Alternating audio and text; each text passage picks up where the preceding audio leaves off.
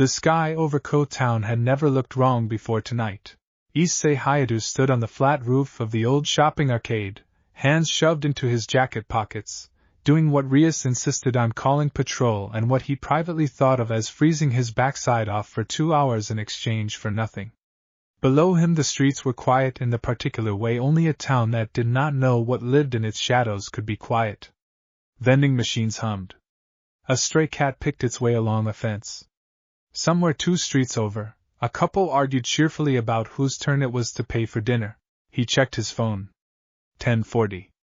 Kaneko was covering the Shrine District, Kiba had the train station, and Akino was floating somewhere over the school itself, which left Issei with the arcade, the river path, and a stretch of warehouses that had not produced anything more dangerous than a raccoon in 3 weeks. He yawned, and the yawn turned into a shiver he didn't expect. The air had changed. Not colder exactly. Denser. Like the pressure before a thunderstorm, except the sky above him was clear, moonlit, ordinary, right up until it wasn't. Issei felt it before he saw it, a pressure against his sternum that made the sacred gear on his left hand pulse once, hard, like a second heartbeat sinking itself against his own. He looked down at his hand out of habit. The green jewel was dark, quiet. Whatever had triggered it wasn't a devil, wasn't a fallen angel, wasn't anything he recognized in the taxonomy of threats Rias had spent 1.5 years drilling into him. Issei. Drake's voice was low in his skull, and for the first time in longer than Issei could remember, the ancient dragon sounded uncertain. Look up. He looked up. The sky was tearing. It did not happen with the theatrical violence he might have imagined, no lightning, no roar. It happened the way silk tears when you pull it slow and deliberate, a clean golden seam opening across the stars directly above the arcade, widening at a pace that felt almost polite, as if whatever was on the other side had all the time in the world and saw no reason to rush. Light spilled out of the tear, not harsh, not blinding, but warm and orange gold, like sunset trapped and folded into a doorway. Issei's boosted gear flared to life on its own, the jewel blazing an urgent emerald, and Drake's voice cracked through his skull with none of its usual dry humor. That is not devil magic. That is not angel magic. That is not anything I have a name for, partner, and I have had a very long time to collect names. That's supposed to make me feel better? It is not supposed to make you feel anything. It is supposed to make you careful. The tear in the sky finished opening into a rough oval perhaps 6 meters across, hanging maybe 30 feet above the arcade roof. And through it Issei could see nothing of wherever it led, only that same endless gold, shifting like something breathing on the other side of a curtain. He should have run. Every instinct trained into him by 2 years of surviving contact with entities who could unmake him without trying screamed at him to retreat, to signal Rias, to become someone else's problem.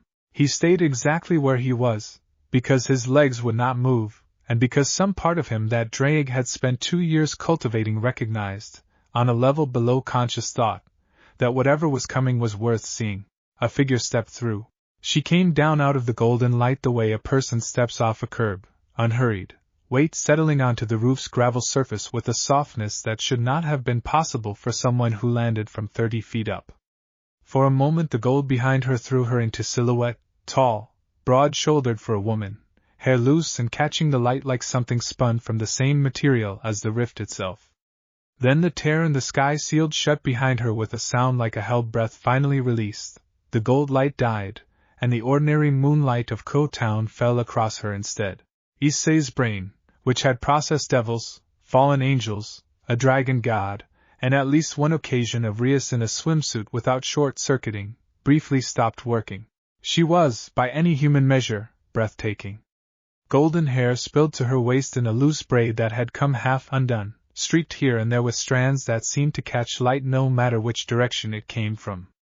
Her eyes, when she finally turned them on him, were a blue so pale it read almost silver in the dark, and they had the particular quality Issei associated with people who had seen far too much and stopped being impressed by most of it a long time ago.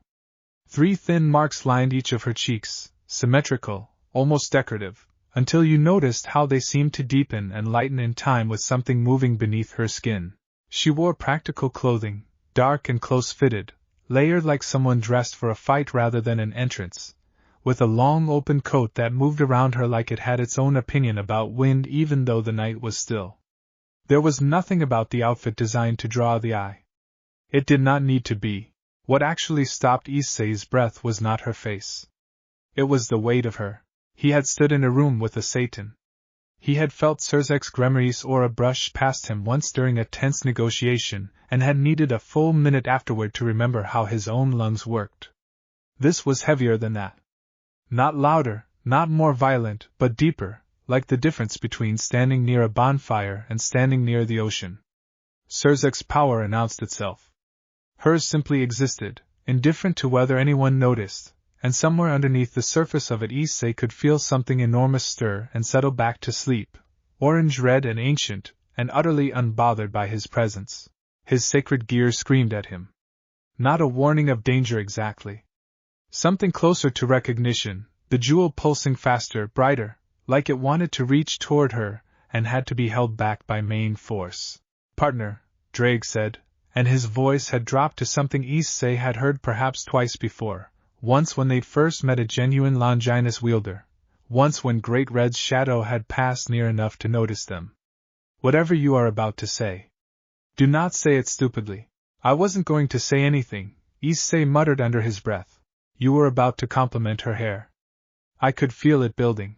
The woman's gaze had already found him, and something in her expression shifted, a flicker of genuine interest crossing features that had, up until that point, worn the mildly bored look of someone checking a room for exits out of professional habit rather than any real concern. She tilted her head very slightly, silver blue eyes narrowing, and Issei had the distinct and deeply uncomfortable sensation of being read like a report. "Huh," she said. Her voice was warm, low, carrying easily across the rooftop without any apparent effort, the voice of someone used to being heard over battlefields. "Wasn't expecting company. And definitely wasn't expecting that." Her eyes flicked pointedly to his left hand. "You're carrying something old. Old and loud. Should have felt you from further out than I did. You can sense Drake?" The words came out before Issei fully decided to say them. One golden eyebrow rose. "Drake. The Welsh dragon."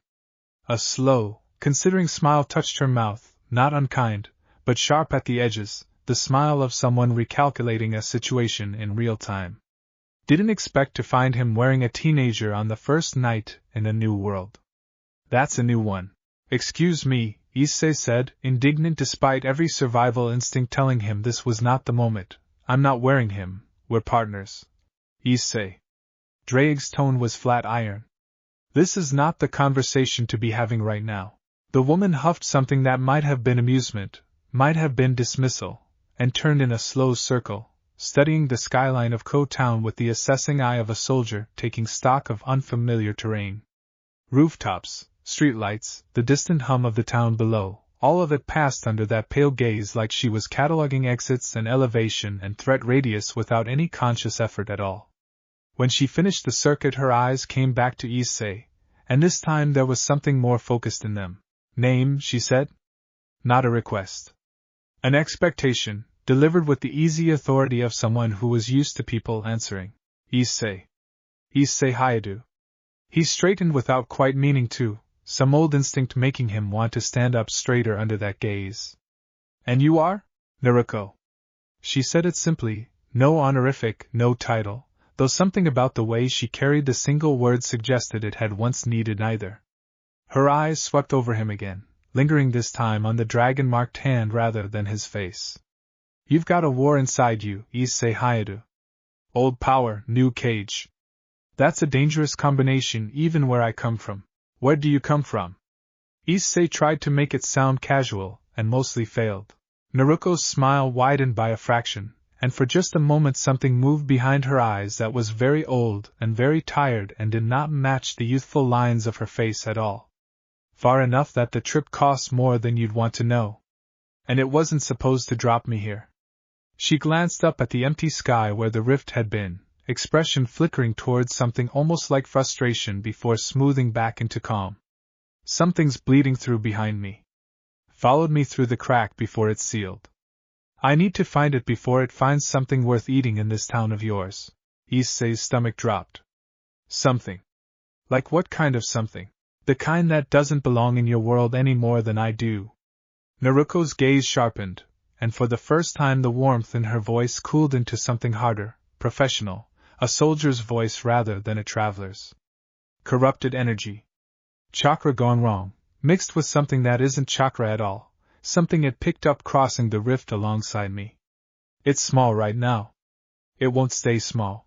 The boosted gear pulsed hard enough that Issei felt it in his molars. Drake, what is she talking about? I don't know, the dragon admitted, and that admission alone was enough to send a fresh chill down Issei's spine, because in 2 years Drake had never once said those 3 words about anything supernatural in this world. But partner, I would very much like you to believe her. Whatever she is, she did not come here to threaten this town. Something else did, and it's wearing her shadow. Naruko's eyes had drifted past Issei's shoulder, toward the dark line of warehouses at the edge of town, and something in her posture shifted, a subtle drop of the shoulders, a tightening around the eyes that had nothing to do with him and everything to do with whatever she was tracking. There, she murmured, mostly to herself. Faint. But there. Wait. Issei took an involuntary step forward. If something dangerous just showed up in my town, I need to know about it. I'm supposed to protect this place. Naruko looked back at him, and for a moment the assessment in her gaze deepened into something almost like genuine curiosity, the polite disinterest of a stranger cracking open into the focused attention of someone deciding whether a variable in front of her was worth factoring into her plans. Protect it, she repeated slowly, testing the words. That what you do? Guard dog for a town that doesn't know what's guarding it? Something like that. He tried not to bristle at guard dog and mostly succeeded. I'm part of a peerage. Devils. We keep an eye on supernatural activity around here so it doesn't spill over onto people who can't defend themselves. Devils. Naruko's mouth curved, not quite a smile, more an acknowledgement of a fact she'd file away for later. Didn't know this world had those running loose in suburbs. Where I'm from, things that call themselves devils tend to be a great deal less tidy about it. They're not so bad once you get to know them, Issei said, and immediately felt like an idiot for how that sounded. I'm sure. There was no mockery in it, which somehow made it worse. Naruko turned, coat shifting around her legs, gaze fixed once more on the dark shape of the warehouse district. Look, kid. I don't know your world, I don't know your devils, and I don't particularly care about either right now. What I care about is that something crossed over with me that shouldn't exist in any world, and it's currently sitting 2 kilometers from here deciding what to eat first. If your town's got innocent people in the blast radius, you'd do well to clear them, and then stay out of my way while I deal with it. Or, Issei said, and hated himself a little for the bravado in his own voice even as it came out, I could help. Naruko turned back to him fully this time, and the look she gave him was not insulting exactly, but it carried an unmistakable weight of measurement, the look of a veteran soldier evaluating a recruit who has volunteered for something well beyond his weight class. Her eyes tracked down to the boosted gear again, lingering there, and something in her expression shifted from dismissal toward genuine consideration. You've got power in you, she said slowly. Real power.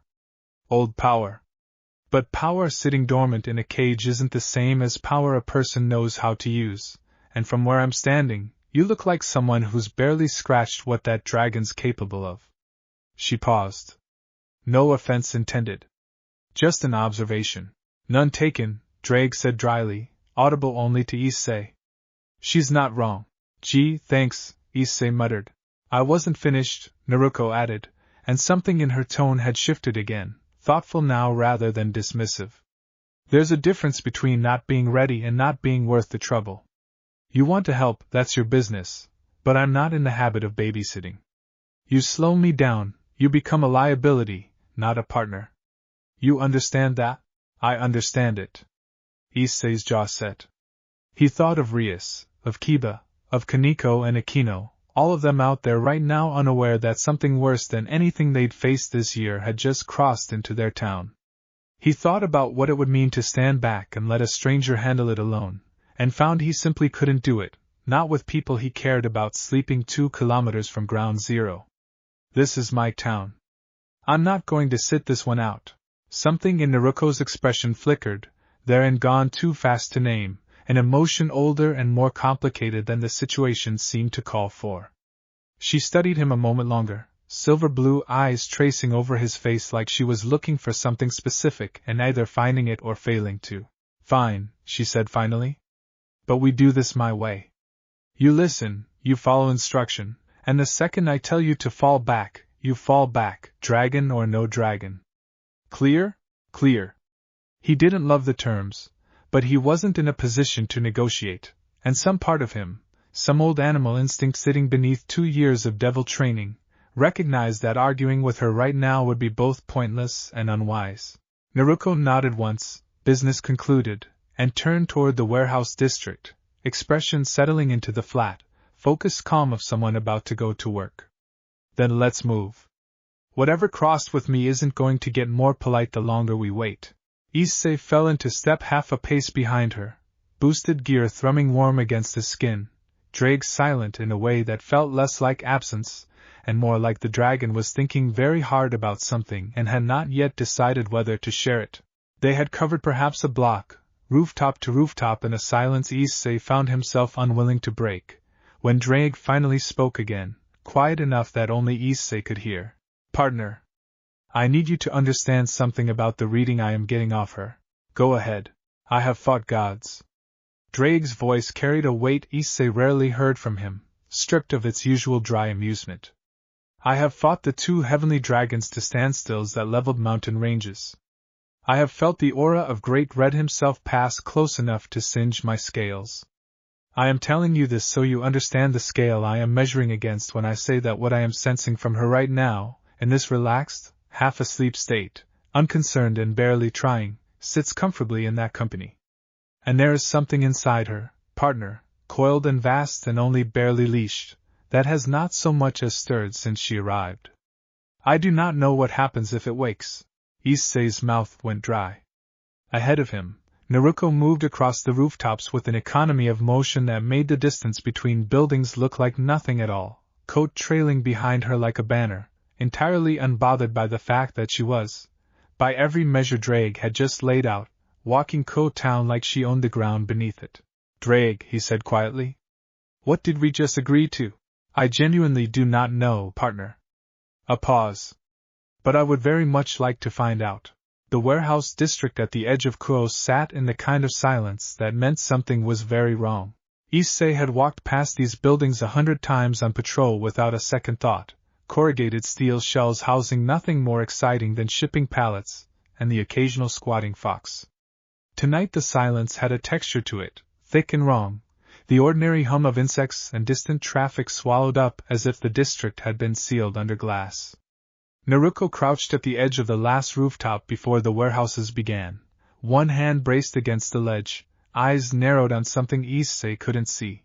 There, she said quietly, and pointed. He followed her finger to a warehouse near the center of the cluster, its corrugated roof bowed inward at one corner, as if something heavy had landed on it, or something inside had pushed outward. A faint discoloration spread across the metal near the damage, dark and glistening even in poor light, like an oil slick that moved. That's it. Issei's voice came out smaller than he intended. That's it. Naruko's expression had gone very still, the easy warmth from the rooftop conversation entirely absent now, replaced by the flat readiness of a professional assessing a job. Small still. Good. Means it hasn't fed yet. Fed on what? Anything with enough life force to be worth the effort. Chakra, magic, whatever your dragon runs on. She glanced sideways at him. It won't care what flavor it is. It'll care how much there is. Issei swallowed. So what's the plan? The plan is I go in, I corner it, and I end it before it figures out this world has an all-you-can-eat buffet of magical creatures walking around unprotected. Naruko rose from her crouch in one fluid motion, coat settling around her, and for a moment her profile against the moonlight reminded Issei uncomfortably of every intimidating figure he'd ever stood across from in the supernatural world, except stripped of all the theater those figures usually brought with them. No grand pronouncements, no dramatic posturing. Just competence, worn like a second skin. Your job is to stay back, watch the perimeter, and make sure nothing that isn't already inside that warehouse gets a chance to wander in and become a problem. That's it. Just watch. That's it. Her eyes cut to him, and there was something almost gentle underneath the sternness, an acknowledgement that she wasn't trying to insult him even as she boxed him out of the fight. You want to prove something to me, kid. The way you do it is by following instructions and not becoming the reason I have to split my attention. This thing is not a sparring partner. It doesn't fight fair, it doesn't fight smart, and it doesn't stop until one of us is dead. I'd rather you alive and useful later than dead and impressive for 30 seconds. Before Issei could formulate an argument, Drake cut in, quiet and urgent. Partner. She's right. I can feel that thing from here and it reeks of wrongness in a way I have no context for. Let her work. Issei exhaled slowly, frustration and relief tangled together in his chest. Fine. Perimeter. Got it. Naruko nodded once, satisfied, and something flickered across her hands, too fast for Issei to track properly, a blur of motion he half recognized from old anime he'd half watched as a kid without ever imagining the gestures were real. A seal formed between her palms, complex and precise, and she murmured something under her breath in a language Issei didn't recognize, low and rhythmic. The air around her thickened. Issei's ears popped. Where a moment before there had been one Naruko, there were now perhaps a dozen, fanning out around the warehouse perimeter in a smooth, practice formation, each one an exact duplicate down to the loose braid and the half-open coat, each radiating a fraction of that same overwhelming presence, individually still heavier than most of the devils Issei had ever crossed paths with. They moved without hesitation, taking up positions along rooftops and alley mouths, sealing off every approach to the compromised warehouse with the calm efficiency of soldiers who had run this exact maneuver 1,000 times before. Shadow clones, Naruko said, noticing his expression. Copies. Solid, real, thinking on their own within the framework I set for them, and if one of them takes a hit hard enough it just goes poof instead of dying for real. Useful for exactly this kind of situation. Recon, containment, keeping an idiot dragon boy out of trouble while I handle the actual problem. The faint edge of amusement in her voice took some of the sting out of the last part. That's insane, Issei breathed, watching the clones settle into position, each one radiating enough presence individually that any one of them could probably have leveled the Occult Research Club's entire defense without breaking a sweat. You just made a dozen of yourself like it was nothing. It is nothing. Least among things I can do. She said it without arrogance, a simple statement of fact from someone long past needing to prove capability to strangers. Stay with the clone at your 6. She'll keep you posted if anything tries to slip the perimeter. I'm going in. Wait, Issei started, but she was already moving, dropping off the rooftop edge in a controlled fall that ended in absolute silence despite the 2-story drop, vanishing into the shadow of the compromised warehouse without so much as a whisper of displaced air. The clone nearest Issei, the one apparently assigned to babysit him, glanced over with an expression that managed to be both entirely Naruko's and subtly different, warmer around the eyes, more openly curious. She's always like that, the clone said conversationally, settling onto the ledge beside him with her legs dangling over the drop, entirely unbothered by the tension radiating off Issei's shoulders. All business the second there's a job. You get used to it. You're really her? Or a copy of her? Bit of both, honestly. The clone shrugged, the gesture achingly familiar despite the strangeness of the situation. I've got her memories up until the seal formed, her chakra, her skill, near enough her personality. I think my own thoughts. I'll remember this conversation for exactly as long as I exist, and then whatever I learned gets folded back into her when I go. So in a manner of speaking, yeah? I'm her. Just a temporary her. That's... Issei searched for the word. Kind of terrifying, actually. The clone laughed, a low warm sound that eased some of the tension in his shoulders despite himself.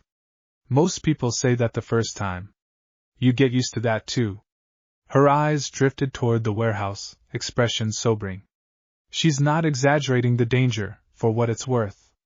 That thing crossed the rift alongside her, picked up something on the way over that shouldn't exist on either side of it. She's faced worse. But worse doesn't mean safe. Issei's stomach tightened. Should I be doing something? Calling my peerage, at least? The clone considered that, head tilting in a gesture so purely Naruko that Issei found himself unable to look away. Might not be the worst idea, she admitted. More hands on the perimeter never hurts, long as they understand the actual fight isn't theirs to join. This isn't a devil problem. It's not built to care about devil magic one way or another. Issei's phone was already in his hand. Rias picked up on the second ring, her voice sharp with the immediate alertness of someone who had felt something wrong in the air and had been waiting for confirmation. Issei. Report. Something came through a rift over the arcade about 10 minutes ago. He kept his voice low, aware of the clone watching him with polite, unhurried attention. A person. Not a devil, not an angel, not anything I recognize. She says something else crossed over with her, something dangerous, and she's dealing with it right now in the warehouse district. A pause on the line, the sound of Rias moving, chair scraping, urgency entering her voice. You're with her? Kind of. She told me to hold the perimeter, keep civilians out. I think you should come. All of you. Not to fight her. I don't think that would go well for anyone, but to help secure the area. Define not go well. Issei glanced toward the warehouse, at the faint pulse of golden light beginning to flicker at its edges, visible even from this distance. Drake says she reads on the level of Great Red. I believe him. The silence on the other end of the line stretched half a second too long. We're on our way, Rias said finally, voice tight. Don't engage anything until we're there. Understood? Understood. He hung up, and the clone beside him was watching him with an expression he couldn't quite read, something between approval and quiet amusement. Smart, she said. Most kids your age with your kind of power tucked away would have tried to charge in and prove something. You called for backup and stayed put instead. I've learned that lesson the hard way a few times, Issei admitted. Good teacher, then? Whoever taught you that? The clone's eyes drifted back toward the warehouse, and something in her expression sharpened, focused, all business again in an instant. She's engaging. Issei followed her gaze in time to see the warehouse's damaged roof section explode outward in a spray of twisted metal, a shape rising into the night sky that made his stomach clench with pure instinctive revulsion, something vaguely humanoid and utterly wrong, limbs too long and joints bending at angles that offended basic anatomy, its surface slick and shifting between matte black and something like exposed muscle, threaded through with veins of sickly orange-gold light, the same color as the rift that had brought it here. It screamed, a sound with no analog Issei had ever heard, layered and discordant, less a cry of pain or rage than a noise designed to break something in the listener's mind rather than communicate anything at all. Every clone along the perimeter tensed in unison, and Issei felt his own boosted gear flare hot and urgent against his hand. Drake, he breathed. I see it, partner. The dragon's voice had gone hard, focused. Whatever it is not native to this world, and it is not going to fight like anything we've faced. Stay where you're told to stay. Below, in the wreckage of the warehouse, Naruko rose to meet the creature without hesitation, a figure of calm gold-lit silhouette against a monster that dwarfed her twice over, and even from the rooftop, even without fully understanding what he was witnessing, Issei felt the air itself seem to hold its breath. Then she moved, and the fight began in earnest, and Issei understood, watching it unfold, that he had never in 2 years of devil business seen anything like what was about to happen in that warehouse district. The fight that followed did not look like anything Issei had ever seen, and he had seen a great deal. Devil combat had a rhythm to it, magic circles flaring, demonic power condensing into visible attacks, a kind of theater built into the exchange of blows even at its most desperate. What Naruko did instead was closer to something elemental, a force of nature responding to an intrusion rather than a combatant engaging an enemy. She moved between one heartbeat and the next, closing a gap that should have taken real time to cross, and the creature's clawed swipe passed through empty air where she had been standing a half-second before. Golden light bloomed around her clenched fist, not the soft glow of the rift, but something denser, more solid, chakra given visible form and compressed into a point small enough to drive through the creature's shifting mass like a spear through water. The impact didn't produce an explosion so much as a concussive silence, a ripple of displaced air that Issei felt against his face 200 meters away, followed a half-second later by the actual sound, a deep percussive crack that rattled loose gravel on the rooftop beneath him. The creature staggered, shrieked its layered wrongness into the night, and lashed out with a second limb that hadn't been there a moment before, growing out of its shoulder in a wet unfolding motion that made Issei's stomach turn. Naruko twisted aside from it with a fluidity that looked almost lazy, caught the limb as it passed, and simply tore it free with one hand, discarding it into the wreckage of the warehouse like refuse. She's not even using her real power, the clone beside Issei observed, watching the fight with the calm interest of someone reviewing a training exercise rather than a life-or-death struggle. That's maybe 5% effort. 10 at the outside. You're joking. I'm not her joking half, the clone said dryly. I'm the half that finds this genuinely relaxing to watch. She's not even drawing on Kurama. Kurama? The clone's eyes cut toward him, something calculating in the look, an assessment being made and filed away for later. Later, she said. Watch. This is almost done. Below, the creature had begun regenerating its lost limb, orange-gold veins pulsing brighter as raw energy poured into the wound, knitting flesh that shouldn't have existed back into something functional. Naruko watched it happen with the same detached patience she'd shown the entire fight, hands loose at her sides, coat settling around her as the wind of her last movement died down. Interesting trick, she said, voice carrying easily across the distance despite its conversational tone. Feed off ambient energy. Patch yourself back together. Works fine against things too slow or too weak to stop the feeding. Golden chakra began gathering around her right hand, spinning, compressing, a visible sphere of raw spiraling force that made the air around it shimmer and warp. Doesn't work so well if I don't give you time to feed at all. She crossed the remaining distance in a blur that Issei's eyes couldn't fully track, driving the spinning sphere of chakra directly into the creature's center mass with a sound like the sky itself tearing a second time. The impact didn't produce a crater so much as an absence, the creature's body unraveling around the point of contact in streamers of dissolving black matter and guttering orange-gold light, its layered scream cutting off mid-note as whatever passed for its cohesion simply failed to hold. Within 3 seconds there was nothing left where the creature had stood except a faint smear of glowing residue on the warehouse floor, already fading, and Naruko standing in the center of it, chakra winding down around her hand, expression as calm and unbothered as it had been before the fight began. Issei realized he had been holding his breath. Drake, he managed. Please tell me you got some kind of reading on that. I got a reading, partner. The dragon's voice carried an odd note, somewhere between awe and genuine unease, an emotion Issei had rarely heard from him in 2 years of partnership. I got a reading, and I would very much like to not have gotten it, because now I know precisely how far below her we currently stand, and it is a distance I do not have a comfortable word for. Below, Naruko straightened, glancing around the wrecked warehouse with the mild dissatisfaction of someone assessing property damage rather than a battle just concluded, and then looked up toward the rooftop where Issei and her clone waited, silver-blue eyes finding his without apparent effort even across the distance. Clear, she called up, voice easily carrying. For now anyway.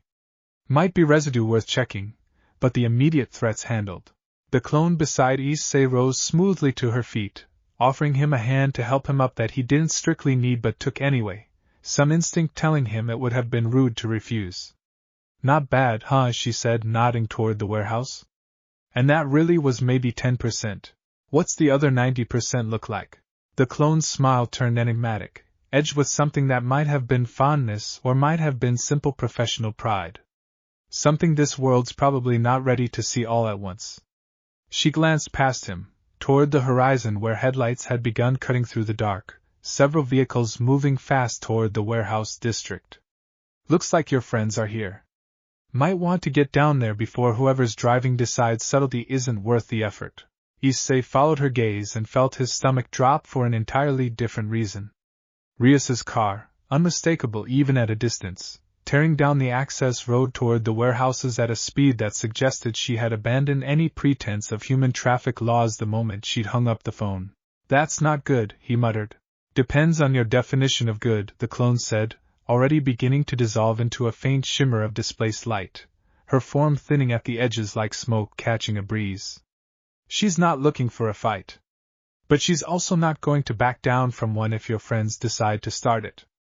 The clone's eyes, the last solid part of her remaining, held his for one more moment, something warm and knowing in the look. "For what it's worth, kid. You did fine tonight. Better than fine." And then she was gone, dissolved into nothing, leaving Issei alone on the rooftop with the fading echo of a fight that had rewritten his understanding of what power actually looked like. He made his way down to street level just as Rias's car screeched to a halt at the edge of the warehouse district, doors flying open before it had fully stopped, Rias herself already moving with the crimson-haired urgency of a king whose pawn had called in something categorically outside her experience. Akino followed a half-step behind, expression carefully composed into its usual pleasant mask, though Issei had known her long enough to see the tension coiled beneath it. Kiba and Kaneko arrived moments later from the opposite direction, having apparently abandoned their own patrol routes the instant Rias's summons went out. "Issei." Rias's eyes swept over him, checking for injury with the reflexive thoroughness of a king protecting her pawn, before shifting past him toward the wrecked warehouse and the figure still standing amid its ruins, watching their approach with the same unhurried, unbothered calm she'd shown the entire night. "Report. Now. Her name's Naruko," Issei said quickly, positioning himself half a step ahead of the group, an instinct he didn't fully examine telling him this conversation needed careful handling. "She came through a dimensional rift about half an hour ago. Something else came through with her, something dangerous, and she just finished dealing with it." "That's the fight you probably felt." "Felt is an understatement," Akino murmured, eyes fixed on Naruko with an expression that mixed professional wariness with something closer to genuine fascination. "That energy signature. I've never sensed anything like it." "She's not hostile," Issei added quickly, watching Risa's stance shift into something more guarded, magic beginning to gather faintly at her fingertips out of pure ingrained caution. "I already talked to her. She's not here to cause trouble. She was just cleaning up a mess that followed her through the rift." "That doesn't mean she's not a threat to this territory," Rias said quietly, eyes never leaving the figure across the wreckage.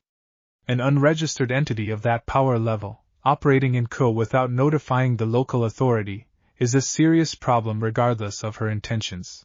Naruko had begun walking toward them across the ruined warehouse floor, unhurried, coat settling around her ankles with each measured step, and something about her approach carried the particular quality of someone who had faced down far more intimidating gatherings than 5 teenage devils and their nervous king.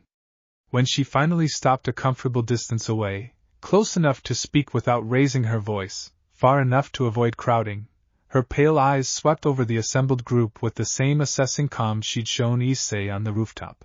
"You must be the local management," she said, and there was a faint, dry humor in it that took some of the edge off the words. "Rias Gremory, I'm guessing.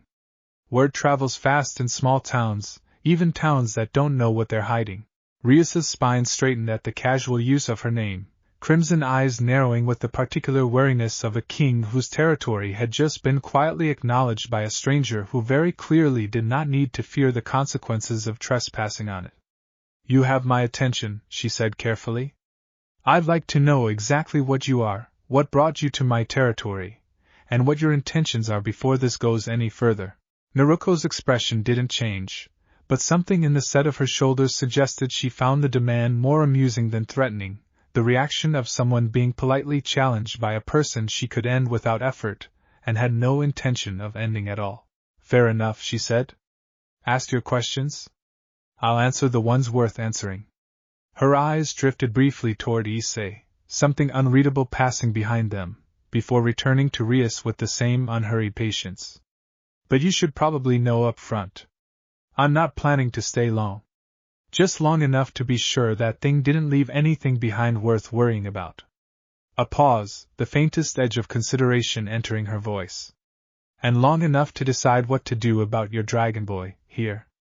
He's more interesting than he probably realizes. The warehouse district fell quiet, the tension of the standoff settling over the assembled group like a held breath. Rias's magic still gathered faint and ready at her fingertips, Naruko standing entirely relaxed across from her, and Issei caught, uncomfortably, in the exact center of whatever was about to happen next. Interesting was not the word Issei would have chosen for himself, and from the way Rias's jaw tightened, it was not the word she appreciated hearing applied to her pawn either. He's a member of my peerage, Rias said, voice even but carrying an unmistakable edge beneath the diplomacy. Whatever interest you have in him, I'd ask that you direct any further questions about his welfare through me. Naruko's gaze shifted from Issei to Rias with unhurried deliberation, and something in her expression settled into a kind of patient neutrality, the look of someone who had negotiated with far more dangerous people than an anxious young king, and had long since learned the value of letting the other side finish talking before deciding how much of it mattered. Noted, she said simply. For what it's worth, I've got no interest in taking anything that isn't offered. I don't operate that way. Her eyes flicked briefly toward Akino, then Kiba, then Kaneko, cataloging each of them with the same brief, thorough assessment she'd given Issei on the rooftop, before returning to Rias. But you should understand something about the situation you've walked into. Whatever crossed the rift with me tonight wasn't an isolated event. Rifts like the one I came through don't open clean. They tear. And tears don't always seal all the way. The temperature of the standoff shifted, Rias's posture straightening further, Akino's careful pleasant mask slipping just enough to show real attention underneath. Meaning what, exactly, Rias said. Meaning I don't know yet if that thing I killed tonight was the only thing that came through, or just the first thing to show itself. Naruko's voice had dropped into something more clinical, a professional delivering an assessment rather than a stranger making conversation. I'll need time to check the surrounding area for residue, for anything else that might have slipped in unnoticed. That's not a threat to your territory. That's a courtesy warning, because if there's a second one out there, and it finds something worth feeding on before I find it first, your town's problem gets substantially worse than one-dimensional traveler passing through.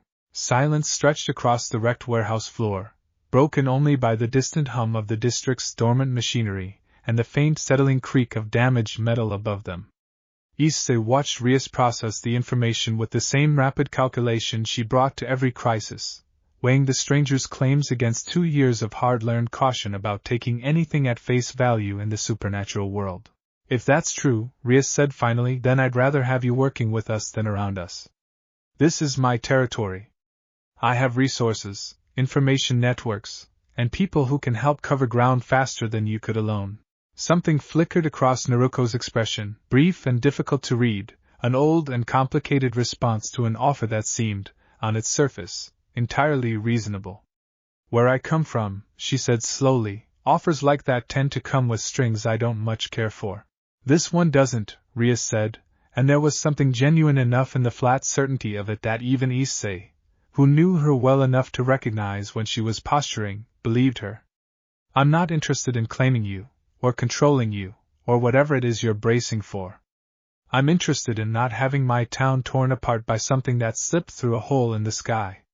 If working together gets that result faster, I don't care about the optics. Naruko studied her for a long moment, silver blue eyes narrowed in the particular way of someone recalculating an initial assessment, and something in her posture eased by a fraction, not trust exactly, but the loosening of a readiness for conflict that had underlain the entire conversation up to that point. Fair, she said finally. I can work with fair.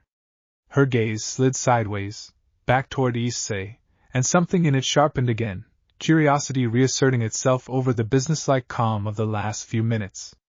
Though I'll be honest, Gremory. The Dragon Boy's the part of this arrangement I find most worth my time. Excuse me, Issei said before he could stop himself. I'm right here. I'm aware. A faint smile touched Naruko's mouth, not unkind, edged with something that read almost like approval. That thing tonight wasn't anything close to what I'd call a real fight.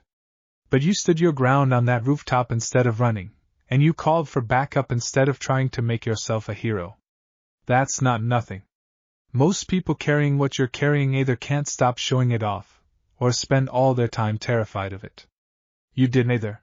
Drake, silent since the fight's end, chose that moment to speak, his voice carrying the particular gravity it reserved for statements he considered important. Partner, I would suggest you pay close attention to what she says next, because I suspect it will matter more than anything else said tonight. Naruko's eyes flicked briefly toward Issei's left hand, toward the quiet green jewel resting there, before returning to his face. You've got a war sleeping inside you that most of this world has probably never heard the full history of. That's not an insult to your dragon. It's just true. Drake and his counterpart fought long enough and hard enough to reshape mountains, and whatever containment your world built to hold that kind of power in a human body, it's not built for what he's actually capable of. You're strong enough to survive carrying him. You're not yet strong enough to use him. The words landed with a weight Issei felt in his chest, not cruel, not dismissive, simply and devastatingly accurate in a way that 2 years of devil combat had never quite managed to articulate for him. So what, he said, throat tight, you're saying I'm weak. I'm saying you're unfinished, Naruko corrected, and something in her tone gentled fractionally, an old patience surfacing beneath the bluntness. There's a difference. Weak is a ceiling. Unfinished is a distance you haven't covered yet. I've trained people who started a lot further behind you than where you're standing right now, and some of them ended up strong enough to make gods nervous. The warehouse fell quiet again, the group processing the implications of that statement with varying degrees of surprise, and Issei found himself unable to look away from the calm, assessing weight of her gaze, some part of him recognizing, on a level deeper than conscious thought, that he had just been offered something rare and dangerous and entirely outside anything Rias's peerage structure could provide. You're offering to train him, Rias said slowly, and there was a careful, guarded quality to the question that hadn't been present a moment before. I'm considering it, Naruko corrected. There's a difference between that and a promise. I don't hand out training for free, and I don't do it for anyone who isn't willing to earn every inch of it the hard way. That's not generosity on my part. It's just how power like this actually gets built. You cut corners, you end up dead the first time you meet someone who didn't. And if I said no, Issei asked, some stubborn thread of pride refusing to let the moment pass without at least the appearance of choice, what happens? Naruko's expression didn't change, but something in her eyes suggested she respected the question more than she'd have respected an immediate yes. Then nothing happens. You go back to your patrols, your peerage, your life exactly as it was before tonight, and I finish sweeping this town for whatever else might have slipped through, and eventually I go looking for the rest of what followed me here on my own. A pause, brief and deliberate.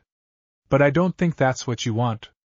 I think you've spent 2 years feeling the size of what's sleeping in that hand of yours and wondering when you'll finally be strong enough to actually use it instead of just surviving with it. I'm offering you a faster answer to that question than whatever path you were already on. Nothing more. Issei's throat had gone tight, some complicated tangle of pride and hunger and old frustration rising in his chest, the accumulated weight of 2 years spent watching stronger allies and stronger enemies alike treat his power as a curiosity rather than a genuine threat. Issei, Rias said quietly, a warning wrapped in his name, concern plain in her voice even as she visibly restrained herself from making the decision for him. You don't have to answer this right now. I know. He held Naruko's gaze, steadying himself, some old resolve settling into place beneath the uncertainty. But I think I want to. That's not a decision to make standing in a wrecked warehouse at midnight, Naruko said, and there was something almost approving in the way she said it, a soldier respecting another soldier's instinct for caution even while offering the opposite. Sleep on it.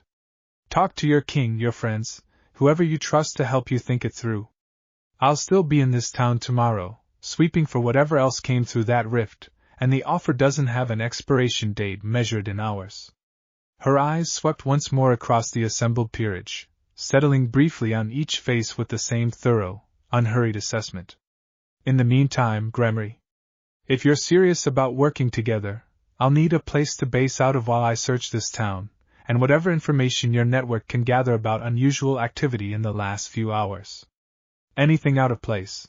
Anything that doesn't fit the pattern of an ordinary night. Rias studied her a moment longer, some final internal calculation resolving into a decision, and nodded once, crisp and businesslike. I can arrange that. We have a clubroom at the school that should serve as a reasonable base, and Akino can begin pulling reports from our usual sources within the hour. Appreciated. Naruko's shoulders eased further, the last vestige of readiness for conflict finally dissolving into something closer to simple professional cooperation. For what it's worth, Gremory, you've handled this better than I expected from a local king barely out of her own adolescence. Most people in your position would have either attacked first, or folded entirely. You did neither. I've had good teachers, Ria said, a faint, wry edge entering her voice for the first time since her arrival, some of the tension of the confrontation finally beginning to bleed out of the group. Speaking of which, if Issei does decide to pursue this, I'll want assurances about his safety, and about what exactly this training involves before I sign off on anything. Fair, Naruko said again, and something in the easy repetition of the word suggested it was becoming, in this strange first night, something close to a mutual understanding between them. We'll talk details once he's actually made the decision. No sense negotiating terms for an agreement that might not happen. The group began the slow process of dispersing, Rias already pulling out her phone to coordinate logistics with the rest of her household, Akino drifting closer to Naruko with the particular focused curiosity of someone eager to understand an entirely new category of power, Kiba and Kaneko exchanging a look that Issei recognized as their own private shorthand for processing something genuinely strange. Issei himself remained rooted where he stood, boosted gear still warm against his hand, dragged quiet in a way that felt heavy with things left unsaid. Partner, the dragon said eventually, once the immediate business of the night had settled into something more like normal aftermath. I want to say something, and I want you to actually hear it rather than simply nodding along the way you sometimes do when I try to be serious with you. I'm listening. What she offered you tonight is rare beyond anything I have context for in this era. I have watched centuries of hosts try and fail to reach even a modest fraction of what I am capable of, not for lack of courage, but for lack of a path that could actually get them there. If she is telling the truth about her ability to train you, and I have no reason tonight to doubt her, this may be the only chance either of us ever gets to close the gap between what you carry and what you can use. A pause, weighted with something that in 2 years Issei had rarely heard from the ancient dragon. I would ask you to consider it seriously. Not for my sake alone. For yours, and for everyone in this town who is depending on a shield that is currently only half sharpened. Issei looked down at his own hand, at the quiet green jewel resting against his skin, and then out across the wrecked warehouse floor toward the figure of Naruko standing amid the ruins she'd made of tonight's threat with barely any visible effort at all, already deep in low conversation with Akino about the town's supernatural geography, entirely composed, entirely unbothered. Radiating a depth of power that Drake himself had admitted he could not fully measure. Somewhere behind that calm, assessing surface, Issei understood, there was a scale of strength he had not even begun to imagine, and beneath that, sleeping and vast and only barely leashed, something older still that had not yet so much as stirred. He thought about the 2 years since Drake had first spoken inside his skull, about every fight he'd survived more through luck and desperation than genuine mastery, about the quiet, gnawing frustration of feeling a war sleeping in his own hand and never quite being strong enough to wake it properly. I want to do this, he said quietly, more to himself than to anyone listening. I need to know what I'm actually capable of. Drake was silent for a long moment, and when he finally spoke, there was something in his voice that Issei had never quite heard from the ancient dragon before, a note of something almost like hope. Then let us find out together, partner. Whatever tomorrow decides, let us find out together. Above them, the sky over Kuoh Town had gone still and ordinary again, no trace remaining of the golden tear that had opened it hours before, and yet Issei understood, standing amid the wreckage of a fight he had barely witnessed and could not have survived alone, that the town beneath that sky, and his place within it, had already changed in ways the coming days would only begin to reveal. It was well past 1 in the morning by the time Issei finally started the walk home, the others having peeled off in 2s and 3s toward their own beds, Rias promising to have the clubroom ready by morning, Akino lingering a long moment with Naruko before finally following her king with obvious reluctance. Naruko herself had disappeared sometime during the logistics discussion, slipping away with the same unhurried economy she'd shown all night, leaving only a faint promise that she'd make contact again once she'd finished her sweep of the town's outer districts. The streets of Kuoh looked exactly as they always did at this hour, quiet and orange-lit, vending machines humming their small electric songs, and Issei found the ordinariness of it almost disorienting after everything he'd just witnessed. He kept catching himself glancing up at the sky out of pure reflex, half expecting to see gold light bleeding through the dark again, and each time the stars simply looked back at him, unbothered and distant. "You're quiet," Drake observed, once the walk had stretched on in silence long enough to become notable. "Which, for you, is somewhat alarming. I'm thinking. A rare and dangerous pastime for you, I know. Care to share what about?" Issei kept walking, hands in his pockets, breath fogging faintly in the cool night air. "Everything. All of it. 2 years, Drake. 2 years of fights where I barely scraped by, where you had to bail me out, where I told myself I was getting stronger because I survived instead of because I actually won anything clean." He exhaled slowly. "And then she shows up, kills something in about 90 seconds that scared the hell out of both of us just by existing, and tells me I'm unfinished like it's the most obvious thing in the world." "It is the most obvious thing in the world," Drake said, not unkindly. "You have simply never had anyone say it to you so plainly before. Everyone in your current life has an interest in reassuring you. Rias needs you confident enough to fight for her. Your friends need you steady enough to trust in a crisis.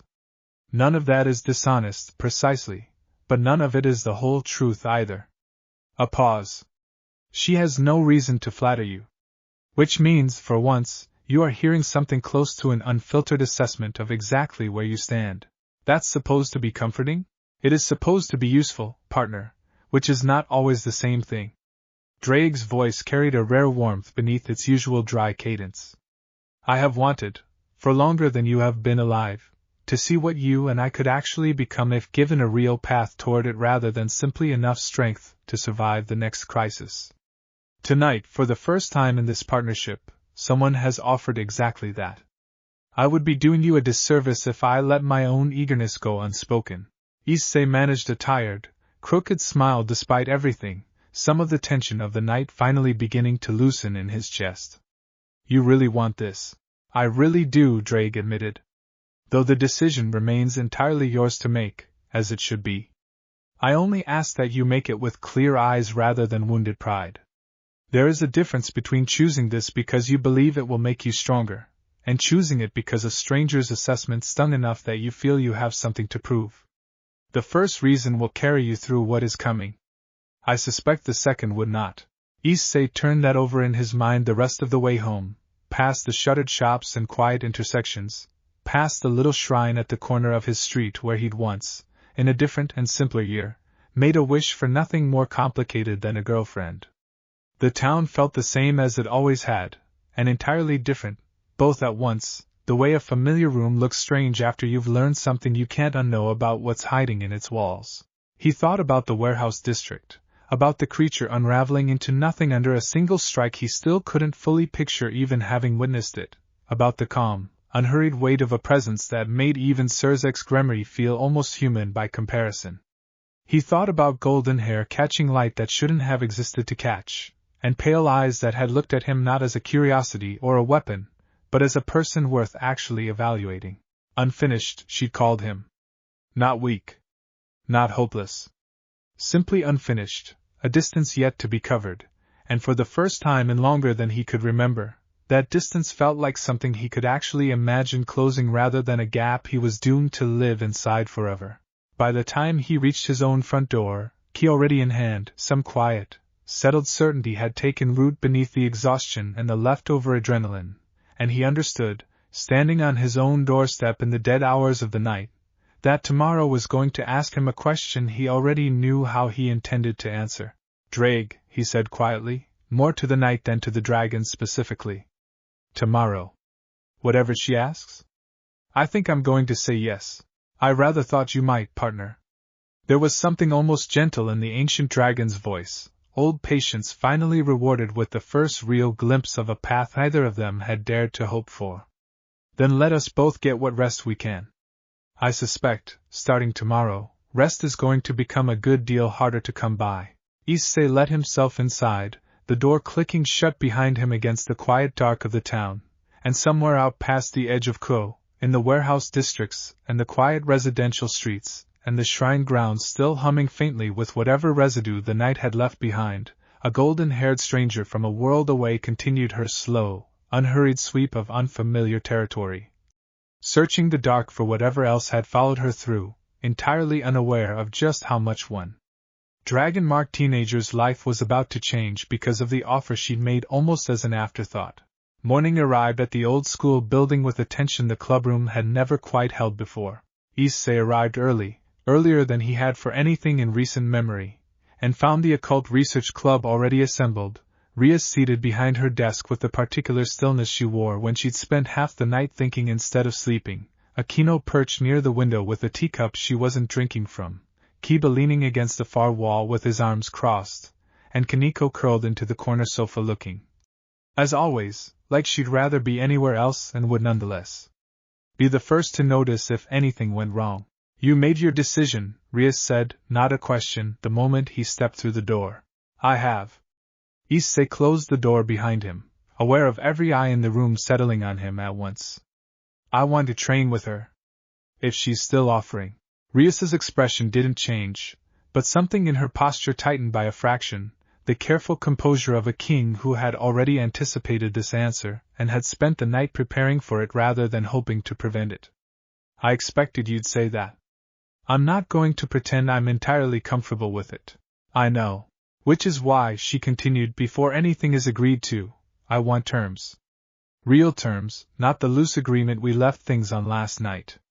I want to know exactly what this training involves, how long it takes, what the risks are, and I want some assurance that at the end of it, you're still you, and you're still willing to fight alongside this peerage rather than having outgrown all of us. The last part came out with a thread of something underneath the professional tone, quiet and unguarded enough that Issei caught it before she smoothed it back over, and he understood, not for the first time, that Ria's caution here wasn't purely strategic. That's not going to happen, he said quietly. Whatever this turns into, I'm not leaving the peerage. I just want to actually be worth having in it. Something eased in Ria's shoulders, though her expression remained carefully composed. Then we'll need to have this conversation with her directly. All of it. Terms, boundaries, expectations. I won't sign off on an open-ended arrangement with someone whose full capabilities we still don't understand. I don't think she'll object to that, Issei said, though privately he wasn't entirely certain. She struck me as someone who respects boundaries being stated clearly, even if she doesn't always like them. As if summoned by the conversation itself, a knock sounded at the clubroom door, unhurried and precise, and Akino rose from the window to answer it before anyone else could move, her expression carefully composed into the pleasant hostess mask she wore for guests, though Issei didn't miss the faint spark of genuine curiosity underneath it. Naruko stood in the doorway, dressed in the same practical dark clothing from the night before, coat settled around her shoulders, hair once again loosely braided, looking entirely unbothered by whatever hours she'd spent sweeping the town's outer districts through the small hours of the morning. Her pale eyes swept the room once, cataloging its occupants with the same quick, thorough assessment she seemed to apply to everything, before settling on Issei with the faintest flicker of something like approval. You're here early, she said, stepping inside at Akino's gesture. Good sign. I made my decision, Issei said. I want to train with you. I assumed as much from the look on your face. Naruko's gaze shifted to Rias, and something in her posture straightened, shifting from the casual ease of the doorway into something more formal, an acknowledgement that this conversation had moved into territory requiring proper negotiation. Which means we should talk terms, Gremory? I imagine you have conditions. I do, Ria said, rising from behind her desk, crimson hair catching the morning light through the clubroom windows as she moved to stand at its center, closer to eye level with the visitor. She was clearly determined not to be talked past. First, I want to know exactly what this training involves. Not vague assurances. Specifics. Naruko considered that for a moment, arms crossing loosely over her chest, weight settling back onto her heels in the manner of someone deciding how much of a complicated answer was actually worth giving. Fair question, she said finally. The honest answer is that it depends on him, on how fast he adapts, on what exactly his current limits actually are once I've had a real chance to test them rather than guess from a distance. But broadly, physical conditioning first, because right now his body isn't equipped to handle what his sacred gear is capable of channeling, and that mismatch is going to get him killed eventually if it isn't addressed. Then chakra theory, because whatever bridges I build between his dragon's power and mine are going to need a foundation neither of us currently has words for in his world's frameworks. And eventually, once both of those are solid, real combat training against opponents who won't pull their punches the way your peerage understandably has been. How long? Rias asked. However long it takes. Naruko's tone was matter-of-fact, without apology. I don't put artificial timelines on this kind of work. Rush it, and you get a fighter with bad habits baked into his instincts that'll get him killed the first time real pressure exposes them. I've seen it happen. I'm not interested in repeating that mistake with someone I've decided is worth the investment. That's not an answer I can plan around, Rias said, a thread of frustration entering her otherwise controlled voice. It's the only honest answer I've got. Naruko's expression didn't shift, but something in her tone gentled fractionally, an old patience surfacing beneath the bluntness that Issei was beginning to recognize as characteristic of her. I understand you want certainty, Gremory. I understand this is your peerage, your responsibility, your pawn walking into something you can't fully oversee. But I'm not going to promise you a schedule I can't guarantee just to make this conversation easier. What I can promise is that I won't push him past what his body and his chakra pathways can actually handle, and that I'll keep you informed of his progress rather than disappearing with him for months at a time without a word. Rias studied her for a long moment, some careful internal calculation weighing the offer against her own instinct for control, before finally giving a short, reluctant nod. That's acceptable, provisionally. Second condition. Wherever this training happens, I want it to happen somewhere I can reach if something goes wrong. I'm not comfortable with him disappearing to another dimension or somewhere beyond my ability to intervene. Reasonable, Naruko said. We can work within this town, or close enough to it that distance isn't an issue. I don't need to drag him halfway across creation to teach him what he needs to know, not for the foundational work anyway. Third, Rias continued, and here something in her voice tightened, an edge of genuine vulnerability slipping through the professional negotiation for just a moment. I want your word that whatever bond forms between you through this training, it doesn't come at the expense of his bond with this peerage. He's not just a sacred gear wielder to us. He's family. I won't have that undermined by an arrangement I agreed to in good faith. The clubroom went quiet, and Issei felt his face heat at the unguarded honesty of the statement.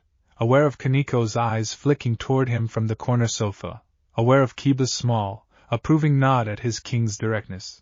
Naruko's expression shifted, something complicated moving behind her pale eyes, old and difficult to fully read, before settling into a look of genuine consideration rather than the businesslike calm she'd maintained throughout the rest of the negotiation. That's not something I'd try to undermine even if I wanted to, she said quietly. Bonds like that aren't mine to interfere with, and frankly, they're not something I'd want to.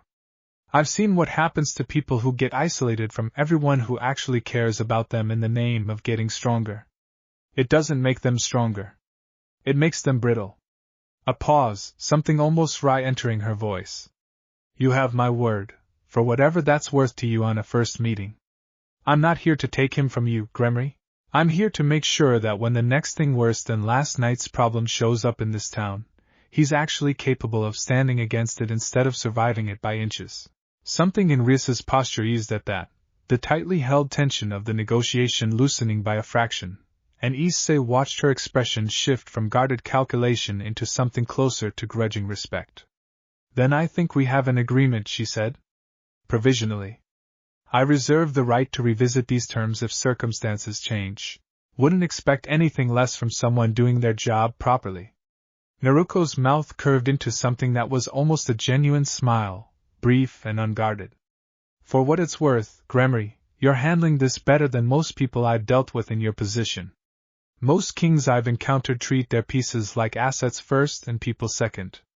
You clearly don't. They're not assets, Rias said, quiet but firm. They're my family. I think that would be obvious by now. It is, Naruko said. Which is exactly why I'm willing to work with you instead of around you. The negotiation seemed to have reached its natural conclusion, the tension in the room bleeding out into something more like cautious cooperation, and Issei felt something in his own chest loosen that he hadn't fully realized was tight, the last vestige of worry that this arrangement might somehow cost him the family he built over the last 2 years finally settling. So, he said into the pause that followed, when do we start? Naruko's eyes cut toward him, something sharp and assessing returning to her expression, the negotiator's calm shifting back into the instructor's focus. Right now, actually. No sense wasting daylight. She glanced toward Rias. Assuming that's acceptable to you. It's acceptable, Rias said, though something in her voice suggested she'd hoped for at least a few hours' notice. Where? Somewhere with enough open space that neither of us has to worry about property damage, and enough distance from anyone who might wander into the blast radius by accident. Naruko's gaze had already shifted to Issei, expectant. You know anywhere like that around here? There's the old training grounds behind the school, Kiba offered, speaking for the first time since Naruko's arrival. We use them for peerage sparring. Reinforced barriers, good open terrain. Should hold up to most things. Most things, Naruko repeated, faint amusement in her tone. We'll see how long that holds. Lead the way. The training grounds behind Kuoh Academy sat in a hollow of cleared forest, ringed by old reinforcement wards that hummed faintly with contained magic, a space Issei had sparred in dozens of times over the past 2 years without ever once feeling the ground beneath it strain against what was happening on its surface. He had a feeling that was about to change. Naruko walked the perimeter once, slow and thorough, running one hand along the barrier's edge with the focused attention of someone testing the give of unfamiliar materials, before finally nodding to herself, apparently satisfied. This'll hold for now, she said. Might need reinforcing later, once we're doing real work. For today, this is plenty. What exactly counts as real work? Issei asked, trying and mostly failing to keep the nervousness out of his voice. You'll know when we get there. Naruko turned to face him fully, arms loose at her sides, expression settling into the calm, focused readiness he'd seen from her the night before, right before the fight in the warehouse. For now, I want to see what you've actually got. Not what your sacred gear can do. What you can do on your own, without Drake doing the heavy lifting. Issei's stomach dropped slightly. That's not much, honestly. I know, Naruko said, not unkindly. That's exactly the problem I'm here to fix. Show me anyway. For the next hour, Issei ran through everything he had, hand-to-hand technique built from years of desperate improvisation and Kiba's patient coaching, footwork that had kept him alive more through luck than skill, the basic reflexive control of his own devil magic that Rias had drilled into him during their early years together. Naruko watched all of it with an expression that gave away almost nothing, occasionally calling out a correction, more often simply observing in silence, and by the time Issei finally stopped, breathing hard and sweat-soaked despite the cool morning air, he had the distinct and uncomfortable sense of having been thoroughly, patiently dissected. Okay, Naruko said finally. Here's where you actually stand. Your instincts aren't bad. You've survived enough real fights that some good habits have stuck whether anyone taught them to you deliberately or not. But your foundation is built entirely around reaction. You wait for an opening, you respond to what's already happening, and you rely on your sacred gear to bail you out the moment things go past what your base skill can handle. That's not a strategy. That's a habit built out of desperation, and it's going to get you killed against anything that doesn't give you the openings you've learned to expect. Issei's jaw tightened, pride stinging even though he couldn't argue with a word of it. So what's the alternative? The alternative is building a foundation strong enough that you're not waiting for openings. You're making them. Naruko began to circle him slowly, the movement unhurried, assessing. Right now, your body is carrying power it hasn't earned the strength to properly channel. That's why every serious fight leaves you running on fumes by the end. We're going to fix that first, before we touch anything related to chakra or drag directly. Strength, endurance, control of your own base body before we add anything else on top of it. That sounds like it's going to take forever. It'll take exactly as long as it takes, Naruko said, and something in her tone brooked no further argument. Rushing this step is how people end up with power they can't control, killing them in situations they should have survived. I've seen it happen more times than I care to count. We do this right, or we don't do it at all. She spent the following hours walking him through a conditioning regimen that made his previous training under Kiba look, in retrospect, almost gentle by comparison. Drills built around control and precision rather than raw output, exercises designed to expose exactly where his body's limits sat rather than simply pushing past them through sheer will. By early afternoon, Issei's arms trembled with fatigue in a way that had nothing to do with any fight he'd been in, and Naruko finally called a halt, studying him with an expression that held more approval than her earlier bluntness might have suggested. "Better than I expected for a first day," she said. "You didn't quit, and you didn't try to fake your way through the parts that hurt. Both good signs. Is that supposed to make me feel better right now?" Issei managed, half doubled over with his hands braced on his knees. "Wasn't trying to make you feel better. Just stating a fact." A ghost of a smile crossed her face. "Get some rest. Eat properly, something with real substance, not whatever fried convenience store nonsense I suspect you usually default to. Tomorrow we start building on today's foundation." Issei straightened slowly, wiping sweat from his brow, and found himself studying her with something like genuine curiosity beneath the exhaustion. "Can I ask you something?" "You can ask. Doesn't guarantee an answer." "Why are you doing this?" "You don't know me. You don't owe this town anything. You could have killed that thing last night and just left." He gestured vaguely at the training grounds around them. "Why spend your time on this instead?" Naruko was quiet for a long moment, gaze drifting toward the tree line at the edge of the training grounds, something distant and complicated moving behind her pale eyes. "Where I come from," she said finally, "I spent a long time being the only person carrying something enormous and dangerous, with almost nobody around who understood what that actually felt like. It took me most of my life to find people who could relate to that weight instead of just fearing it or wanting to use it." Her eyes came back to him, something unexpectedly gentle in the look. "You're carrying something enormous too. I recognized it the second I felt your sacred gear flare on that rooftop. And I know what it's like to have that kind of power sitting inside you with nobody around who can actually teach you how to wield it instead of just survive it. I've got the time. I've got the knowledge. Seemed like a waste not to use both on someone who actually needs it." The answer settled into something quiet and heavy in Issei's chest, an honesty he hadn't quite expected from someone who'd spent the previous day maintaining such careful, professional distance. "That's..." he started, unsure how to finish the thought. "Don't make it bigger than it is," Naruko said, though not unkindly, already turning toward the tree line, signaling the day's session at its end. "Rest up. Tomorrow's going to be harder."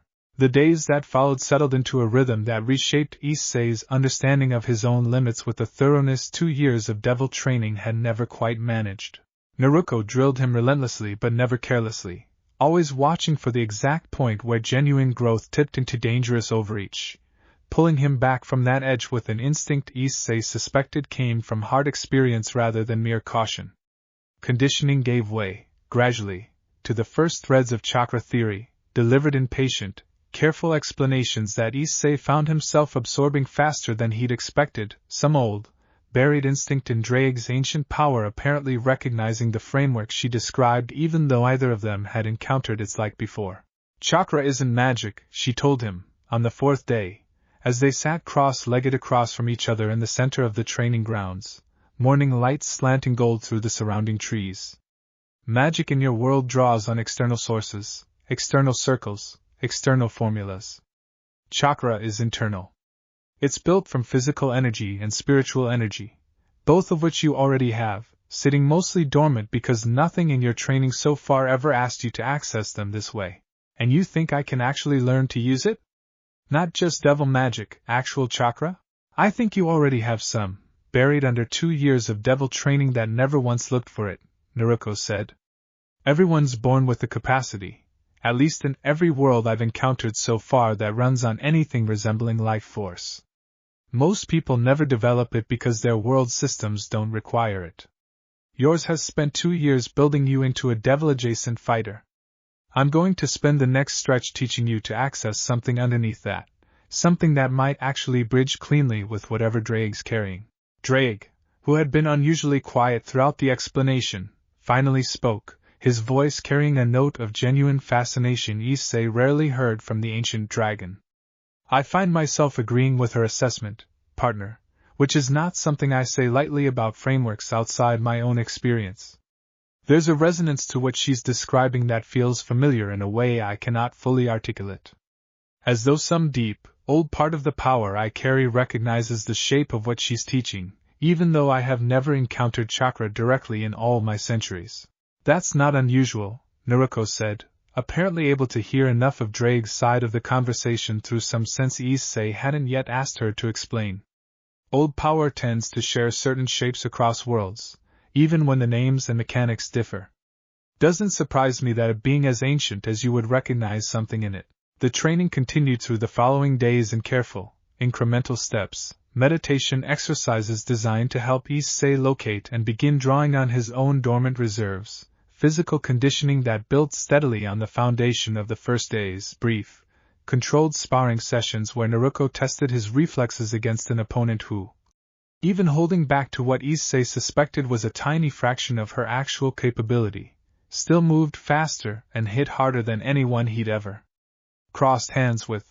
Word of the arrangement spread quietly through the peerage over that first week, Akino taking a particular interest in observing the training sessions when her own duties allowed, Kiba offering occasional technical suggestions from his own combat experience that Naruko, to Issei's mild surprise, actually incorporated without ego, and even Kaneko, who rarely offered unprompted opinions about anything, remarked one evening that Issei's movements had already started looking different, sharper, more deliberate. Rias, for her part, maintained a careful watching distance, checking in regularly enough to satisfy her own need for oversight without hovering closely enough to disrupt the training itself, and Issei caught her more than once observing sessions from the treeline with an expression he couldn't quite read, some complicated tangle of pride and worry and something else beneath it he didn't have the vocabulary to name. It was on the 8th day, during a session that had pushed Issei further than any before it, that the first real breakthrough arrived. Naruko had him running a meditation exercise meant to help him consciously locate the boundary between his devil magic and whatever dormant reserves of chakra actually existed beneath it, a delicate, frustrating process that had yielded little more than headaches and fatigue over the previous several attempts. Issei sat cross-legged in the center of the training grounds, eyes closed, breathing carefully controlled the way she taught him, reaching inward past the familiar hum of his devil power towards something deeper, something he never consciously noticed before because nothing had ever asked him to look for it. And then, abruptly, he felt it.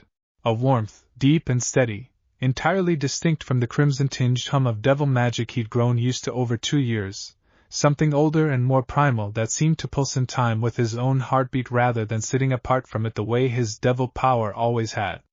The moment he touched it, his boosted gear flared to sudden, urgent life on his hand, and Drake's voice cracked through his skull with something close to shock. Partner, I feel that. I feel that clearly, and it is resonating with something in my own power in a way I have never experienced before.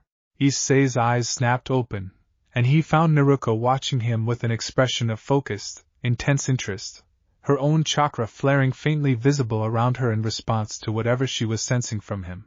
There it is, she said quietly. Faster than I expected, honestly. Most people take weeks to find that thread the first time. You found it in 8 days. I felt something, Issei said, still breathing hard, some strange new warmth settling in his chest that had nothing to do with exhaustion. It felt like it was reaching toward Drake on its own. That's exactly what it was doing. Naruko rose from her own seated position, expression thoughtful, careful. Chakra recognizes power. Old power especially. What you just touched wants to bond with what Drake's carrying, given the chance, and if that bond forms properly, it's going to change what both of you are capable of in ways that'll take real time to fully understand. A pause, and something in her tone sharpened into caution. Which is also exactly why we're not rushing this. A bond like that, formed carelessly, could do serious damage to both of you. We build toward it slowly, deliberately, or we don't build toward it at all. Issei nodded, though the warmth in his chest hadn't faded, some deep, quiet certainty settling into place that whatever this training turned into, it was already reshaping him into someone he barely recognized against the person who'd stood terrified on a rooftop just over a week ago. "Drake," he said, once the session had wound down and Naruko had stepped away to make notes in a small journal she kept for exactly this purpose. "What was that?" "Really? I do not have a complete answer, partner," the dragon admitted, something like wonder still coloring his ancient voice. "But I will tell you this. In all my centuries of partnership with countless hosts, I have never once felt anything reach toward my own power the way that did. Whatever she is building toward, I believe it may genuinely be capable of closing the gap between what I am and what you have thus far been able to access. For the first time since this partnership began, partner, I find myself looking forward to tomorrow's training with something other than simple duty." Across the clearing, Naruko glanced back at him, some faint, satisfied warmth in her expression that hadn't been there during the first session's careful professional distance, and Issei found himself, despite the exhaustion settling heavy into every muscle, genuinely eager for what tomorrow would bring. By the second week, the training had begun drawing attention Issei hadn't anticipated. It started small, a change in his bearing that Motohama and Matsuda noticed within days and pestered him about relentlessly, convinced he'd finally taken up some secret training regimen to impress girls, a theory Issei either confirmed nor fully denied because the truth was too complicated to explain over lunch on the school roof. It continued in subtler ways, teachers commenting on his improved focus in class, his stamina in gym exceeding anything his previous 2 years of devil-enhanced conditioning had produced, small changes that added up, day by day, into something his old classmates found genuinely strange even without understanding its source. The larger attention came from within the supernatural community itself. Akino mentioned, during a quiet evening debrief in the clubroom, that she'd caught wind of quiet inquiries filtering through certain informal networks, whispers about an unregistered entity of extraordinary power operating in Kuoh, training a devil peerage's pawn with methods nobody in the Underworld's various factions could readily identify. Nothing official yet, nothing that had reached the ears of any of the great houses directly, but the kind of low murmur that experience told all of them tended to precede something more formal. It was always going to draw attention eventually, Ria said, when Issei raised his concern about it during one of their evening check-ins. Someone with her power level operating openly, even quietly, in a territory like Kuoh, was never going to stay entirely unnoticed. The question is how much time we have before that attention becomes a problem. Should I be worried? I don't know yet, Rias admitted, honest in a way she rarely allowed herself to be about uncertainty. I've reached out through a few careful channels to gauge the temperature. So far, mostly curiosity, some concern from more conservative voices about an unknown power operating without oversight. Nothing hostile yet. But nothing stays quiet forever, Issei. Eventually someone with real authority is going to want answers about who she is and what she's doing here.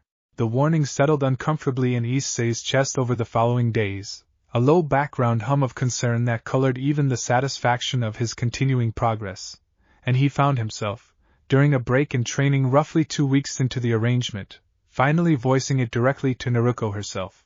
Rias thinks people are starting to notice you, he said, as they sat together at the edge of the training grounds, both catching their breath after a session that had pushed him further than any before it. The Underworld, specifically. She's worried it might become a problem eventually. Naruko's expression didn't shift much, though something in her posture suggested the news wasn't entirely unexpected. Wouldn't be surprised, she said. Power like mine doesn't stay quiet forever, no matter how careful I try to be about it. Sooner or later, someone with enough reach notices, and someone with enough authority decides they need to understand what they're looking at. Does that worry you? Not particularly. She glanced at him, something faintly amused in her expression. I've dealt with far more dangerous political situations than whatever your Underworld's factions are likely to bring to my doorstep. But it might complicate things for you and your peerage, depending on how it plays out. That's worth taking seriously, even if I'm not especially worried for my own sake. Issei absorbed that in silence for a moment, watching the late afternoon light slant gold through the training grounds surrounding trees, some quiet unease settling into his chest despite her calm reassurance. What happens if they decide you're a threat? If they send someone official to deal with you? Naruko was quiet for a long moment, gaze distant, considering. Depends entirely on who they send, and what they actually want, she said finally.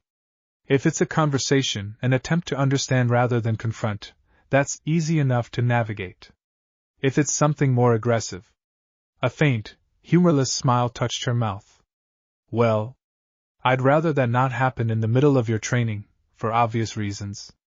But if it does, I don't think it'll go the way whoever sends them expects.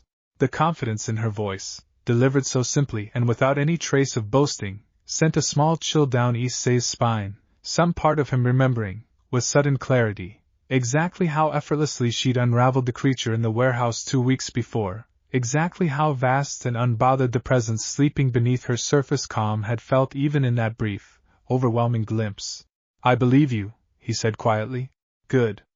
Naruko rose from her seated position, offering him a hand to help him up, the gesture familiar now after 2 weeks of training together, though the pull of her strength still occasionally startled him with how effortless it felt on her end. For now, let's not borrow trouble that hasn't arrived yet. We've got real work to do, and whatever's coming from the Underworld will come whether we spend today worrying about it or training through it. I know which one I'd rather do. Issei managed a tired grin despite the lingering unease. Fair point. They resumed training as the afternoon wore toward evening, and if some part of Issei remained aware, in the back of his mind, of the gathering political attention Rias had warned him about, he found himself trusting, with a certainty that surprised him, that whatever came of it, the woman training him without mercy or flattery across from him now would be more than equal to meeting it. What none of them yet fully understood was how quickly that trust would be tested, or how soon the quiet murmurs filtering through the Underworld's informal channels would sharpen into something with actual teeth. The test came, as these things often did, from within the peerage itself rather than from outside it. It was Kiba who raised the idea first, during a quiet evening in the clubroom roughly 2.5 weeks into the training arrangement, his usual measured composure carrying a faint undercurrent of restlessness that Issei recognized from the rare occasions when the night allowed his competitive instincts to surface. I'd like to request something, he said, addressing Naruko directly across the low table where the peerage had gathered for their evening debrief. A sparring match. Myself against you, or against one of your clones if you'd rather not engage directly. The room's attention shifted instantly, Rias's careful neutrality flickering into surprise, Akino's teacup pausing halfway to her lips, Kaniko's eyes opening a fraction wider from where she sat curled in her usual corner. Kiba, Rias started, a note of caution entering her voice. I'm not trying to cause a problem, Kiba said, holding up a hand, though his gaze remained steady on Naruko. I've watched Issei's progress over these last weeks, and it's remarkable, genuinely. But I think it would help all of us, myself included, to understand exactly what we're dealing with when it comes to your actual capability. Not the 10% effort we saw in the warehouse. Something closer to a real measure, in a controlled setting, where I can push you honestly without worrying about civilians or property. Naruko studied him for a long moment, something considering and faintly approving in her expression, before glancing toward Rias with an unspoken question. It's his request to make, Rias said carefully, but I want it understood that this isn't about proving anything or settling any kind of hierarchy. If you agree, Naruko, I'd ask that you keep it controlled. I don't need my night in the infirmary over curiosity. Wasn't planning on hospitalizing anyone, Naruko said, a faint, dry note of humor in her voice. But I respect the ask. Better to understand a variable clearly than operate on assumptions, especially if the Underworld's factions really are starting to take notice. If your peerage has a clearer picture of what I'm actually capable of, that's useful information for all of you, not just curiosity. Her eyes moved to Kiba, sharpening with genuine interest. I've seen your speed in passing during training breaks. Sacred gear, if I'm reading it right. Sword berth, some manner of dimensional storage for blades. That's right, Kiba said, faint surprise crossing his composed features. Good. I like knowing what I'm working with. Naruko rose from her seat, rolling one shoulder in a loose, easy motion. Tomorrow, then? Training grounds, morning, before Issei and I start our own session. I'll use one of my clones rather than engaging directly myself, partly out of courtesy, partly because I think you'll get a more honest measure of a fight from something that isn't holding back out of concern for a first meeting. Kiba's mouth curved into something sharp and eager, an expression Issei had rarely seen from the normally composed knight outside of the most serious confrontations. I appreciate that. I'll look forward to it. The following morning arrived clear and cool. The training grounds gathered with more spectators than usual, the entire peerage present to observe what had, in the space of a single evening's conversation, become something closer to an informal exhibition than a simple sparring session. Naruko arrived precisely on time, already flanked by a single clone who wore an expression of focused, professional readiness entirely distinct from the warmer, more conversational demeanor Issei had come to associate with the clone who'd kept him company during the warehouse fight. Ground rules, Naruko said, addressing both combatants and spectators alike. No lethal intent from either side. Kiba, you fight to genuinely test her, don't hold back out of misplaced caution, she can handle whatever you bring. Clone, same applies in reverse, controlled aggression, no need to end this faster than necessary to make the point. We're gathering information, not settling anything. Kiba nodded once, expression settling into the calm, focused readiness Issei had watched him bring to genuine battles over the past 2 years, dual swords materializing into his hands in twin flares of golden light. Across from him, the clone shifted into a loose combat stance, weight balanced, expression utterly calm, and something in the quality of her stillness made Issei's stomach tighten with anticipation despite 2 weeks of steadily rising familiarity with exactly how outmatched anyone in this peerage currently was against Naruko's baseline capability. Begin, Rias called, and the fight opened in an instant. Kiba moved first, his knight-enhanced speed carrying him across the clearing in a blur that Issei, even after weeks of training his own reflexes, still struggled to fully track. Twin blades flashing in a coordinated series of strikes aimed with the precision of 2 years' relentless dedication to his craft. The clone met the first strike with an open palm, redirecting the blade's momentum with a fluid economy of motion that cost her almost nothing, and slid inside Kiba's guard before he'd fully recovered from the deflection, driving a strike toward his center mass that he barely twisted away from in time. She's fast, Akino murmured, watching with focused, professional attention. Faster than Kiba, and she's not even drawing on anything beyond basic movement yet. Kiba adjusted, falling back on the demonic sword creation that formed the core of his sacred gear's versatility, blades of varying properties flickering into existence around him in a defensive arc even as he pressed his offense, testing the clone's reactions against fire, against ice, against the strange dimension-warping properties of some of his more esoteric creations.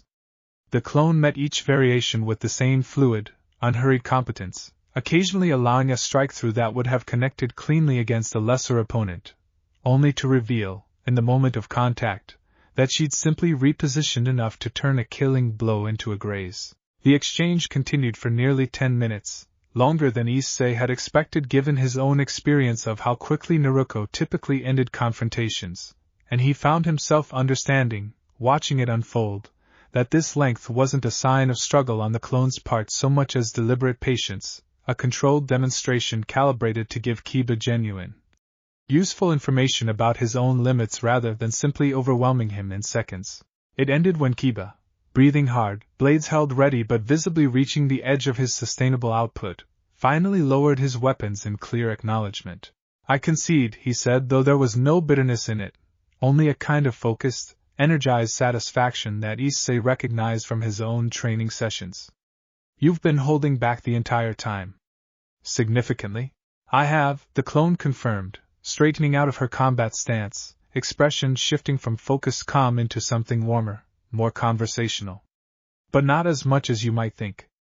Maybe 30%, all told, and most of that was reaction speed rather than raw output.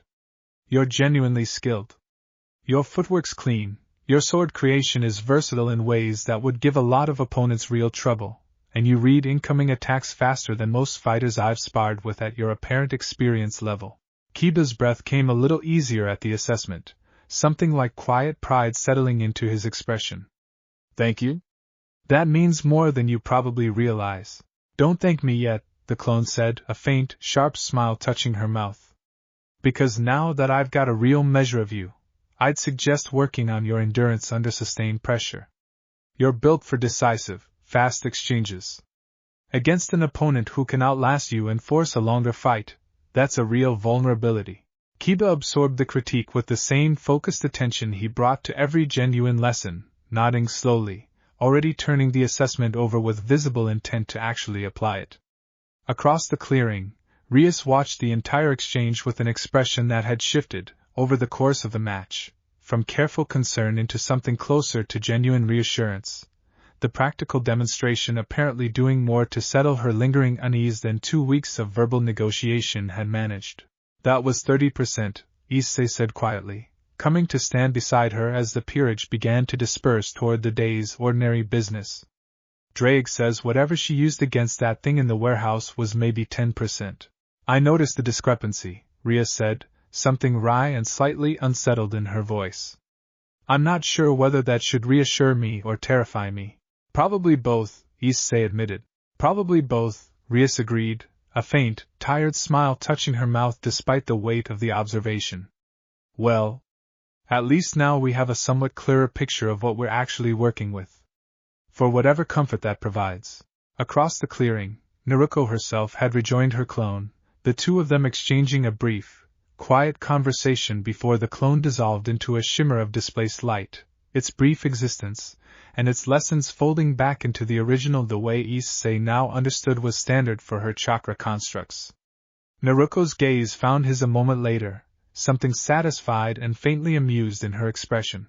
Ready for your own session, she called, or would you rather spend the morning watching other people spar instead of doing the work yourself? Issei managed a tired laugh despite the lingering awe of what he'd just witnessed. I'm ready. Good, Naruko said, already moving toward the center of the training grounds. Because today, we're finally moving past the foundational work. Time to start bridging that chakra thread you found last week toward what Drake's actually carrying. This is where things start getting interesting. The bridging work, as Naruko called it, proved to be unlike anything Issei's 2 years of devil training had prepared him for.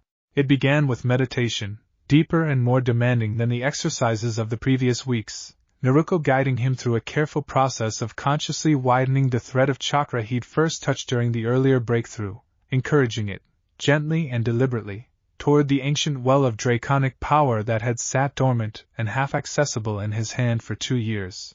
This is the part where patience actually matters more than anything else we've done so far, she told him, seated across from him in their now familiar positions at the center of the training grounds, late morning light slanting warm through the surrounding trees.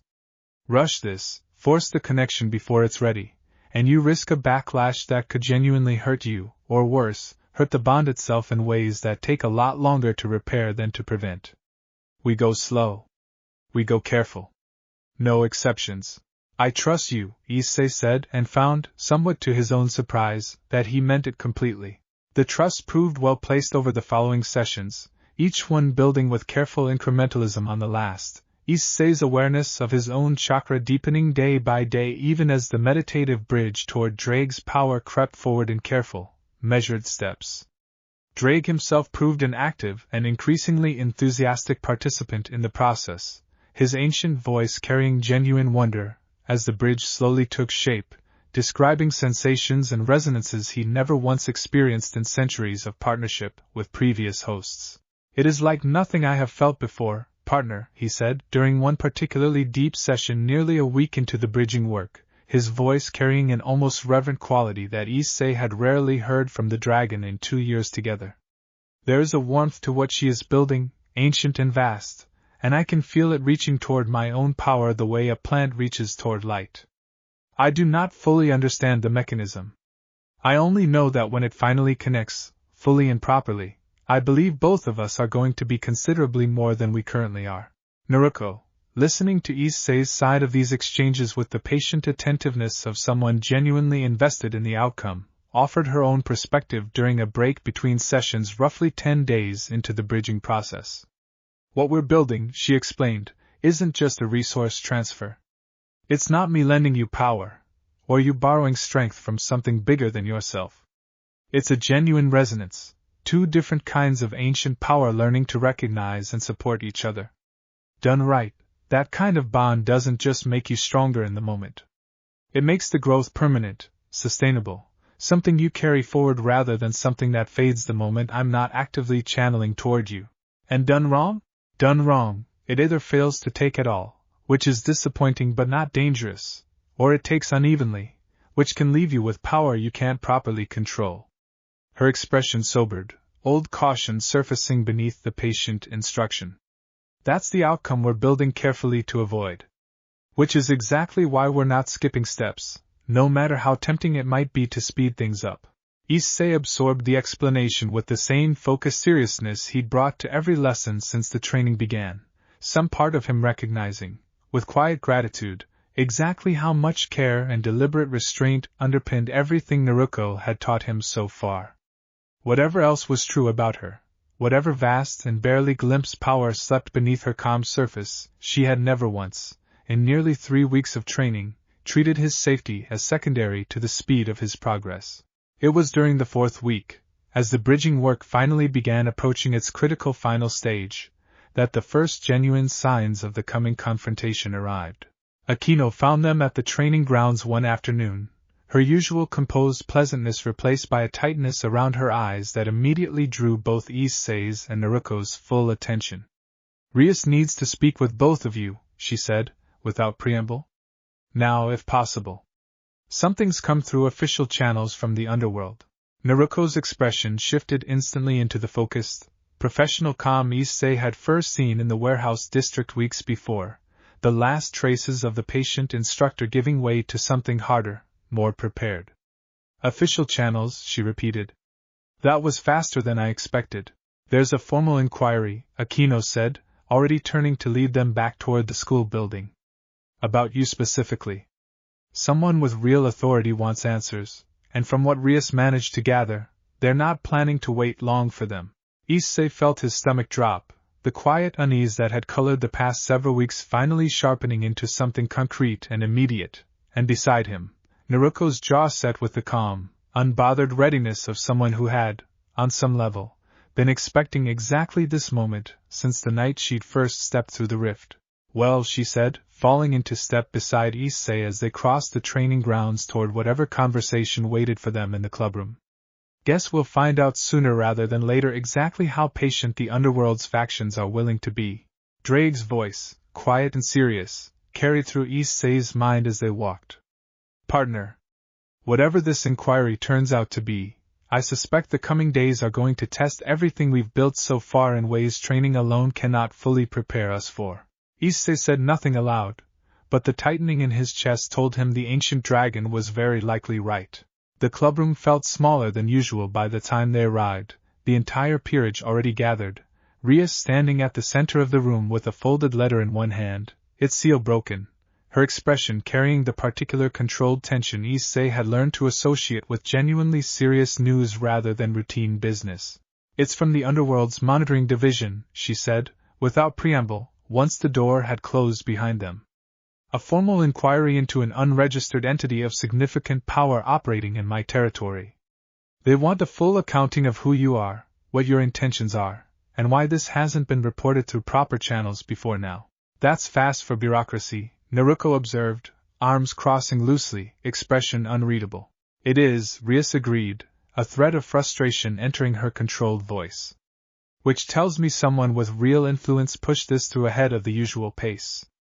I don't know who yet, or why the urgency, but I don't like what it implies." "What does the letter actually ask for?" Issei said, moving to stand beside Rias, trying to read the formal script over her shoulder. "A meeting," Rias said. "Here, in Kuoh, within the week. Representatives from the monitoring division, possibly higher, want to assess the situation directly rather than relying on second-hand reports." She looked up, meeting Naruko's steady gaze. "I need to know now, honestly, how you intend to handle this. Because if this goes poorly, it doesn't just affect you. It affects my entire peerage, my family's standing, and possibly Issei's safety depending on how aggressively they decide to interpret an unregistered power training a devil's pawn." Naruko was quiet for a long moment, considering, the weight of the question settling visibly across her shoulders even as her expression remained calm. "I don't want to fight with your underworld," she said finally. "Not because I'm afraid of one, but because it would accomplish nothing except making an already complicated situation worse for everyone standing near me. If they want a conversation, I'll give them a conversation. Honest answers, reasonable boundaries, whatever reassurance I can offer that I'm not here to destabilize anything." A pause, something harder entering her voice. "But if it stops being a conversation, if they come here intending to force a resolution rather than negotiate one, that's a different matter entirely, and I won't apologize in advance for how I respond to that." Rhea studied her for a long moment, some careful calculation resolving into a decision. "Then we prepare for both possibilities," she said. "I'll draft a response requesting the meeting happen on our terms, in a controlled setting, with clear expectations set in advance about what's actually being discussed." "And Issei?" Her gaze shifted to him, something protective and fierce entering her crimson eyes. "Whatever happens, you're not facing this alone. Whatever they think about the training arrangement, you're still my pawn, and I intend to make that very clear if anyone tries to suggest otherwise." "Thank you," Issei said quietly, something warm and steadying settling into his chest despite the mounting tension of the situation. The following days passed in a strange, suspended tension, training continuing alongside the careful diplomatic preparations Rhea oversaw with the practiced competence of someone who had spent her entire life navigating the underworld's complicated political currents.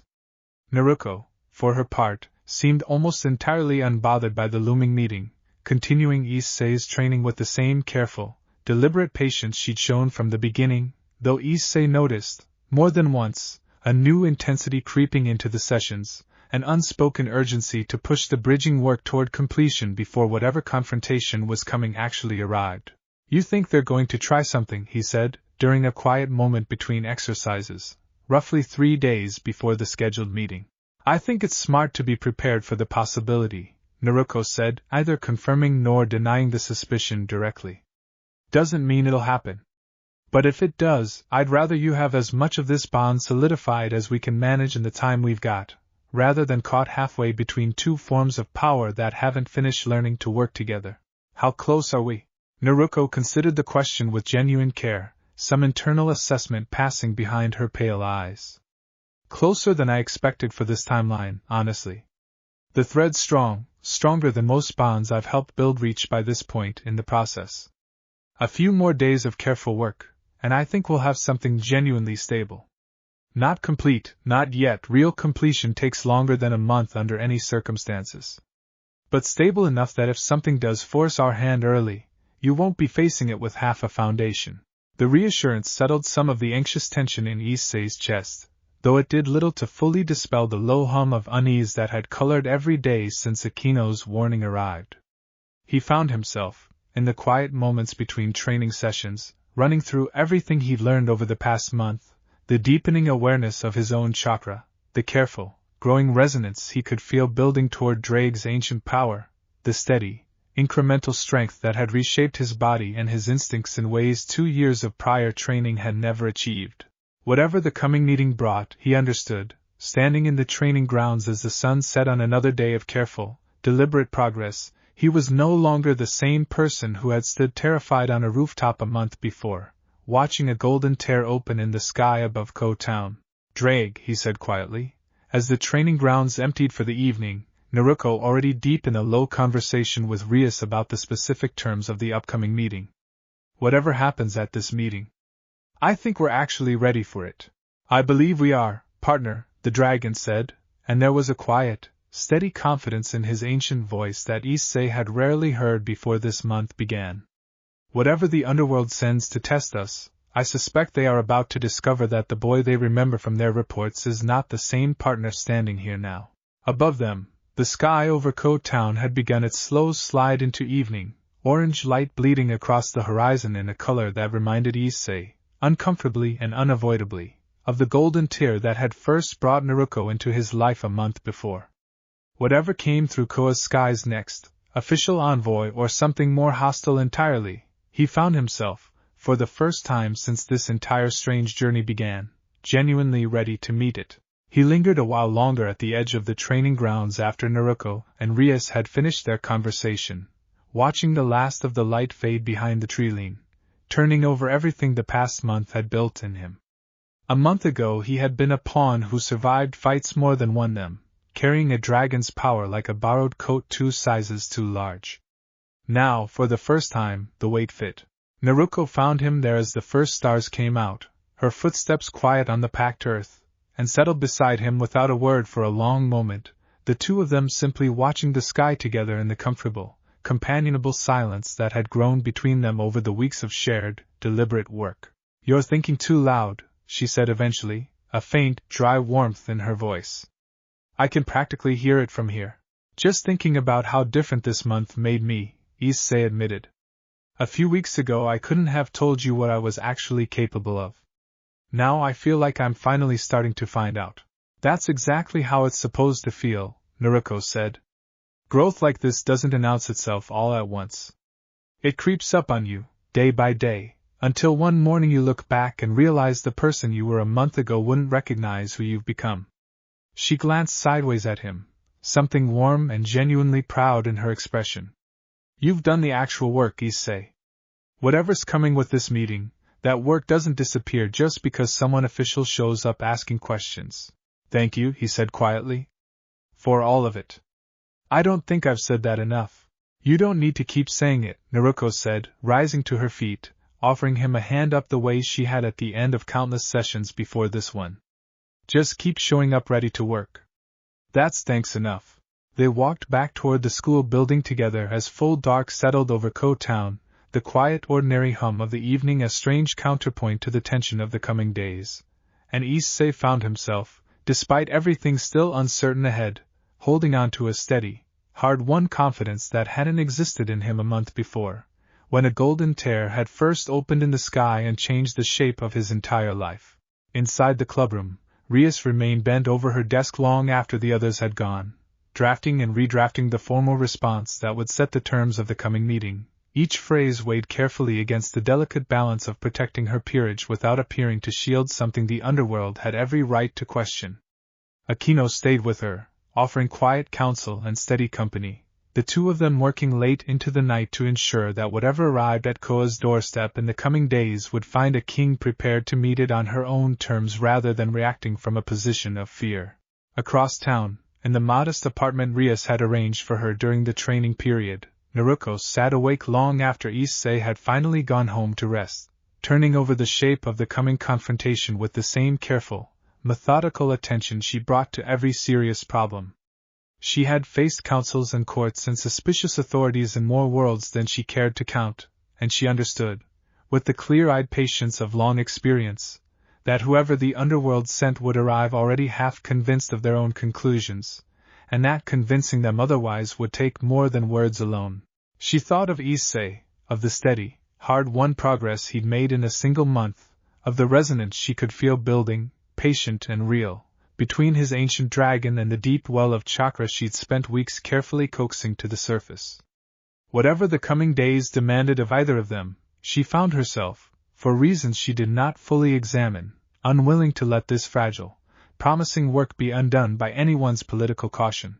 The night settled deep and quiet over Kuoh Town, the last ordinary evening before the meeting that would test everything the past month had built, and in 3 separate corners of that sleeping town, 3 people prepared, each in their own way, for whatever the dawn would bring.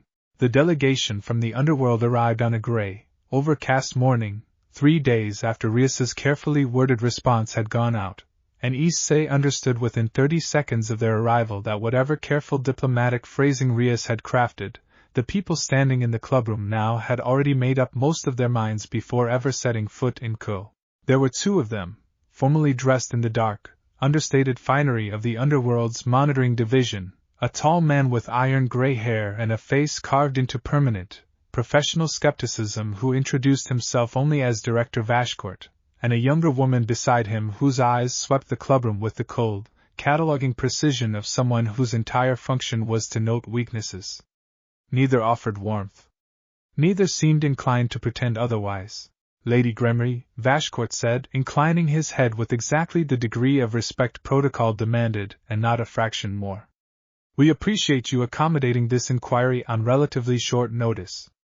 I trust you understand the seriousness with which the Monitoring Division views unregistered entities of significant power operating within a devil's established territory. I understand it well, Rias said, standing at the center of the room with the composed authority Issei had watched her cultivate over 2 years of navigating exactly this kind of political minefield. Which is why I've been fully transparent about the situation from the moment it arose. Naruko has been operating with my full knowledge and cooperation since her arrival. So we understand. Vashkort's gaze shifted, finding Naruko where she stood near the window, arms loosely crossed, expression carrying the same calm, unhurried patience she'd shown throughout every difficult conversation since her arrival. You would be the entity in question. I would, Naruko said, no particular inflection in the words, offering neither deference nor hostility. Though I'd ask you drop entity. I've got a name. Use it. Something flickered behind the director's professional mask, brief and difficult to read, before smoothing back into careful neutrality. Naruko, then. I'll be direct. Our division has received reports of a power signature in this territory that defies every classification framework we currently maintain. That alone would warrant investigation. Combined with reports that you have been actively training a sacred gear wielder using methods entirely outside any known devil, angel, or fallen angel discipline, the concern deepens considerably. I imagine it would, Naruko said. What exactly are you concerned about, specifically? I'd rather address the real issue than dance around implications. Vashkort studied her for a long moment, something almost surprised in his expression at the directness of the question. Precedent, primarily, he said finally. The Underworld's power structures exist within a careful, hard-won balance, built across centuries of conflict and negotiation between the great houses, the angels, and the fallen. An outside power of unknown origin and apparently significant capability, actively strengthening a young and already unusually powerful sacred gear wielder, represents a variable none of our existing frameworks account for. We are not accusing you of malicious intent. We are stating, plainly, that unaccounted variables of this magnitude tend to destabilize careful balances even when no ill intent exists. That's a fair concern, Naruko said, and something in her tone shifted, genuine consideration entering the calm, unbothered surface she'd maintained throughout the conversation. I'll answer it as honestly as I can. I'm not here to destabilize anything. I didn't choose to arrive in this world, a dimensional rift dropped me here by accident, chasing something dangerous that came through alongside me. I dealt with that threat the same night I arrived, with Issei's town at risk from it. Training him since then has been my choice, made because I recognize someone carrying real, ancient power without the guidance to actually wield it safely, and because I have both the time and the knowledge to help close that gap. And when the training concludes, the younger woman spoke for the first time, her voice cool and precise. What then? Do you intend to remain in this world indefinitely? Return to wherever you came from? Recruit him to accompany you? Each of those outcomes carries different implications for the Underworld's interests, and we would very much like clarity before this arrangement proceeds further. The question hung in the room, and Issei found himself watching Naruko carefully, aware, with sudden clarity, that he had genuinely never asked her this himself, had simply trusted the arrangement without fully considering its eventual end. Honestly, Naruko said, I don't have a complete answer to that yet. My priority right now is finishing what I started, making sure this town isn't left vulnerable to anything else that might have slipped through that rift alongside me, and making sure Issei has the foundation to actually protect the people he's chosen to protect. Beyond that, I haven't decided. But I'll tell you what I'm not planning. I'm not planning to recruit him away from this peerage, or this world, or the life he's built here. That was never the intention, and it isn't now. Forgive me, Vashkort said, if we find reassurances alone insufficient given the stakes involved. Then don't take my word for it, Naruko said, something harder entering her voice for the first time, though still controlled, still deliberate. Ask him directly. He's standing right here. All eyes in the room shifted to Issei, and he felt the weight of the moment settle onto his shoulders with sudden, uncomfortable clarity, the realization that whatever he said next carried real consequence for both his own future and Naruko's continued presence in Kuoh I trust her, he said, steadying his voice with effort. Completely. She's never once asked me to choose her over my peerage, over Rias, over anyone I care about. Every single lesson she's taught me has made it clearer, not less clear, why I want to keep protecting this town alongside the people I already fight for. If anything, the training's made that commitment stronger, not weaker. Vashkort studied him with the same careful, professional scrutiny he'd applied to Naruko, and something in his expression shifted, not quite trust, but the beginning of a more genuine consideration than the meeting had opened with. That is useful context, he said finally. Though I hope you'll understand that the monitoring division cannot simply accept assurances at face value, however sincerely offered. Our mandate requires more concrete verification before we can close this inquiry. What kind of verification? Rias asked, an edge of protective wariness entering her voice. Vashkort's gaze shifted to Naruko, something calculating entering his expression. A demonstration, he said. Controlled, supervised, but genuine. We would like to understand precisely what level of power we are dealing with, and precisely what this training has actually produced in your pawn thus far. If both prove to be within reasonable, manageable parameters, I believe this inquiry can conclude with minimal further complication. The room fell quiet, the weight of the request settling over the assembled group, and Issei found his pulse quickening with a complicated tangle of apprehension, and beneath it, something that felt almost like readiness. And if it's not within what you'd call reasonable parameters, Naruko said quietly. What then? Then, Vashkort said with the flat, careful honesty of someone unwilling to soften an uncomfortable truth, the division may recommend more significant intervention. I would prefer that outcome be avoided, for everyone's sake. Naruko's eyes drifted briefly toward Issei, something unreadable and calculating passing behind her calm surface, before she turned back to the director with a slow, deliberate nod. Fine, she said. You want a demonstration. We'll give you one. But on our terms, not yours. The terms Naruko negotiated over the following hour were precise and deliberate, delivered with the same careful patience she'd brought to every lesson of the past month, and Issei found himself, listening to the exchange, understanding with growing clarity exactly how much strategic thought underlay her apparently casual demeanor. The demonstration would not be a simple sparring exhibition, she insisted. It would be a genuine test, a controlled scenario built to measure not just raw power but actual readiness, actual judgment, actual capability under real pressure rather than a choreographed display designed to look impressive without proving anything meaningful.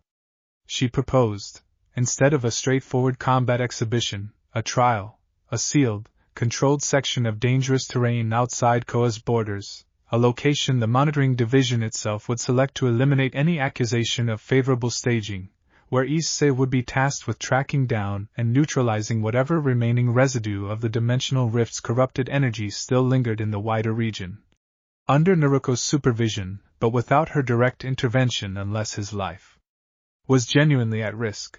You want us to send him into an active threat scenario, Vashkort said, something skeptical entering his professional tone, as a demonstration of readiness.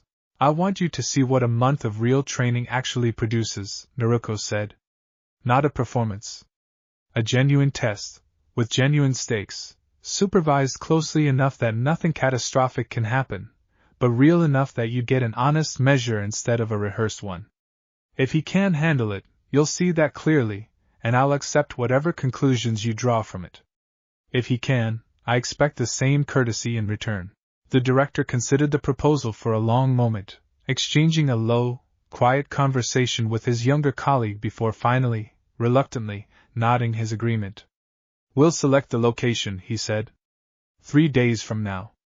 And I want it understood clearly that if at any point this trial suggests genuine danger to the boy or to the wider region, the monitoring division reserves the right to intervene directly, regardless of your objections. Understood, Naruko said. Though I'd suggest you trust my judgment on when intervention's actually necessary. I've been doing this a great deal longer than your division has existed.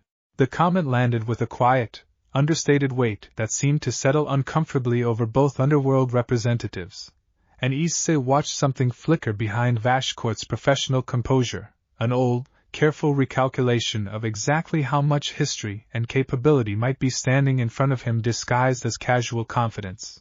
The 3 days that followed passed in an intensity of preparation unlike anything the previous month had demanded, Naruko pushing the bridging work between Issei's chakra and Drake's ancient power toward its most critical stage with a focused urgency she'd carefully avoided until now, understanding, with the clear-eyed pragmatism of long experience, that whatever trial awaited them would test the bond's stability far more thoroughly than any controlled training session could.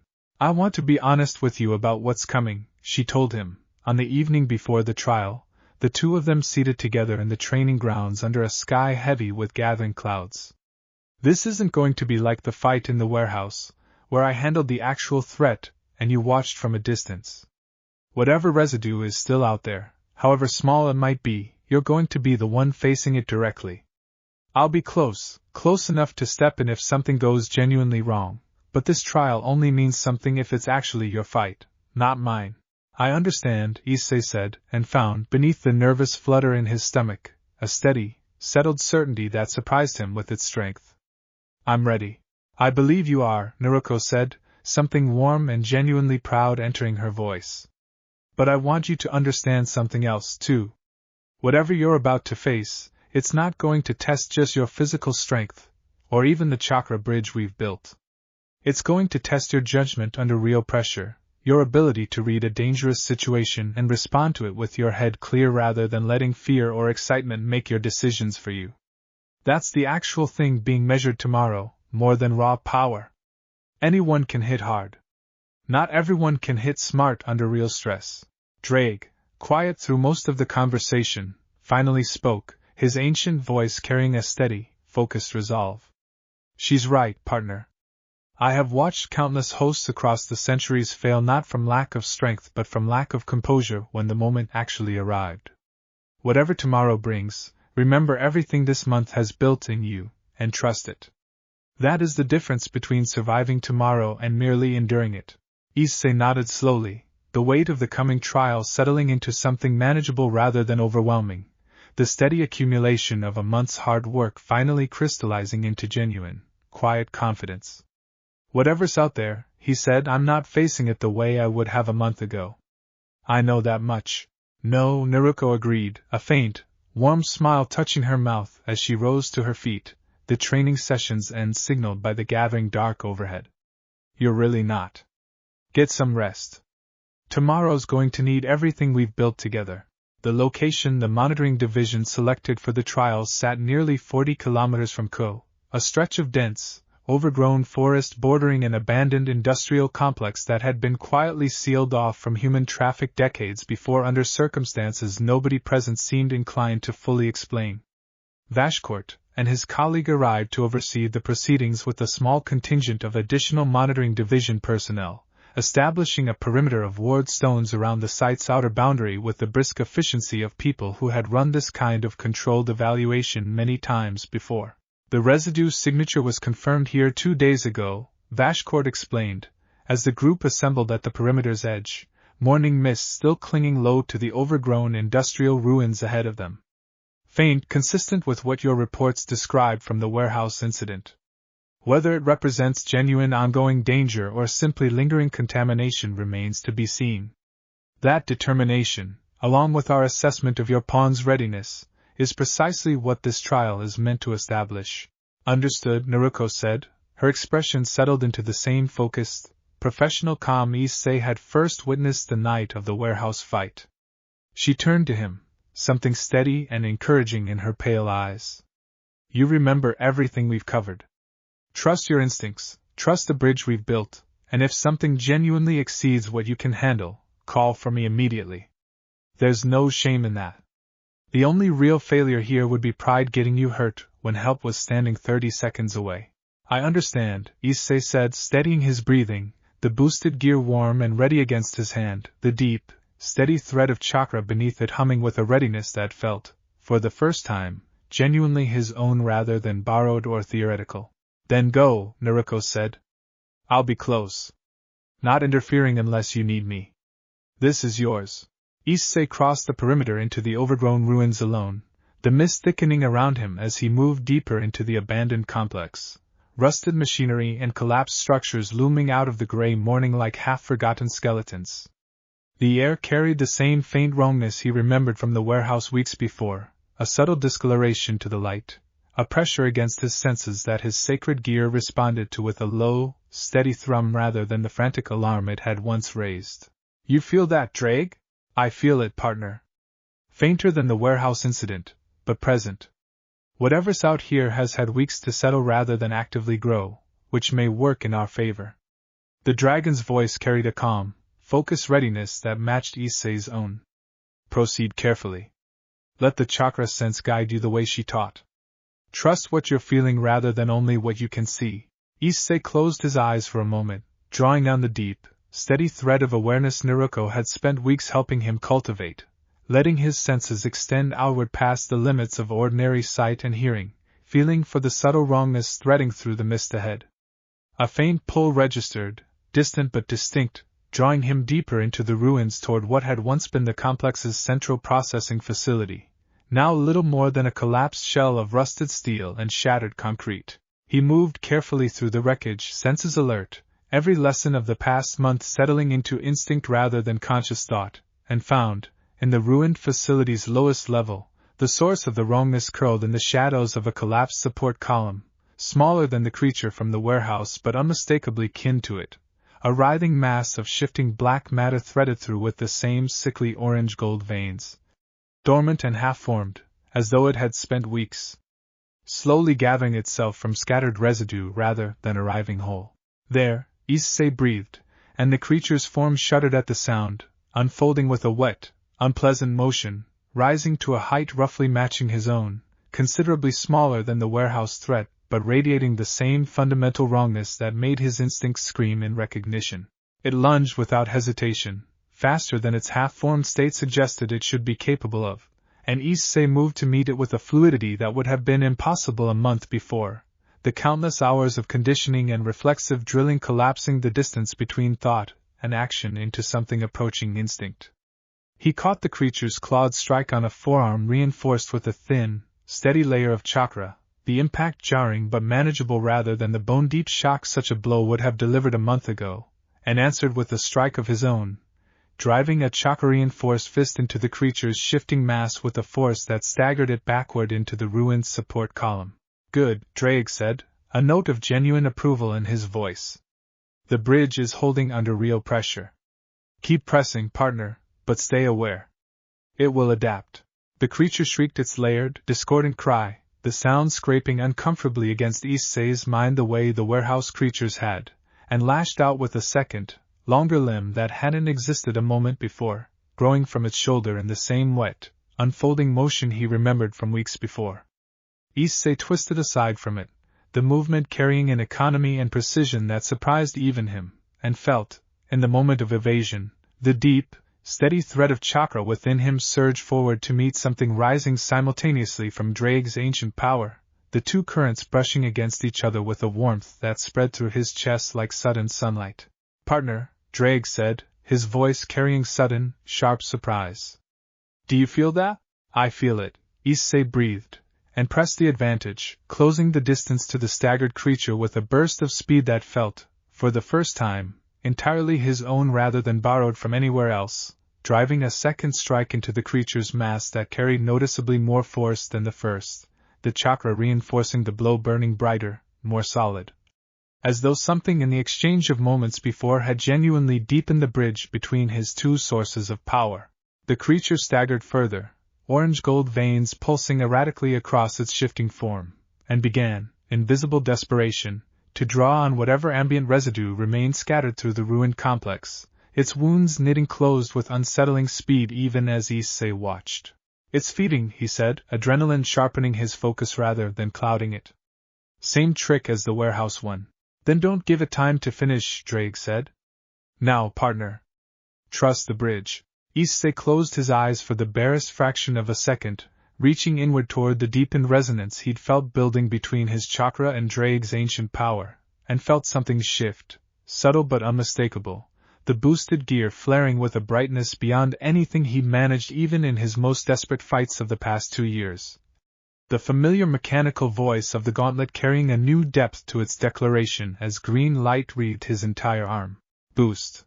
The surge of power that followed carried a texture Issei had never felt before, not merely the doubling familiar from 2 years of devil combat, but something layered beneath it, warm and ancient and steady, chakra and draconic power moving together rather than simply existing side by side within him.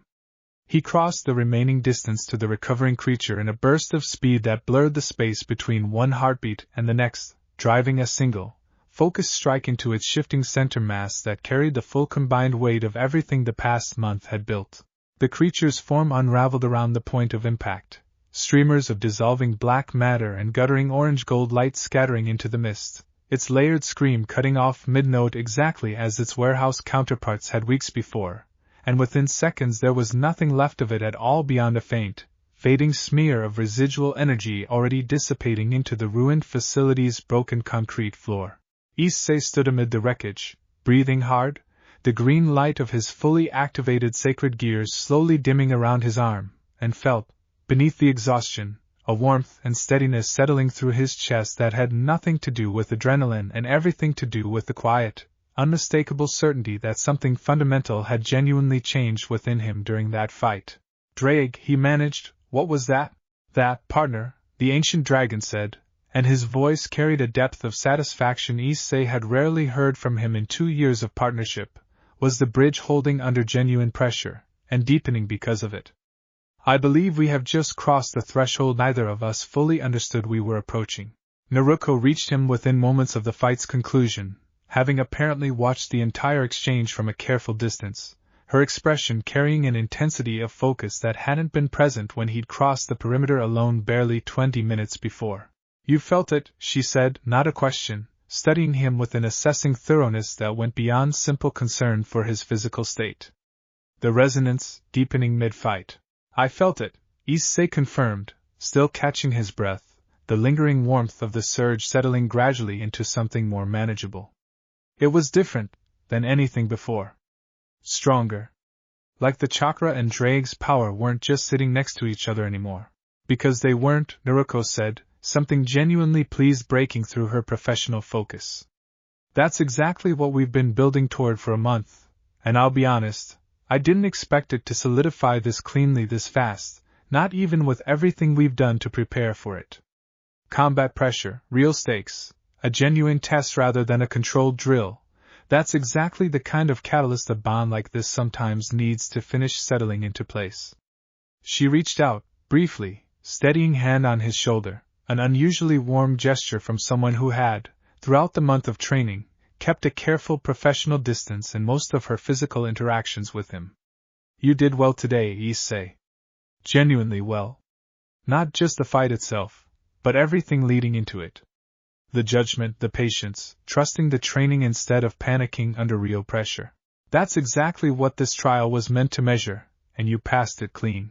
Something warm and fiercely proud settled in Issei's chest at the praise, delivered with none of the careful, measured neutrality she typically maintained, and he found himself grinning despite the lingering exhaustion. "Couldn't have done it without you teaching me. You did the actual work," Naruko said. "I just showed you where to look.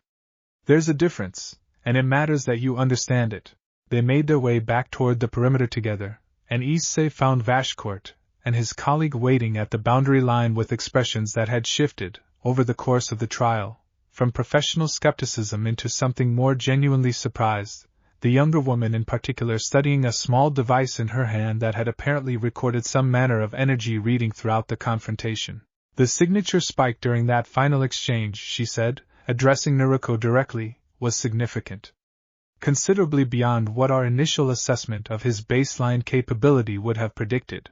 "That's the point of a month of real training," Naruko said. "He's not the same fighter your reports were built around. I'd suggest updating your files accordingly." Vashcourt studied Issei for a long moment, something in his professional composure genuinely recalibrating in real time, before turning back to Naruko with a slow, measured nod. "I'll admit, this exceeded what I expected to witness today. The threat was neutralized cleanly, efficiently, and without requiring your direct intervention at any point, which was, if I recall correctly, precisely the demonstration you proposed. A pause, careful and deliberate. I still have questions about your long-term intentions, and I don't believe those questions dissolve simply because today's trial went well. But I'm prepared to recommend the division's inquiry proceed with considerably less urgency than it might have otherwise, provided regular check-ins continue and nothing about the arrangement changes without notice. That's a fair compromise, Naruko said. I've got no objection to check-ins. Transparency's never been the problem here. The negotiations that followed continued for the better part of an hour, Rias arriving partway through to add her own voice to the discussion, the careful, methodical construction of an ongoing arrangement that would satisfy the Underworld's need for oversight without unduly constraining the training that had, in a single morning, proven its worth beyond what even Naruko had fully anticipated. By the time the monitoring division's representatives finally departed, the overcast sky beginning to clear into pale afternoon sunlight, Issei found himself standing at the edge of the industrial ruins beside Naruko and Rias both, a quiet, satisfied exhaustion settling over the three of them in the aftermath of a trial that had tested far more than simple combat capability. You handled that well, Rias said, addressing Naruko with a warmth that hadn't been present in their earliest, more guarded interactions. Both the fight and the negotiation afterward. I'll admit, I was more worried about this morning than I let on. You hit it well, Naruko said, a faint, dry humor returning to her voice now that the tension of the trial had fully passed. Comes with the territory of being a king, I imagine. Learning to look steady even when you're not. Something like that, Rias agreed, a tired, genuine smile touching her mouth. Her gaze shifted to Issei, something fiercely proud entering her crimson eyes. And you? I felt that surge from the perimeter. Whatever's happened over this past month, it's real, Issei. I'm genuinely proud of you. Thank you, Issei said, warmth spreading through his chest at the words, delivered with none of the careful political calculation of the morning's earlier conversations, simply honest and unguarded. As the three of them began the walk back toward the waiting transport, Drake's voice carried through Issei's mind one final time, quiet and reflective, carrying the particular weight of an old, ancient being genuinely moved by what he'd witnessed. Partner, I want you to understand something about today, beyond the immediate satisfaction of a fight well fought. What happened in that ruin was not simply a test passed. It was the beginning of something neither of us has ever experienced in all my centuries of partnership. The bridge is real now, stable, and growing. Whatever we face from here forward, we face it as something genuinely new, not merely a dragon and his host, but something the combination of her teaching and your own hard work has built into an entirely different kind of power. Issei absorbed the words in quiet, grateful silence, glancing sideways at Naruko as they walked. Her expression settled into something calm and satisfied. The careful professional distance of the past month's early days finally softened, over these weeks of shared, deliberate work, into something that felt, unmistakably, like genuine trust built between them both. Whatever challenges still lay ahead, whatever deeper tests the Underworld's continued oversight might eventually demand, Issei understood, walking beside her through the clearing afternoon light, that the month behind them had built something in him that no amount of future difficulty could easily unmake. The weeks that followed the trial carried a different texture than the careful, foundational work of the first month, the training shifting from patient construction into something closer to genuine refinement, Issei's growing mastery of the chakra dragon bridge opening doors that had, until the ruined industrial complex, remained theoretical even in Naruko's careful planning. The bond stable, she told him, roughly a week after the trial, the two of them seated in the training grounds under a sky that had finally cleared into the crisp blue of early autumn. Which means we can actually start pushing it now, testing its real limits instead of just nursing it carefully into existence. That's a different kind of training. Harder, in some ways, because now the mistakes carry real weight instead of just failing to progress. I'm ready, Issei said, and found, this time, that the words carried none of the uncertain bravado they might have a month before, simply a steady, grounded confidence built on weeks of demonstrated capability. I believe you are, Naruko said, rising to her feet, expression settling into the sharp, focused readiness of a genuine instructor rather than the careful, patient guide she'd been through the bridging work's early stages. Which means today, We stop being careful about how hard we push, and start finding out exactly what you and Drag are actually capable of together. The sessions that followed tested Issei in ways the previous month had only hinted at, Naruko pressing him through combat scenarios of escalating intensity, drawing more heavily on her own clones to provide genuine, varied opposition rather than the careful, controlled sparring of the earlier weeks. Issei found himself facing multiple opponents simultaneously, forced to draw on the deepening bridge between his chakra and Drag's power under sustained pressure rather than the single, decisive burst the trial had demanded, learning, through repeated failure and gradual correction, to sustain the resonance across longer, more demanding exchanges. "You're thinking about it too much," Naruko told him, during a session roughly 2 weeks after the trial, as he caught his breath following another round against 3 of her clones simultaneously. "The bridge works best when it's instinct, not calculation. You proved that in the ruin, when you didn't have time to think, only to act. Now you're overthinking it in controlled settings because there's time to doubt yourself. Stop giving yourself that time." "Easier said than done," Issei managed, still breathing hard. "Most useful things are," Naruko said, though not unkindly, offering him a hand up. "But you're closer than you think. I've watched you access that resonance cleanly at least a dozen times this week alone, even if you don't always notice you've done it until after the fact. Trust builds faster than most people expect, once the foundation's actually solid." The observation proved accurate over the following days, Issei's conscious hesitation gradually giving way to the same instinctive fluidity he'd found in the ruined complex, the bridge between his 2 sources of power settling, incrementally, into something that felt less like a technique he was consciously executing and more like a fundamental part of how he moved through combat at all. Drag, throughout this period, offered a steady stream of commentary and encouragement that carried, increasingly, a genuine warmth Issei had rarely heard from the ancient dragon in their earlier years of partnership. "I confess, partner," Drag said, during a quiet moment between training sessions roughly 3 weeks after the trial, "that I did not expect, when this training began, to find myself genuinely enjoying the process of growth alongside you rather than simply enduring it as a duty. Whatever she has built in you these past weeks, it has changed something in how I experience our partnership as well. I feel more myself, in a strange way, than I have in centuries." "Is that a chakra thing, or a you thing?" "I suspect it is both," Drag admitted, something like genuine amusement coloring his ancient voice. "Though I find I do not much care which, so long as the result continues to feel this satisfying." The growing bond between Issei and Naruko herself deepened alongside the technical progress, the careful professional distance of the first weeks softening, gradually and naturally, into something that felt, increasingly, like genuine friendship built on shared, demanding work. She began, during breaks between sessions, sharing fragments of her own history with a candor she hadn't offered in the arrangement's earlier days, stories of battles fought and lost and eventually won, of the long, difficult path that had built her into the kind of teacher capable of recognizing exactly what Issei needed and providing it without ever once coddling him past the point of genuine usefulness. "You mentioned once," Issei said, during one such conversation, "that you understood what it was like carrying something enormous with nobody around who could relate to the weight. Is that why you decided to help me? Not just because you recognized the power, but because you recognized the loneliness of it too?"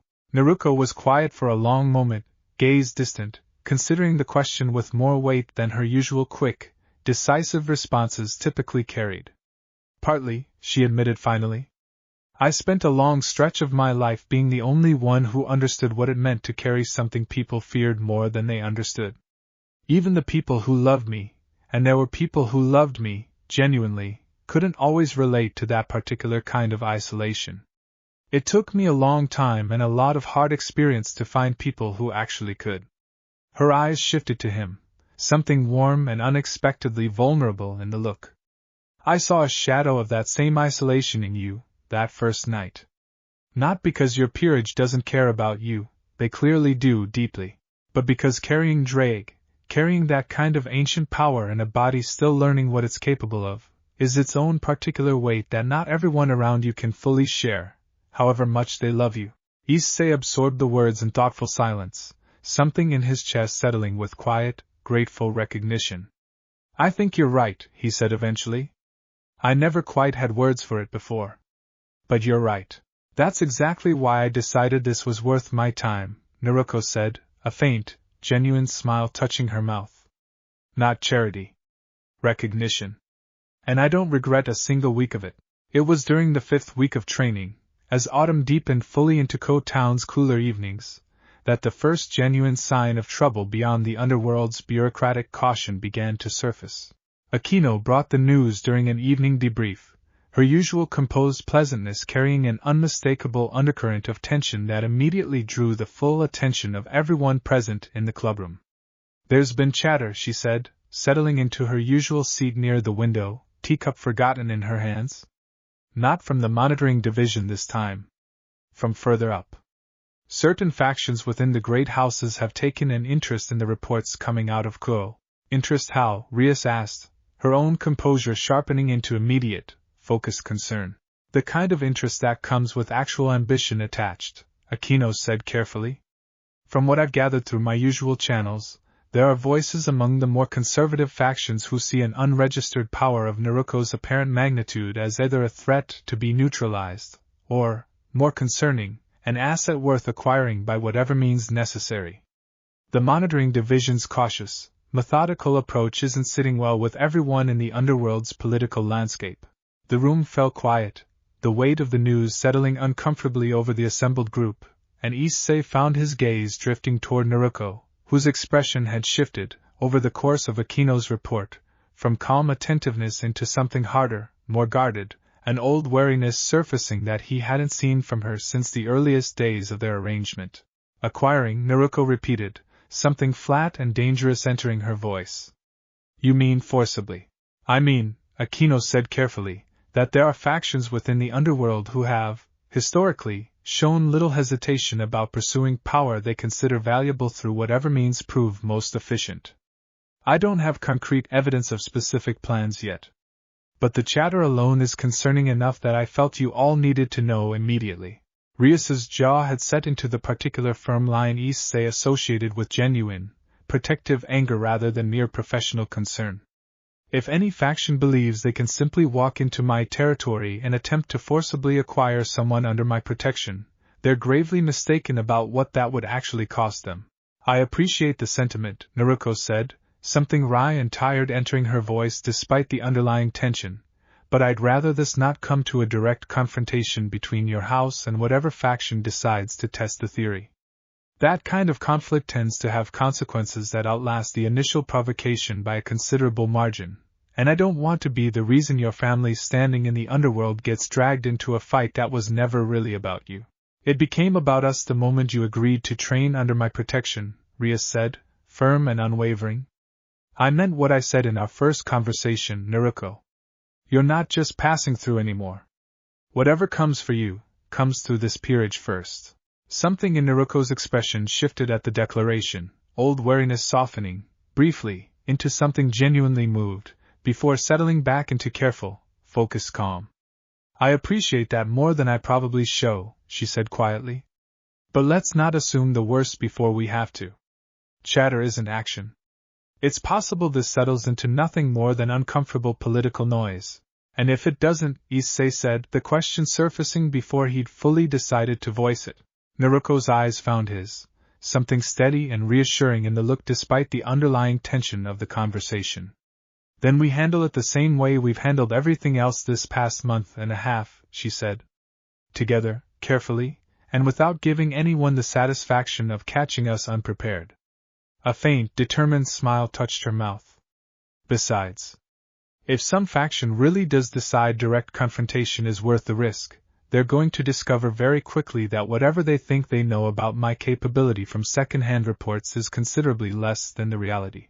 The confidence in her voice did little to fully dispel the tension that had settled over the room, but it steadied something in Issei's own chest nonetheless, the accumulated trust of the past month and a half settling into quiet, grounded resolve rather than the anxious uncertainty such news might have provoked in him before this training began. Drag, he said quietly, once the evening's debrief had wound toward its uneasy conclusion, the peerage beginning to disperse toward their own homes for the night. You've been quiet. What do you make of all this? I make of it, the ancient dragon said, his voice carrying a low, watchful seriousness, that whatever peace this past month and a half has built for us is very likely approaching its first genuine test. Political ambition, partner, has a way of eventually demanding confrontation regardless of how carefully diplomacy attempts to forestall it. I do not say this to alarm you. I say it because I believe, based on everything we've built together these past weeks, that we are more ready to meet that confrontation than we would have been even a month ago. A pause, weighted and deliberate. Whatever comes, partner, we do not face it as the fighter who stood terrified on that rooftop nearly 2 months past. We face it as something considerably more. Issei nodded slowly, the weight of the coming uncertainty settling into something manageable rather than overwhelming, the same steady confidence that had carried him through the trial weeks before reasserting itself beneath the tension of Akino's troubling news. Outside the clubroom windows, the evening had deepened into full autumn dark, stars scattered clear and bright across a sky that had, 2 months before, torn open to change the entire shape of his life, and Issei found himself, walking home through the cool night air, genuinely unafraid of whatever the Underworld's gathering ambitions might eventually bring to Kuoh's doorstep. Whatever came, he understood now, he would not be facing it alone, and he would not be facing it unprepared. The days following Akino's report brought no immediate confrontation, but the quiet, watchful tension it introduced never fully faded, coloring even the satisfaction of Issei's continuing progress with a low, persistent undercurrent of readiness that hadn't existed in the training's earlier, more insulated weeks. Rias, for her part, threw herself into strengthening the peerage's own defensive preparations with a focused intensity Issei hadn't seen from her since their earliest, most dangerous confrontations 2 years before, coordinating with Akino to expand their informal information networks, reaching out through careful diplomatic channels to gauge exactly how seriously the political chatter should be taken, and quietly reinforcing the wards around both the school grounds and the training grounds themselves against the possibility of a more direct incursion. I don't want to overreact to rumor, she told Issei, during one such preparation session roughly a week after Akino's initial warning, the two of them reviewing ward diagrams spread across the clubroom table. But I also don't want to be caught unprepared if rumor turns into something more concrete. Better to have reinforced defenses we never need than to need them, and not have them. Makes sense, Issei said, studying the careful, intricate patterns of the ward diagrams with an attentiveness that surprised even himself, some part of the analytical discipline Naruko's training had instilled in him carrying over into contexts well beyond direct combat. Is there anything I can do to help with this side of things? Keep training, Rias said, a faint, tired smile touching her mouth. Honestly, that's the most useful thing you can do right now. If this does escalate into something more direct, your readiness is going to matter more than any ward I can draw on paper. The reassurance settled into steady resolve, and Issei returned to the training grounds the following morning with a renewed intensity that Naruko noticed immediately, studying him with the same careful, assessing attention she brought to every session. You've got something on your mind beyond the usual, she observed, as they began the morning's warm-up exercises. Talk it through, or push it down and let it mess with your focus later. Your choice, but I'd recommend the first option. I keep thinking about what happens if this actually comes to a fight, Issei admitted, falling into step beside her as they moved through the familiar rhythm of the conditioning drills. Not a controlled trial like the ruin. A real confrontation, with people who actually want to hurt you, or take you, or whatever they're planning. I don't know if I'm ready for something like that. Naruko was quiet for a moment, considering the admission with the same careful weight she gave every genuine concern he raised. Nobody's ever fully ready for that kind of confrontation, she said finally. Not the first time, not even the 100th time, if I'm honest. The difference between people who survive it and people who don't usually isn't readiness in some absolute sense. It's whether they trust their training enough to act instead of freeze when it actually happens. She glanced sideways at him, something steady and reassuring in her pale eyes. You've already proven you can do that. The ruin wasn't a controlled drill, whatever careful boundaries we built around it. It was a real fight, with a real threat, and you handled it with genuine composure. That matters more than you're giving yourself credit for. I guess, Issei said, though the admission did little to fully dispel the low hum of anxiety that had settled into his chest since Akino's warning. Look, Naruko said, stopping mid-stride, turning to face him fully, something serious and direct entering her expression. I'm not going to pretend a real confrontation with an ambitious faction wouldn't be dangerous. It would be. But I also want you to understand something clearly, because I don't think I've said it plainly enough these past weeks. If it comes to that kind of fight, you will not be the one standing between them and whatever they're after. I will be. Whatever training we've built together, whatever real progress you've made, you are not yet at a level where facing a serious, coordinated faction assault alone would be a reasonable expectation, and I would never put you in that position. The directness of the statement settled something anxious in Issei's chest even as it stung faintly at his pride, an old, familiar tension between wanting genuinely to protect the people and place he cared about and understanding, with growing clarity, exactly how far he still had to grow before that protection could extend to threats of this magnitude. I don't want to just watch you fight my battles, he said quietly. I know, Naruko said, something gentler entering her voice. And that instinct is exactly why I've been pushing you as hard as I have these past weeks. Because I want the gap between where you are and where you need to be to matter in that fight to keep closing as fast as it safely can. But closing a gap like that takes real time, Issei, more time than a few weeks of even genuinely excellent progress can fully cover. If a real confrontation comes before that gap closes further, the smart, brave thing to do is trust that I can handle it, and use whatever role you can actually contribute safely, rather than trying to prove something by standing somewhere you're not yet equipped to stand. The words carried a weight Issei absorbed slowly, some old, stubborn pride wrestling against the clear, honest wisdom of what she was telling him, before finally, gradually, settling into grudging acceptance. Okay, he said. I hear you. I still don't love it, but I hear you. That's all I'm asking, Naruko said, a faint, warm smile returning to her expression. Now, let's get back to work, because the faster we close that gap, the sooner this conversation stops being relevant. They resumed the morning's training with renewed focus, and if the low hum of anxiety about the Underworld's gathering political tension never fully faded from Issei's chest over the following days, it settled, increasingly, into something he could carry alongside his continuing growth rather than something that undermined it.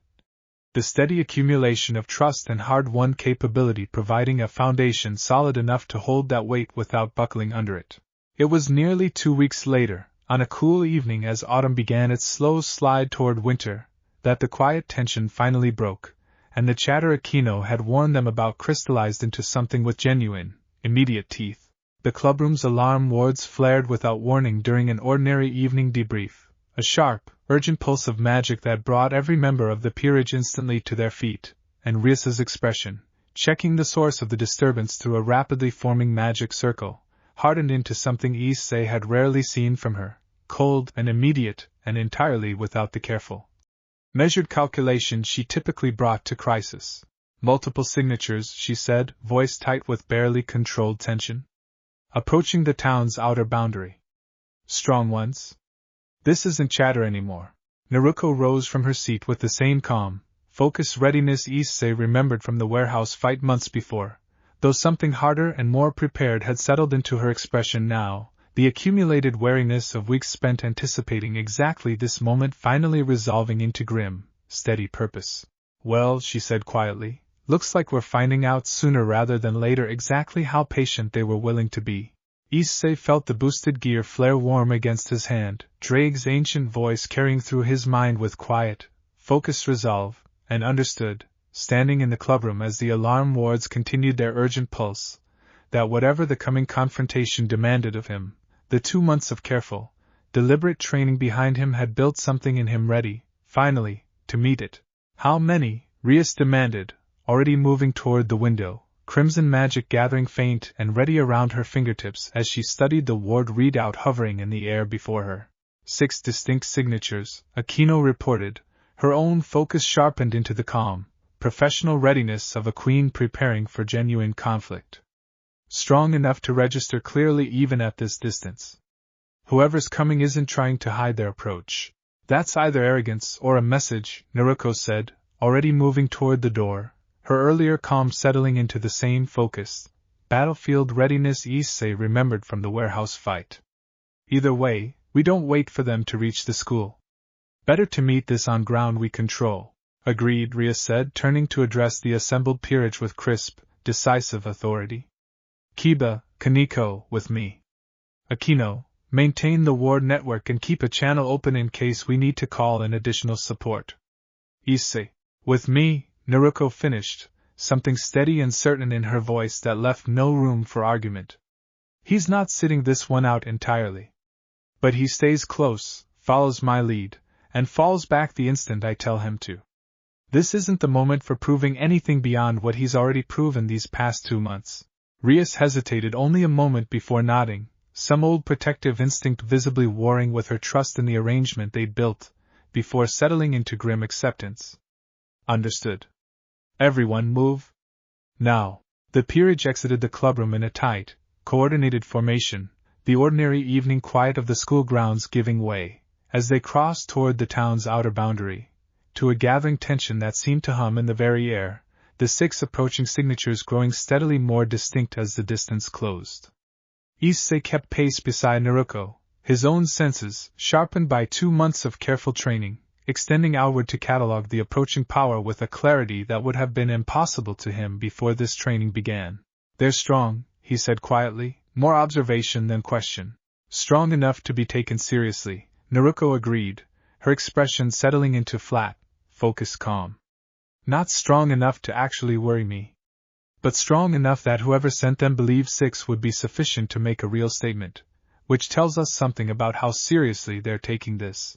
They reached the town's outer boundary just as the 6 approaching figures came into view, descending from the darkening evening sky in a loose, deliberate formation, each one radiating a distinct signature of demonic power considerably beyond what any ordinary devil retinue would carry, dressed in the dark, formal regalia of a great house's private guard rather than the Underworld's official monitoring division.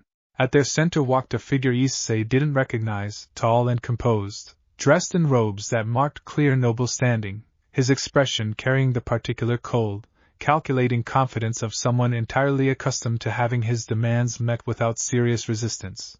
Lady Gremory, he said, inclining his head with exactly the minimal courtesy protocol demanded, his gaze sliding past her almost immediately to settle on Naruko with open, assessing interest. I apologize for the unannounced visit. But certain matters, I'm afraid, require rather more direct handling than the monitoring division's patient bureaucracy has thus far provided. And you are, Rias said, her voice carrying a cold, controlled authority that Issei recognized as genuine, dangerous anger held carefully in check.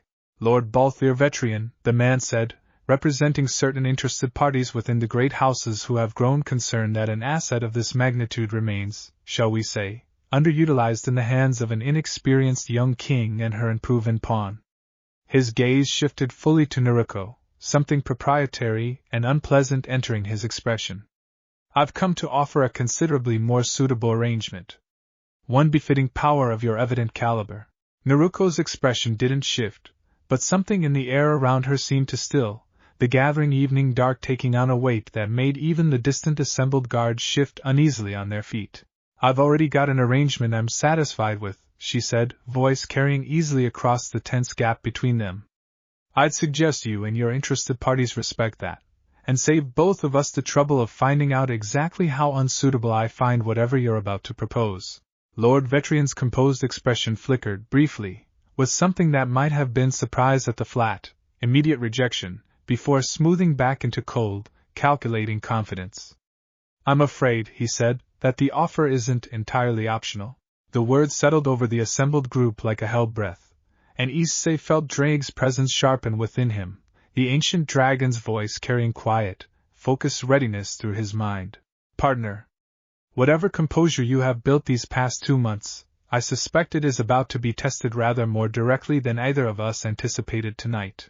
Issei nodded once, steadying his breathing, the deep, steady thread of chakra beneath his devil power settling into readiness, and found, beneath the tension of the moment, the same grounded confidence that had carried him through the trial weeks before. Whatever came next, he understood, standing at Naruko's side as the evening dark deepened around them. He would not be facing it as the fighter who had once stood terrified beneath a golden tear in the sky. Behind them, Rias had gone very still, the cold, controlled fury in her expression sharpening into something absolute, and when she spoke again, her voice carried none of the diplomatic caution she'd extended to every previous negotiation with the Underworld's representatives. Lord Vetrian, she said, each word precise and unmistakably final, you are standing in my territory, threatening a guest under my protection, in front of my peerage. Whatever authority you believe your interested parties grant you, it does not extend to making demands on Gremory land. I would suggest you reconsider your next words very carefully. Vetrian's gaze flicked to her, something almost amused in his cold composure. Bold words from a king barely out of her adolescence. Try me, Rias said, and the crimson magic gathering around her fingertips flared brighter, sharper, the full weight of her house's power beginning to settle visibly into the tense evening air. Naruko's hand, quiet and steady, came to rest briefly against Rias's shoulder, a small, grounding gesture that carried its own unspoken message. Let me handle this first, she said quietly, though her voice carried easily enough that everyone present heard it clearly. If diplomacy's already failed, there's no sense risking your peerage on a fight that's mine to finish. Rias hesitated, some fierce, protective instinct warring visibly against the practical wisdom of the offer, before finally, reluctantly, stepping back half a pace, magic still gathered and ready but no longer advancing. Fine, she said. But the moment this becomes something I need to step into, I will. Wouldn't expect anything less, Naruko said, a faint, grim smile touching her mouth as she turned back to face Lord Vetrian and his assembled guard, the last traces of patient restraint finally settling into something harder, more direct.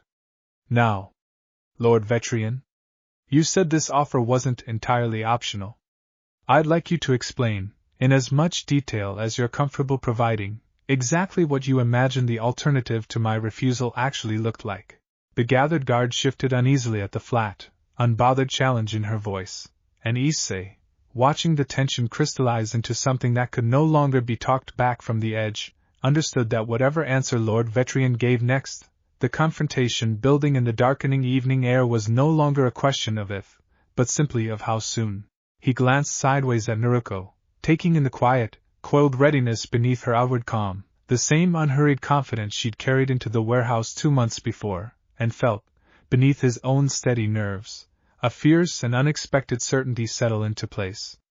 Whatever these 6 visitors believed they had come prepared for, they had not accounted for 2 months of hard-won transformation standing quietly at her side, nor for the peerage now arrayed behind them both, ready to close ranks the instant the first blow fell.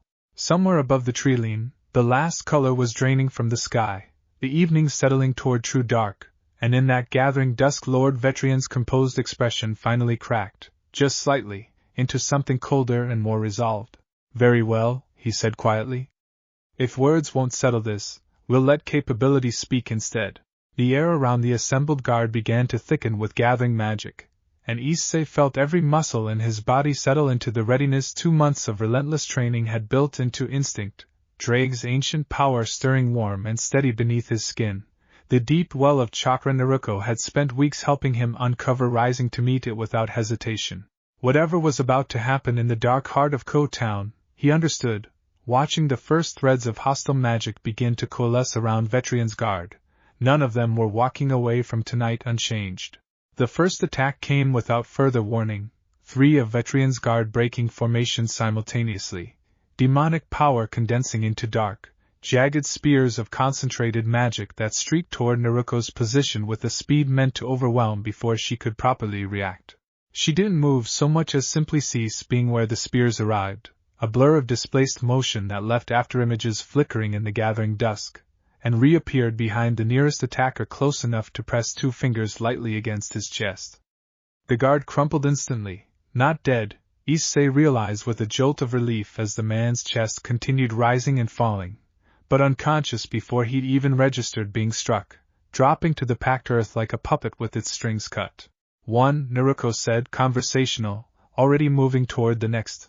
The remaining guards scattered into a more coordinated formation, apparently recognizing, belatedly, that they were dealing with something considerably beyond their initial assessment, and began layering their attacks with genuine tactical discipline, alternating strikes designed to force her into predictable evasion patterns.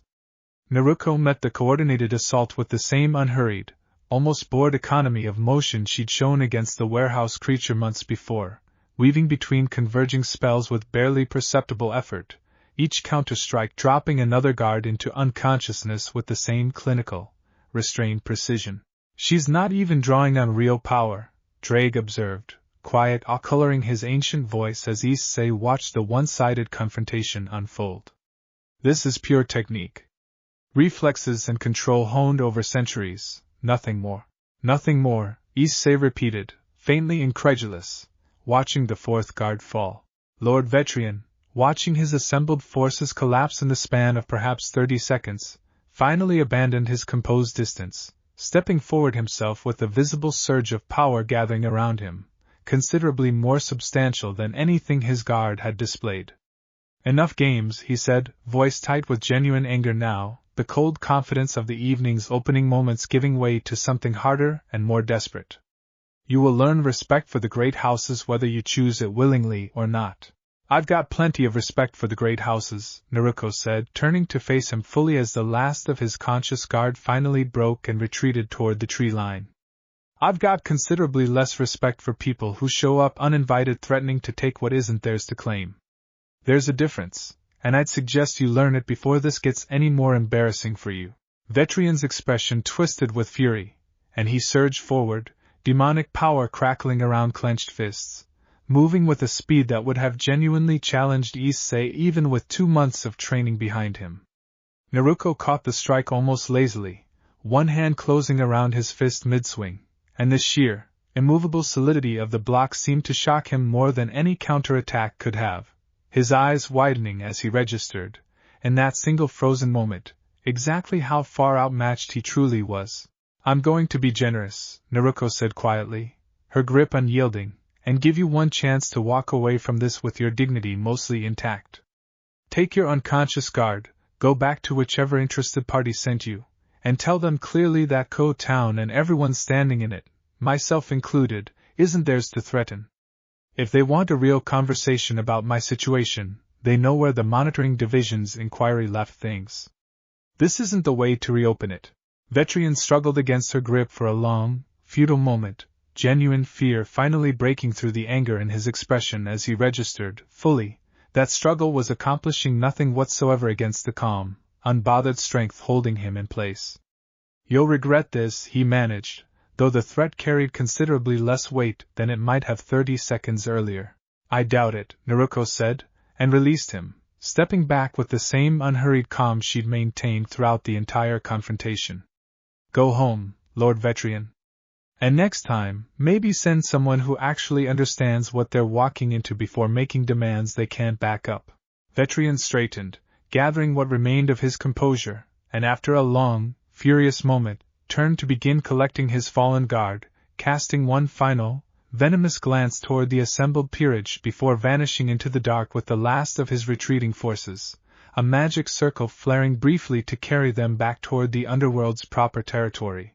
The tension that had gripped the confrontation's final moments broke all at once, Rias exhaling a long, controlled breath, her gathered crimson magic finally dissipating, and Akino's careful professional composure cracking, briefly, into open, relieved astonishment. "That was," Kiba started, apparently searching for adequate words.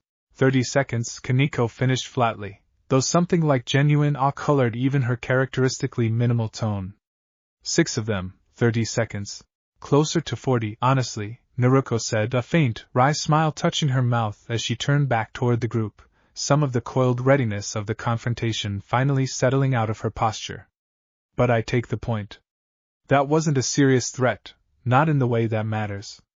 It was a message, and not a particularly well-considered one." "A message from who specifically?" Rias asked, her voice steadying back into the sharp, focused concern of a king already calculating the political fallout of what had just occurred. "That's the real question," Naruko agreed, expression sobering. "Vetrian's not powerful enough on his own to have organized this independently. Someone backed him, someone with real resources, and I suspect tonight's failure is going to sting that someone considerably more than it stung him personally. Her gaze swept the assembled peerage, something careful and apologetic entering her expression. I'm sorry this landed on your doorstep. Whatever comes of tonight, I don't think it's the last we'll hear from whoever actually sent him. The days following the confrontation brought exactly the escalation Naruko had predicted, though not in the form any of them had fully anticipated. Rias received a formal communication from the Underworld's monitoring division within 48 hours, Vashkort's careful, measured tone carrying a new gravity that hadn't been present even in the earlier, more skeptical stages of his inquiry. The attempted forced acquisition, he explained during a tense video conference conducted through a shimmering magic circle in the clubroom, had drawn serious attention from multiple factions within the great houses, some horrified at the brazen violation of Gremry territory, others quietly, uncomfortably sympathetic to whatever ambition had driven Lord Vetrian's patron to attempt it in the first place. The division formally condemns the incident, Vashkort said, his image flickering faintly within the circle's projection. Lord Vetrian will face disciplinary proceedings for acting without sanctioned authority. However, I feel obligated to inform you that the underlying concern that motivated his patron's ambition has not dissolved simply because this particular attempt failed spectacularly. If anything, the demonstration of your capability last night has likely intensified certain factions' interest rather than discouraging it. Meaning what, precisely? Rias asked, tension audible beneath her careful diplomatic tone. Meaning, Vashkort said, that I would strongly advise increased vigilance going forward. Whoever backed Vetrian's attempt now possesses direct confirmation that Naruko's capability exceeds even our own division's most generous estimates. That knowledge is unlikely to produce caution. History suggests it tends to produce escalation instead. The warning settled uncomfortably over the peerage in the days that followed, the careful, hopeful normalcy of the training's earlier weeks giving way to a persistent, watchful tension that colored every aspect of daily life. Rias expanded the school's defensive wards further, coordinated more closely with allied houses to establish clearer channels of support should another confrontation arise, and began, with visible reluctance, preparing contingency plans that assumed further attempts were not merely possible but likely. Naruko, for her part, met the escalating tension with the same steady, unbothered calm she'd shown throughout every previous crisis, though Issei noticed, over the following days, a new intensity creeping into their training sessions, a deliberate urgency to push his readiness further and faster than even the demanding pace of the previous months had managed. I want you sharper, she told him bluntly, during a session roughly a week after the confrontation, the two of them working through an advanced combat drill that pushed the chakra dragon bridge harder than anything attempted before. Whatever comes next, and I don't think we've seen the last of it, I want you capable of holding your own for real, not just surviving a controlled trial. I thought you said I wasn't supposed to be the one standing between them and whatever they're after, Issei said, recalling their earlier conversation with a faint, wry edge. You're not, Naruko said. But that doesn't mean I want you standing there unable to contribute anything meaningful if the fight comes to your peerage regardless of what either of us wants. There's a difference between not being the primary line of defense and being genuinely useless in a real confrontation. I intend to make sure you're firmly the former, not the latter. The distinction settled into Issei's understanding with the same grounded clarity that had characterized every genuine lesson of the past 2 months, and he threw himself into the intensified training with renewed focus, the low hum of anxiety about the coming days channeled, increasingly, into productive, disciplined effort rather than idle worry. It was during one such session, roughly 2 weeks after the confrontation, that the bridge between his chakra and Drake's power achieved something neither of them had fully anticipated even after months of careful, deliberate construction. Issei had been working through a demanding series of exchanges against 3 of Naruko's clones simultaneously, pushing the resonance between his 2 sources of power harder and more sustained than any previous session had demanded, when something shifted, subtle but unmistakable.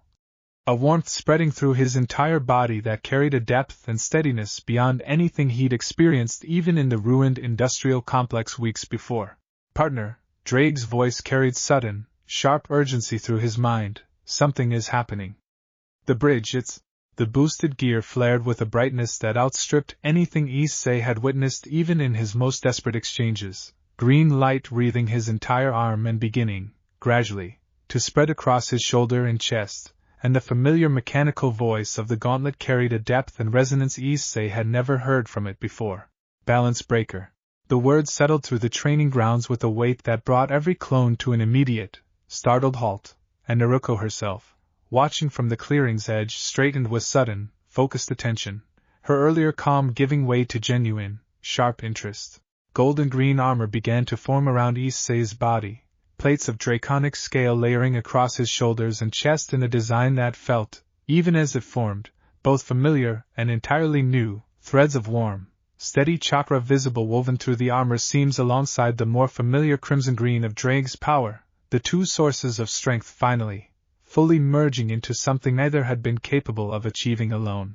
Partner, Drake breathed, his ancient voice carrying an awe Issei had genuinely never heard from him before, not once in 2 years of partnership. I do not have words adequate to this moment. This is not merely balance breaker as I have experienced it with any host across all my centuries. This is something new. Issei stood amid the training grounds, the golden green armor settling fully into place around him, and felt, beneath the overwhelming rush of newly accessible power, a steadiness and control that surprised him more than the raw strength itself, the chakra bridge providing a grounding foundation that kept the surge from overwhelming his own conscious will the way balance breaker's activation had, in his previous, much rarer attempts, always threatened to do. Naruko approached slowly, her expression carrying a complicated mixture of genuine pride and careful, professional assessment, circling him once with the same thorough attention she'd given every stage of his training. Well, she said finally, a slow, satisfied smile spreading across her face, that's earlier than I expected, and considerably more stable than I'd have predicted for a first activation. How does it feel? Steady, Issei said, testing the weight and reach of the armor with careful, exploratory movements. Not like the times before, when it always felt like I was barely holding on. This feels like it's actually mine. Because it is, Naruko said.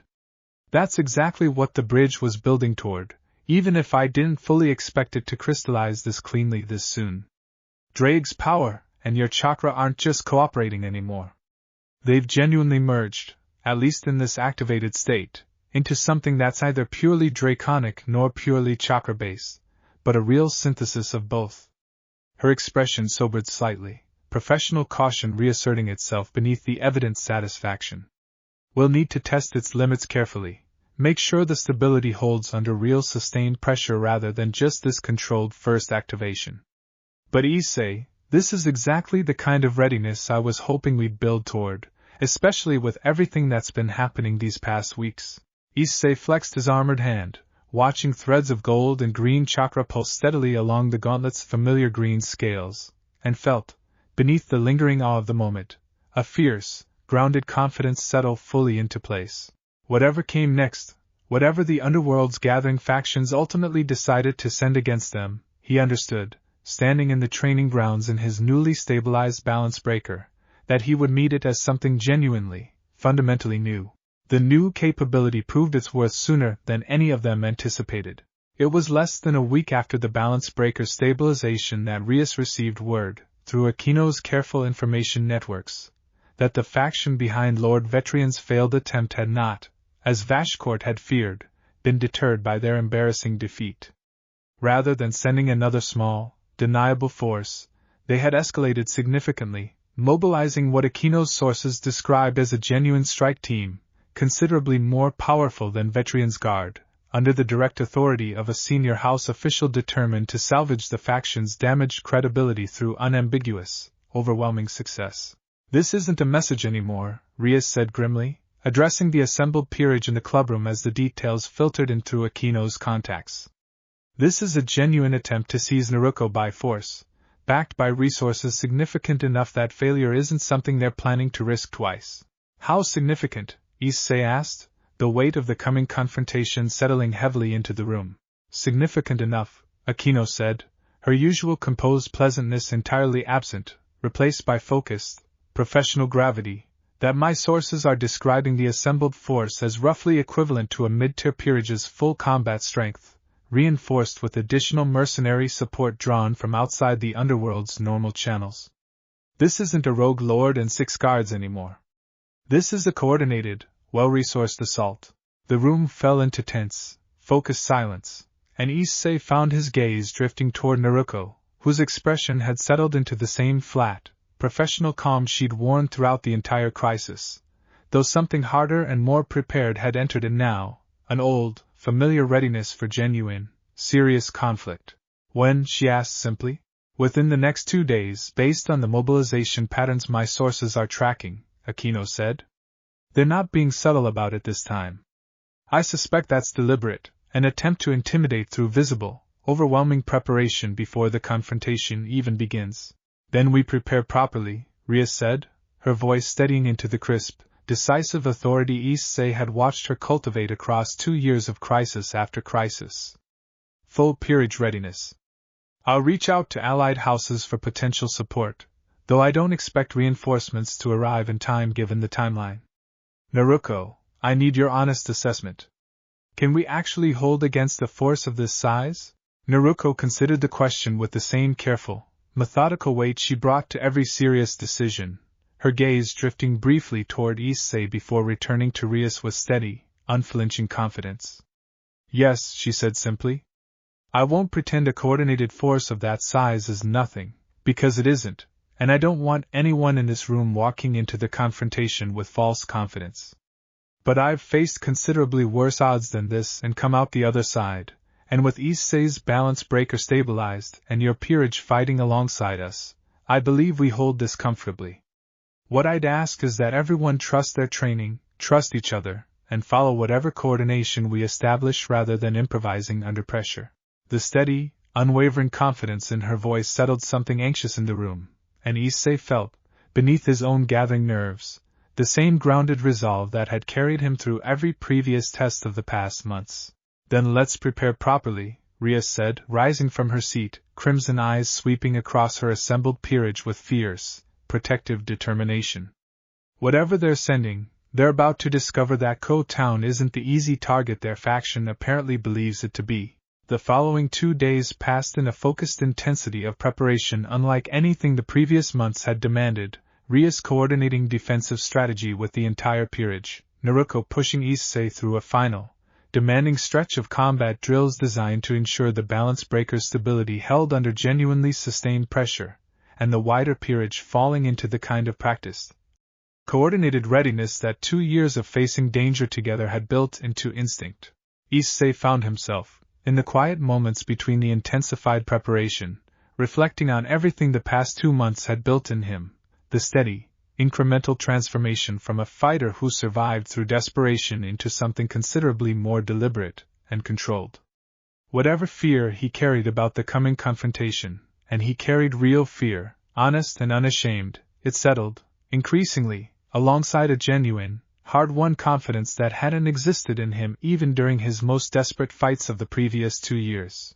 Drag, he said, during a quiet evening the night before the anticipated confrontation, the two of them alone in his room as the rest of the household settled into whatever rest they could manage before the coming trial. Whatever happens tomorrow. I'm glad this happened.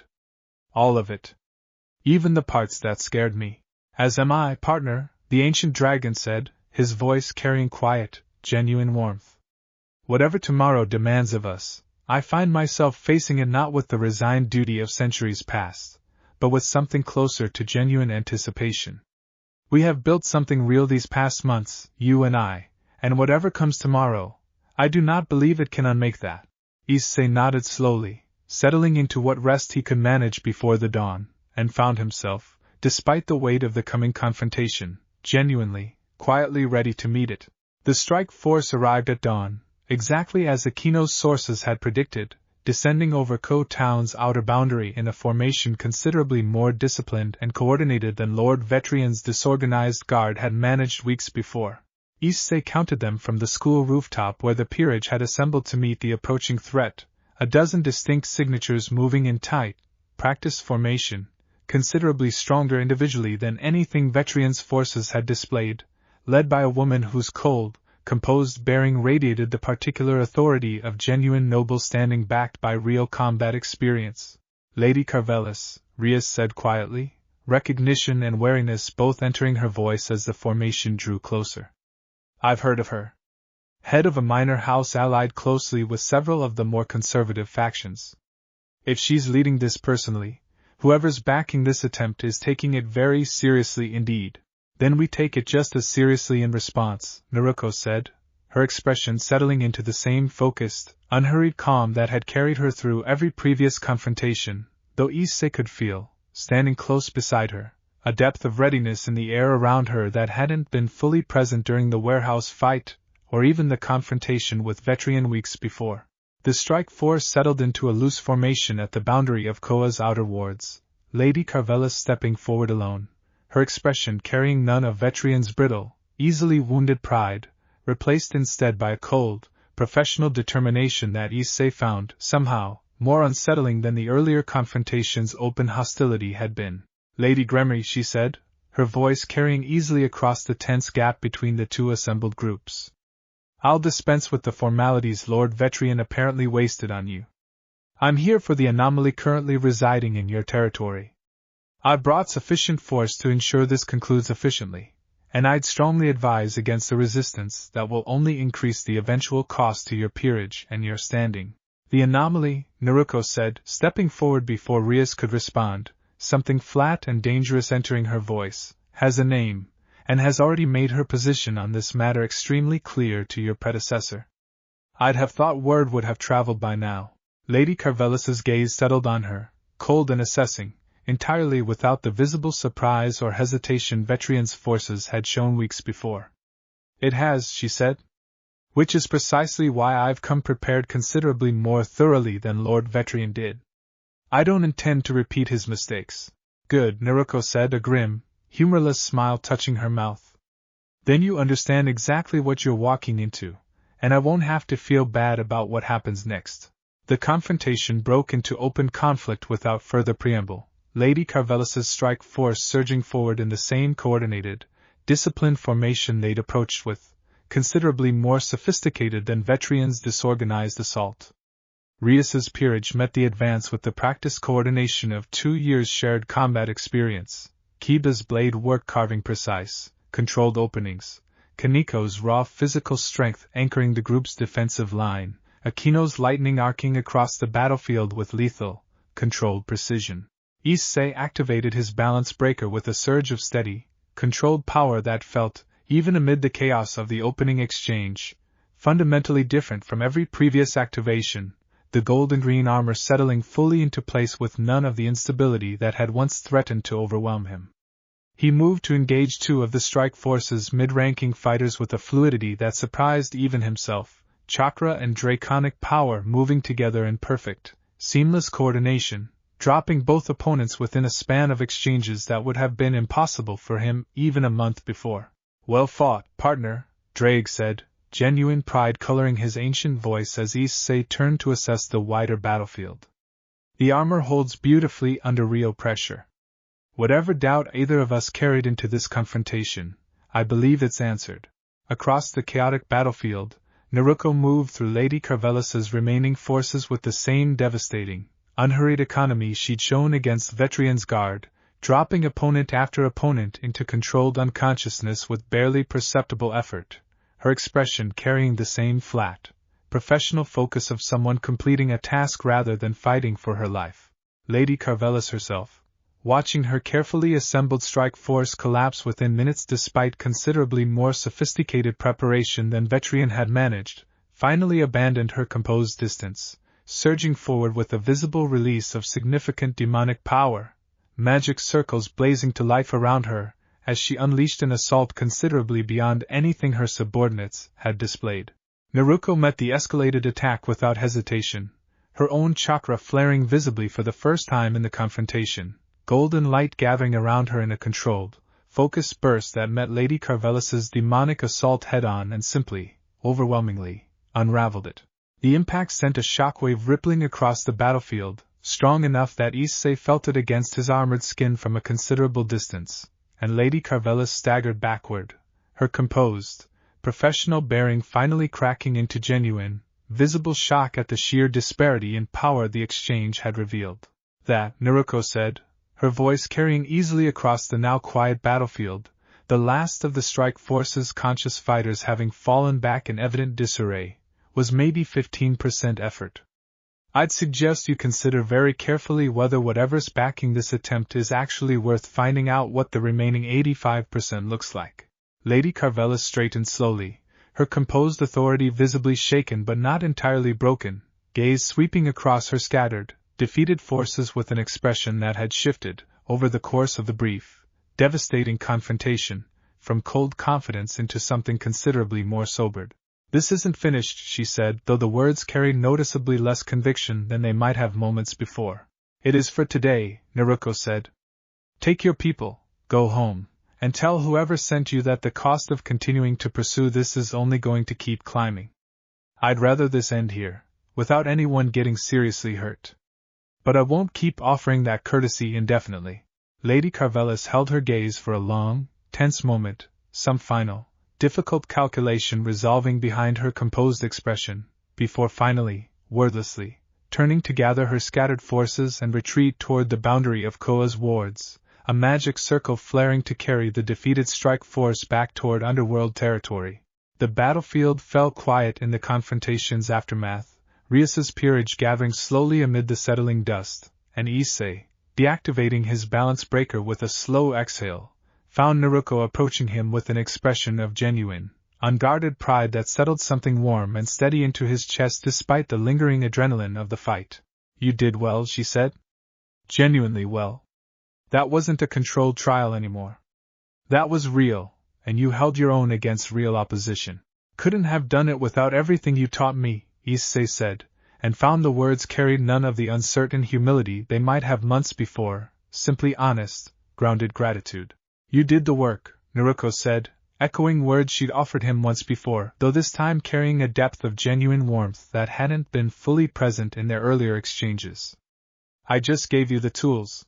Around them, the peerage began the slow process of regrouping, checking for injuries, processing the aftermath of the day's confrontation, and Issei, standing amid the settling dust of Kuoh's outer boundary, understood that whatever came next in the Underworld's continuing political maneuvering, today had proven, beyond any remaining doubt, exactly how far the past 2 months of training had carried him. Whatever the coming days demanded, he was ready to meet them. The political fallout from the battle at Kuoh's boundary arrived faster, and with considerably more weight than any of them had anticipated. Within a day, word of the confrontation had spread through the Underworld's political circles with the particular speed reserved for events that genuinely threatened to destabilize established power structures, and Rias found herself, over the following 48 hours, fielding an escalating series of formal communications from houses across the political spectrum.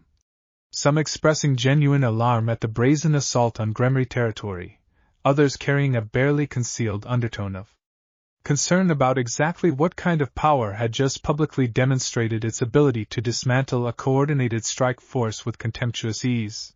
It was the arrival of a formal summons from the highest levels of Underworld authority, delivered with a gravity that left no room for negotiation, that finally crystallized the scope of what the confrontation had actually set in motion. Sirzek's Gremry wants to meet with all of us, Rias announced, gathering the peerage in the clubroom with an expression that mixed genuine relief at her brother's direct involvement with unmistakable tension at what such high-level attention actually implied. Not just a courtesy audience. A formal discussion regarding the entire situation, at the highest level. He's arranged for it to happen here, in Kuoh, out of respect for the territory rather than summoning us to the Underworld directly. But make no mistake, this is about as serious as Underworld politics gets. That's your brother, Naruko said, something careful entering her expression, an old wariness Issei hadn't seen from her in weeks resurfacing at the mention of genuinely significant political authority. The Lucifer. One of the 4 great Satans, yes, Rias confirmed. And whatever else is true about him, he doesn't get personally involved in matters like this unless he considers the stakes serious enough to warrant it directly. The fact that he's coming here himself, rather than simply issuing a ruling from the Underworld, tells me he intends to actually understand the situation before making any final determination about how it's handled going forward. The news settled uncomfortably over the assembled group, and Issei found himself, in the days leading up to the scheduled meeting, turning over the weight of what a genuine audience with one of the four great Satans actually implied, some old, familiar anxiety resurfacing despite everything the past 2 months had built in him. "You've met him before, right?" he asked Naruko, during a quiet training session the day before the scheduled meeting, unable to fully shake his own nervous curiosity about how she might handle a confrontation with someone of genuinely comparable political weight to the factional lords she'd already dismantled with such casual ease. "Never," Naruko admitted. "But I've dealt with rulers and councils in enough different contexts across enough different worlds that I don't imagine this will be fundamentally different in the ways that matter. Power respects power, mostly, and reasonable authority tends to respect honesty more than posturing." A faint, wry smile touched her mouth. "Besides, if he's coming here to genuinely understand the situation rather than simply pass judgment from a distance, that's a considerably better sign than the alternative." Surzek's Gremry arrived the following afternoon with a modest, carefully composed retinue, considerably less imposing in its formal presentation than Lady Carvelis's strike force had been, though the sheer weight of power radiating from the Satan himself, even held carefully in check, settled over the clubroom the moment he stepped through its doors with a gravity that made even Naruko's usual unbothered calm sharpen into genuine, focused attention. He was, Issei noted with faint surprise, considerably warmer in bearing than the cold, calculating authority Lady Carvelis and Lord Vetrian had both displayed, his expression carrying an easy, genuine warmth, as he greeted his sister with an affection that briefly cut through the formal weight of the occasion, before turning his attention, with careful, deliberate focus, to the woman standing at the center of the controversy his arrival was meant to resolve. "Naruko," he said, inclining his head with a genuine respect that carried none of Vetrian's grudging minimalism or Carvelis's cold professionalism. "I've heard a great deal about you these past weeks, from considerably more sources than I'd have liked given the circumstances. I'm glad to finally have the chance to speak with you directly rather than relying entirely on second-hand accounts." "Lord Lucifer," Naruko said, a measured, careful respect entering her own bearing, though without any trace of the deference Issei suspected many in the underworld might have expected from someone facing one of the four great Satans directly. "I appreciate you coming here yourself rather than simply issuing judgment from a distance. Seemed like the more reasonable approach, but I know that's not always how these things go." "It should always be how these things go," Surzek said, something wry and genuinely thoughtful entering his voice. "Though I'll admit, my colleagues in the Underworld's higher councils don't always share that particular philosophy." He settled into a seat Rias had prepared, gesturing for the rest of the room to do the same, his expression sobering into careful, focused seriousness. "I'd like to understand this situation properly, from every perspective involved, before I make any determination about how to proceed. Not politically calculated half-truths. The genuine, complete picture." The conversation that followed unfolded across the better part of 2 hours, Surzek's listening with genuine, careful attention as Rias, Naruko, and Issei each offered their own perspective on the 2 months since the dimensional rift had first torn open Kuoh's sky, the careful negotiation of the initial training arrangement, the trial that had proven Issei's readiness, and the escalating series of confrontations that had culminated in yesterday's decisive battle at the town's boundary. "I want to be direct with you," Surzek said, once the full account had been laid out before him, his expression carrying the careful weight of someone processing genuinely difficult political calculus. "The factions behind these attempts, particularly the more recent, considerably more serious assault, represent real, established power within our political structure. I cannot simply dismiss their concerns as baseless paranoia, however poorly they've chosen to act on them. An entity of your demonstrated capability, operating outside any of our established frameworks, genuinely does represent a variable my colleagues find difficult to reconcile with the delicate balance we've spent centuries maintaining." "I understand that concern," Naruko said, her voice carrying the same steady, honest directness she'd offered throughout every previous negotiation. "I'm not looking to disrupt whatever balance your world has built. I never was. But I also won't pretend I'll simply submit to being acquired or controlled by factions who've already demonstrated they're willing to use force to settle the question rather than actual conversation. No, Surzex agreed, something almost approving entering his expression. I wouldn't expect you to, nor would I ask it of you. Force has already proven itself an inadequate solution, rather dramatically, on 2 separate occasions now. He paused, considering, gaze shifting briefly to Issei with careful, thoughtful attention. What I would propose instead is a formal, sanctioned arrangement, one that provides genuine legitimacy to what you've already been doing here, rather than leaving it in the uncertain political gray area that's made you a target for ambitious factions in the first place. What kind of arrangement? Rias asked, careful, protective attention sharpening in her voice. Official recognition, Surzex said, as a sanctioned independent entity operating with the Underworld's formal acknowledgement rather than existing as an unregistered variable outside our frameworks. That status would carry real political weight sufficient to make further attempts at forced acquisition considerably more costly for any faction foolish enough to attempt it, since it would then constitute a direct violation of formally recognized standing rather than simply exploiting an ambiguous gray area. His gaze shifted to Issei. And formal acknowledgement of your training arrangement, continuing under whatever terms you and Naruko find mutually agreeable, without the ongoing shadow of factional ambition hanging over it. The proposal settled over the room with genuine, careful weight, and Issei watched Naruko consider it with the same thorough, deliberate attention she brought to every serious decision, some old wariness visibly warring against the practical value of what was actually being offered. And what would this recognition require of me, in return? She asked finally. Transparency, primarily, Surzex said. Regular communication with the monitoring division, similar to what's already been established. Respect for the Underworld's basic laws while operating within our territory. And should you ever choose to depart this world entirely, sufficient notice that we're not left scrambling to explain a sudden, unexplained absence to factions who've already shown considerable interest in your continued presence. A faint, genuine smile touched his mouth. Beyond that, I'm not interested in constraining you further than seems reasonably necessary. You've demonstrated, rather emphatically, exactly why attempting to control someone of your capability through force is a poor strategy. I'd rather build a working relationship based on mutual respect than repeat my predecessor's historical mistakes in that regard.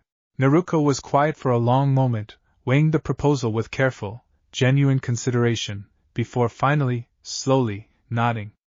That's an arrangement I can work with, she said. Reasonable terms, honestly offered, without the pretense of control dressed up as partnership. I appreciate you actually listening before deciding, rather than simply issuing a ruling.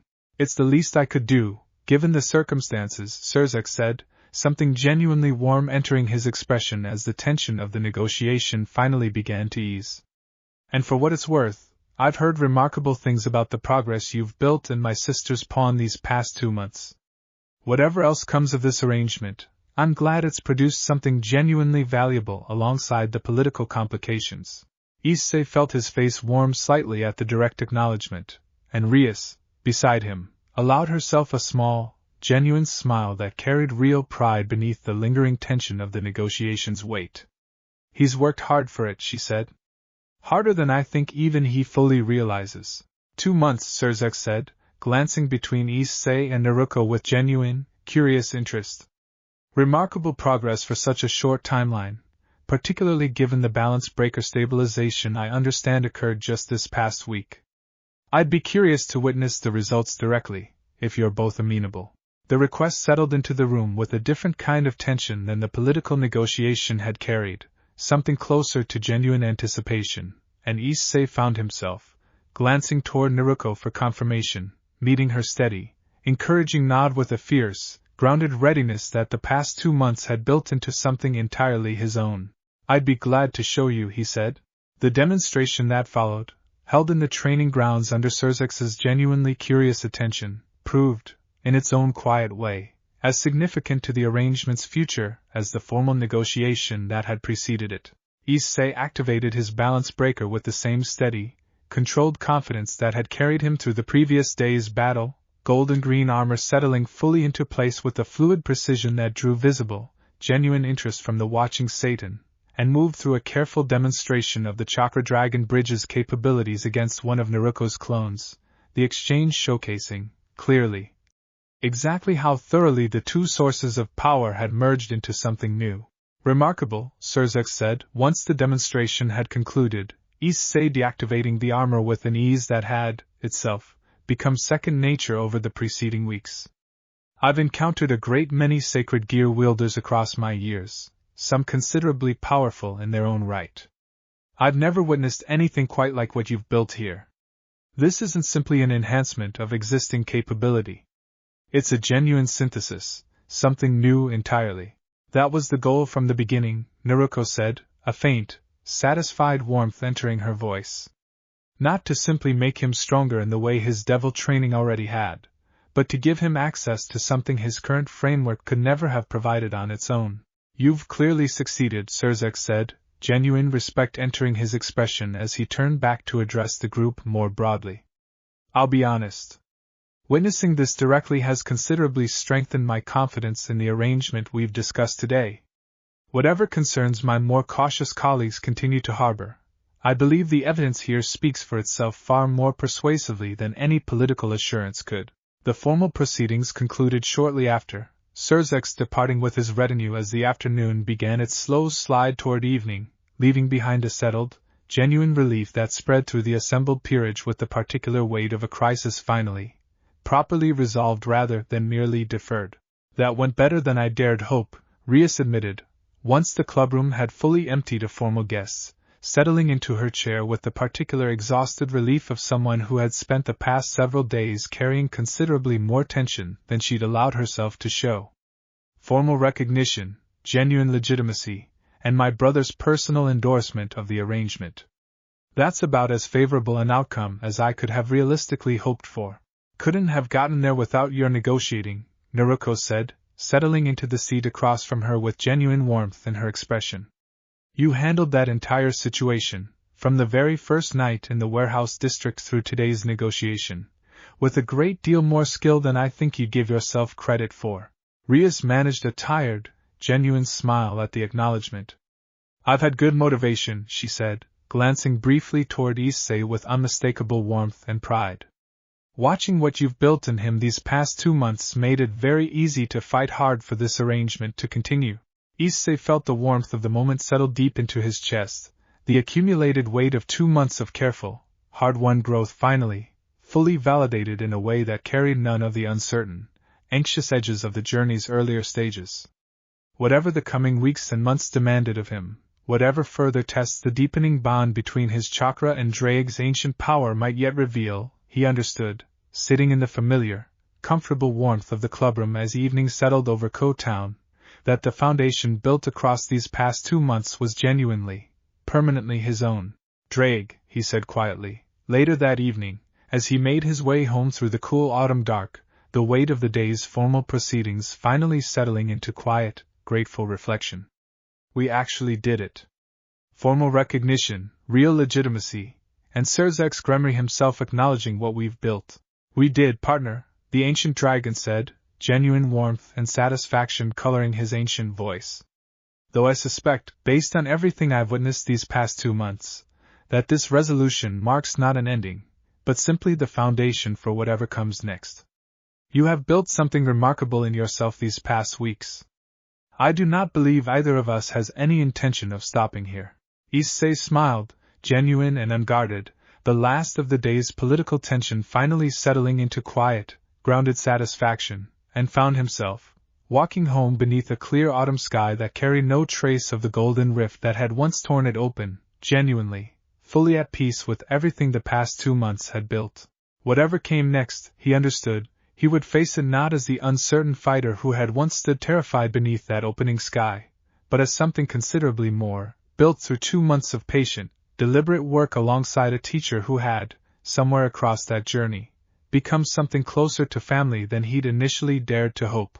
The formal recognition Surzek's granted did not, as Rias had gently warned the peerage in the days following his visit, entirely dissolve the underlying tension that had shadowed the arrangement since its earliest days. Political structures, she reminded them, rarely shifted their fundamental character overnight simply because one especially decisive confrontation had settled the immediate question.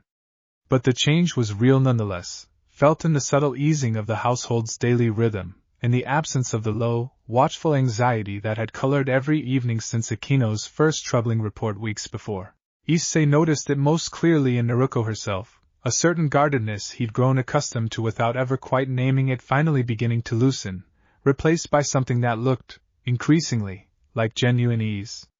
She lingered longer after training sessions now, accepted Rias's occasional invitations to join the peerage for dinner rather than retreating to whatever quiet corner of the town she'd claimed as her own, and allowed, more and more often, small unguarded moments of warmth to surface that the earlier weeks of careful professional distance had never quite permitted.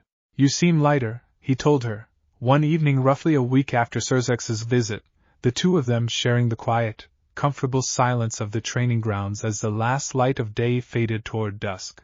"I suppose I am," Naruko admitted, a faint, genuine smile touching her mouth as she considered the observation. "Didn't realize how much weight I was carrying until some of it actually lifted. Comes with the territory of arriving somewhere new and dangerous, and not knowing whether you're going to spend your entire stay looking over your shoulder. And now, she said, glancing toward him with something warm and settled in her pale eyes, I think I might actually get to enjoy this place, rather than just surviving it long enough to finish the job I came here to do." She paused, considering. "Which is a strange thing to admit, honestly. I didn't expect to find anything here worth staying for beyond the original obligation. This world had other plans, apparently." The admission settled warmly into Issei's chest, some quiet, hopeful part of him recognizing, in the honest vulnerability of the statement, an acknowledgement of exactly how much the past 2 months had come to mean to her as well, not merely as a teacher discharging an obligation, but as someone who had genuinely found something worth valuing in the unexpected detour her journey had taken. "I'm glad," he said simply. "Whatever else happens, I'm glad you ended up here." Naruko studied him for a long moment, something thoughtful and warm passing behind her eyes, before her expression shifted into the more familiar, focused calm of an instructor returning to business. "Speaking of what happens next," she said, "I think it's time we talked about where your training actually goes from here. The foundation's solid now, genuinely solid, in a way that's exceeded even my more optimistic projections when we started this. But there's still real distance between where you are and what I believe you're ultimately capable of becoming." "What did you have in mind?" "Something more demanding," Naruko said, a sharp, anticipatory glint entering her expression. "Now that the balance breaker stabilized, now that the political situation settled into something more sustainable, I think it's time we push toward genuinely advanced work. Deeper chakra techniques, more sophisticated integration with Drake's power, and eventually, if you're ready for it, an introduction to something I've been deliberately holding back until I was confident the foundation could bear the weight of it." Drake, quiet through most of the exchange, spoke with sudden, sharp interest. "You mean Kurama?" Naruko's expression sobered slightly, old caution entering her voice. "Eventually," she said. "Not yet. What sleeps within me isn't something I introduce lightly, to anyone in any world. But the resonance we've built these past 2 months has grown strong enough that I believe, given enough further preparation, a deeper connection may eventually become possible. That's not a promise. It's a possibility I want you both to understand exists, so that everything we build going forward moves toward that eventual readiness rather than treating our current progress as a finished destination." The weight of the statement settled over Issei with a complicated mixture of anticipation and genuine, humbled awe, some part of him recalling, with vivid clarity, the vast, ancient presence he'd felt sleeping beneath Naruko's calm surface that very first night in the warehouse district, coiled and immense and entirely unstirred even through everything the intervening months had demanded of her. "I'd be honored," he said quietly, "whenever you think I'm ready." "I know you would," Naruko said, something fond and genuinely proud entering her expression. "Which is exactly why I'm not going to rush toward it carelessly. Whatever we build from here, we build it the same way we've built everything so far. Carefully, deliberately, and only as fast as the foundation can actually bear."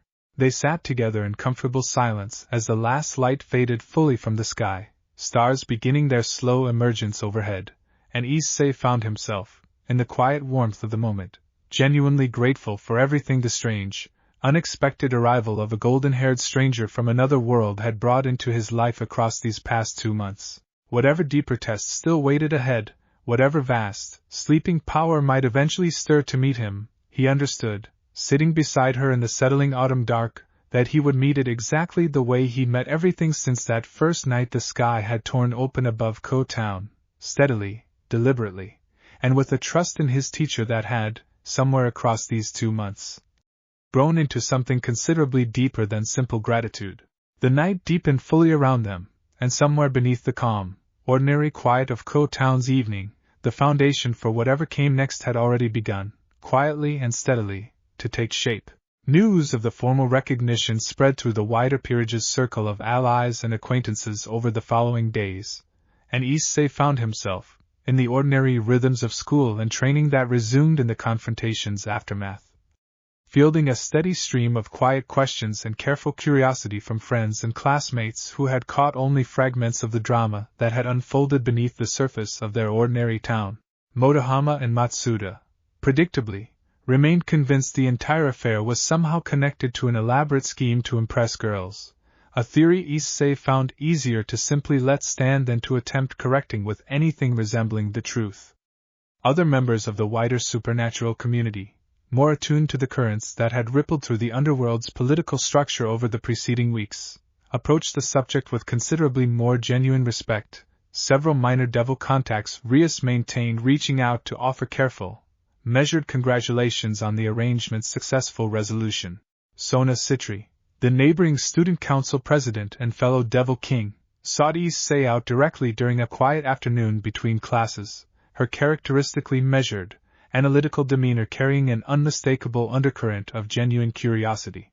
"I've heard remarkable things," she said, falling into step beside him as he made his way toward the old school building. "A formal audience with Lord Lucifer himself, resolved in your favor. That's not a small thing, Hyoudou. Even by the standards of what your peerage has already accomplished these past 2 years. It didn't feel small living through it," Issei admitted, a faint, tired smile touching his mouth. "I imagine not." Sona's sharp, analytical gaze studied him for a moment longer than strictly necessary, something genuinely thoughtful entering her expression. "For what it's worth, the change in you these past 2 months has been noticeable, even from my relatively limited outside perspective. Whatever this training has built in you, it's substantial. I'd be curious, at some point, to understand more of the underlying methodology, purely from an academic interest in expanding my own peerage's approach to development." "I can ask Naruko," Issei said.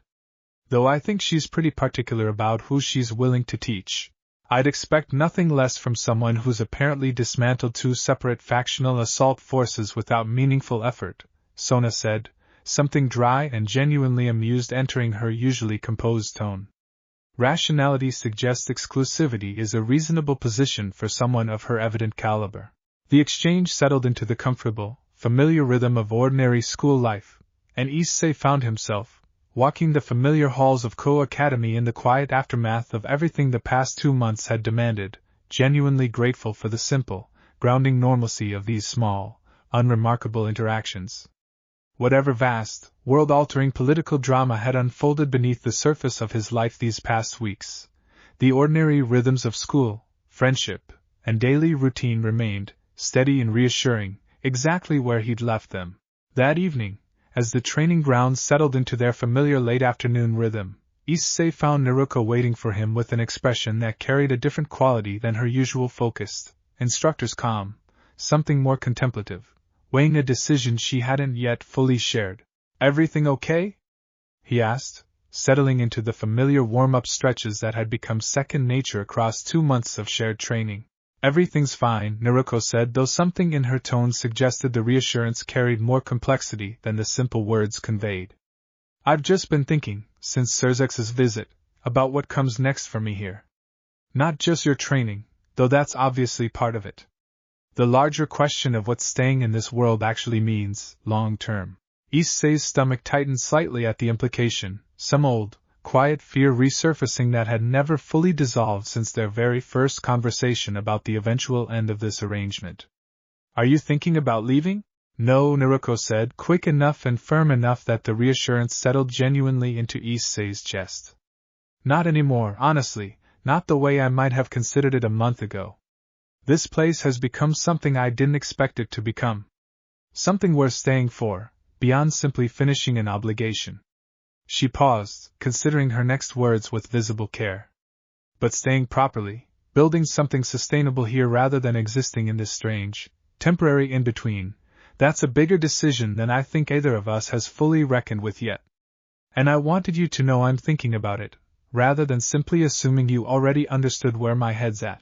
The honesty of the admission settled warmly into Issei's chest, and he found himself, meeting her steady, thoughtful gaze in the fading afternoon light, genuinely moved by the trust implicit in her sharing something so evidently uncertain and personal. Whatever you decide, he said quietly, I'm glad you're actually considering staying. This place is better with you in it. I think all of us feel that, not just me. Naruko's expression softened into something genuinely warm, unguarded in a way that had grown increasingly common across these past weeks of deepening trust. I think I'm starting to believe that myself, she said. Which is a strange, unexpected thing to have discovered, given how this all began.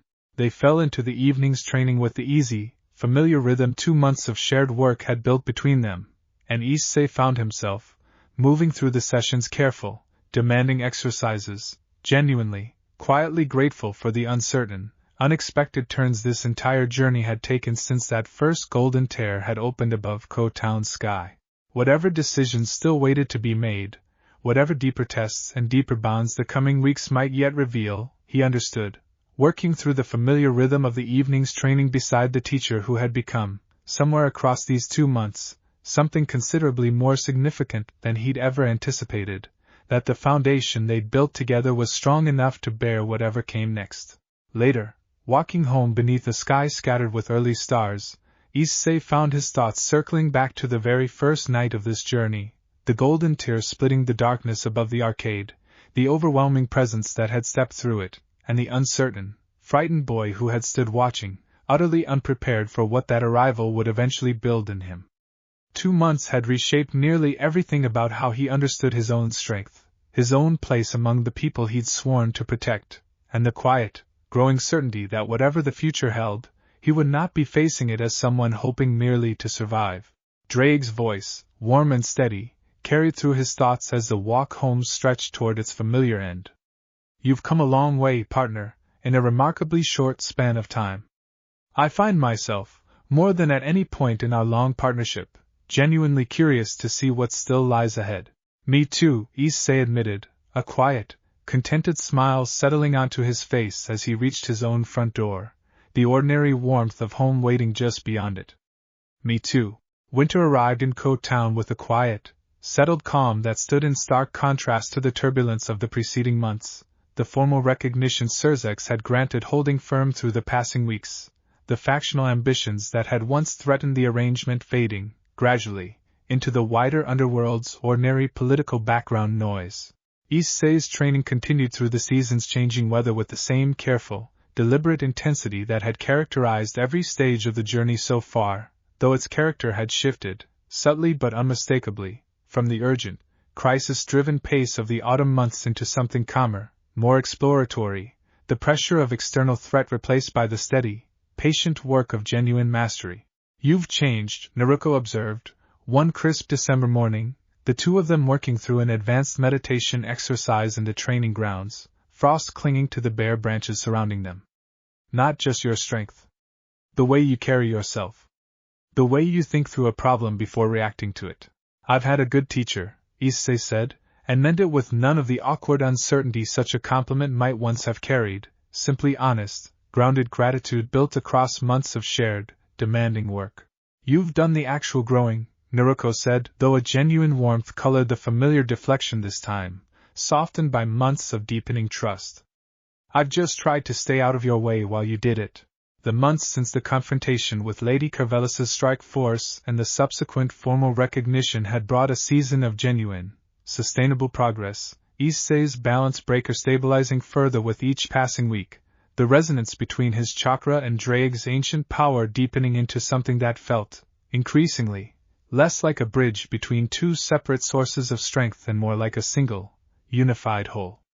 Rias's peerage had settled into a comfortable rhythm around the ongoing arrangement, the early tension and uncertainty of the training's first weeks giving way to genuine, easy integration, Naruko's presence in the clubroom and the training grounds becoming as familiar and welcome as any established member of the household. It was on a particularly cold, clear morning in mid-December that Naruko finally raised the subject she'd been carefully circling for weeks, her expression carrying a gravity that immediately sharpened Issei's attention. "I think you're ready," she said, without preamble, settling into her usual seated position across from him at the center of the training grounds. "For the deeper connection. What I mentioned back in the autumn, when we first discussed what might eventually become possible between your power and mine." Issei's breath caught slightly, the weight of the statement settling into genuine, focused anticipation.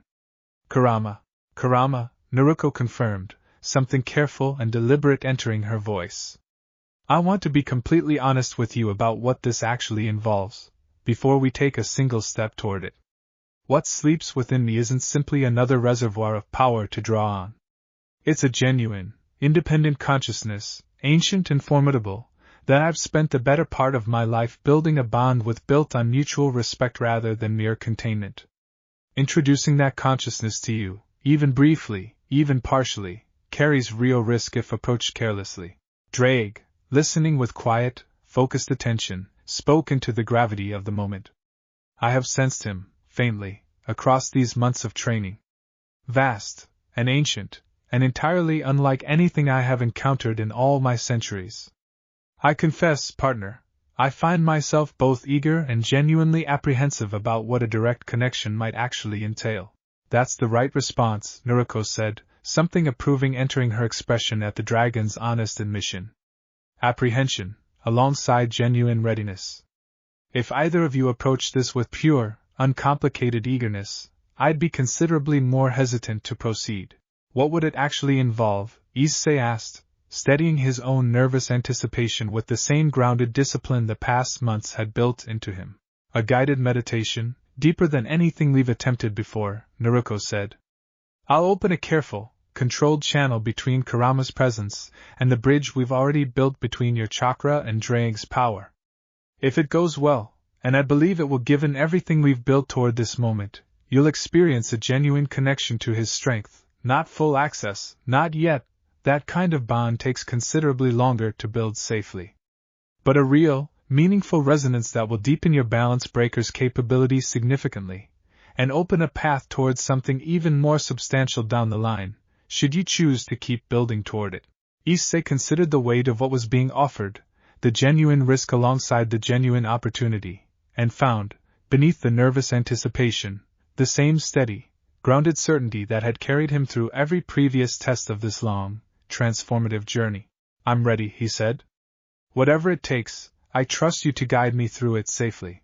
Naruko studied him for a long, careful moment, something warm and genuinely proud settling into her expression at the steady, unwavering trust in his voice. "Then let's begin," she said. "Carefully, and exactly the way we've built everything else together."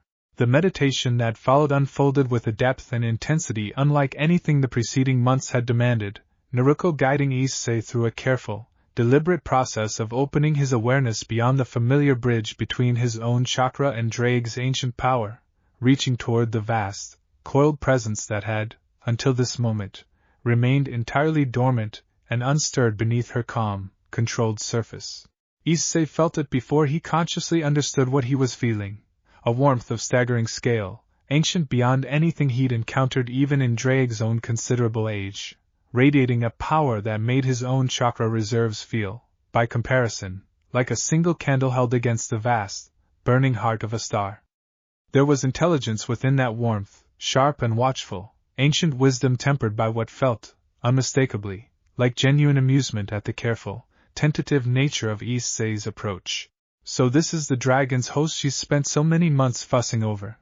The voice that filled Issei's mind carried a texture entirely distinct from Drake's familiar, gravelly cadence, deep and resonant and layered with an age that made even the ancient dragon's centuries feel, by comparison, relatively brief. "Small still. But there's something worth the fuss in you," I'll grant that much. ***. Kurama, Issei managed, awe and careful respect coloring the single word. You've heard my name, at least. Good. Manners matter, even between a fox and a dragon's cub. Something that felt, unmistakably, like genuine amusement colored the ancient presence's tone, vast and warm and entirely unhurried. She's told you, I imagine, that I don't extend trust easily. That's true enough. But she's also spent considerable effort these past months making the case that you're worth the exception, and in all our years together, her judgment on such matters has rarely failed us. Drake, present within the shared resonance of the meditation, spoke with careful, respectful gravity. I am honored by the introduction, Ancient One. Whatever bond forms between us today, I intend to treat it with the same seriousness you clearly bring to your own partnership with Naruko. Good. Kurama's presence shifted, something considering and deliberate settling through the vast, ancient warmth. Then let's see what actually happens when a fox and a dragon decide to share a fire, rather than simply burning past each other. The connection that followed unfolded with a careful, deliberate intensity, Naruko guiding the resonance with the same patient, watchful attention she'd brought to every previous stage of the training, and Issei felt, beneath the vast, overwhelming presence of Kurama's ancient power, a genuine, careful warmth extending toward him and toward Drake both, not the full, unrestrained scope of what slept within Naruko, but a real, meaningful thread of connection, carefully calibrated and controlled. When the meditation finally concluded, Issei opened his eyes to find the training grounds bathed in the pale, clear light of midday, his entire body humming with a warmth and depth of power beyond anything he'd experienced even in his most advanced balance breaker activations, and Naruko watching him with an expression of genuine, focused satisfaction. How do you feel? She asked. Different, Issei said, testing the new depth of warmth settled through his chest with careful, exploratory attention. Bigger somehow. Like there's more room inside me than there was an hour ago. That's exactly right, Naruko said, a genuine, warm smile spreading across her face. The connection took cleanly, and Kurama's genuinely impressed, which isn't something he offers lightly. This is going to change what your balance breaker's capable of considerably, once we've had time to properly integrate the new resonance into your training. Drake, still processing the aftermath of the connection with visible, genuine wonder, spoke with a warmth Issei had rarely heard from the ancient dragon across their entire partnership. Partner. I do not have adequate words for what we have just experienced. That presence, that ancient and formidable consciousness, has extended genuine trust toward us both. In all my centuries, I have never encountered anything quite like this. Whatever we build from here, I believe we are approaching something genuinely unprecedented.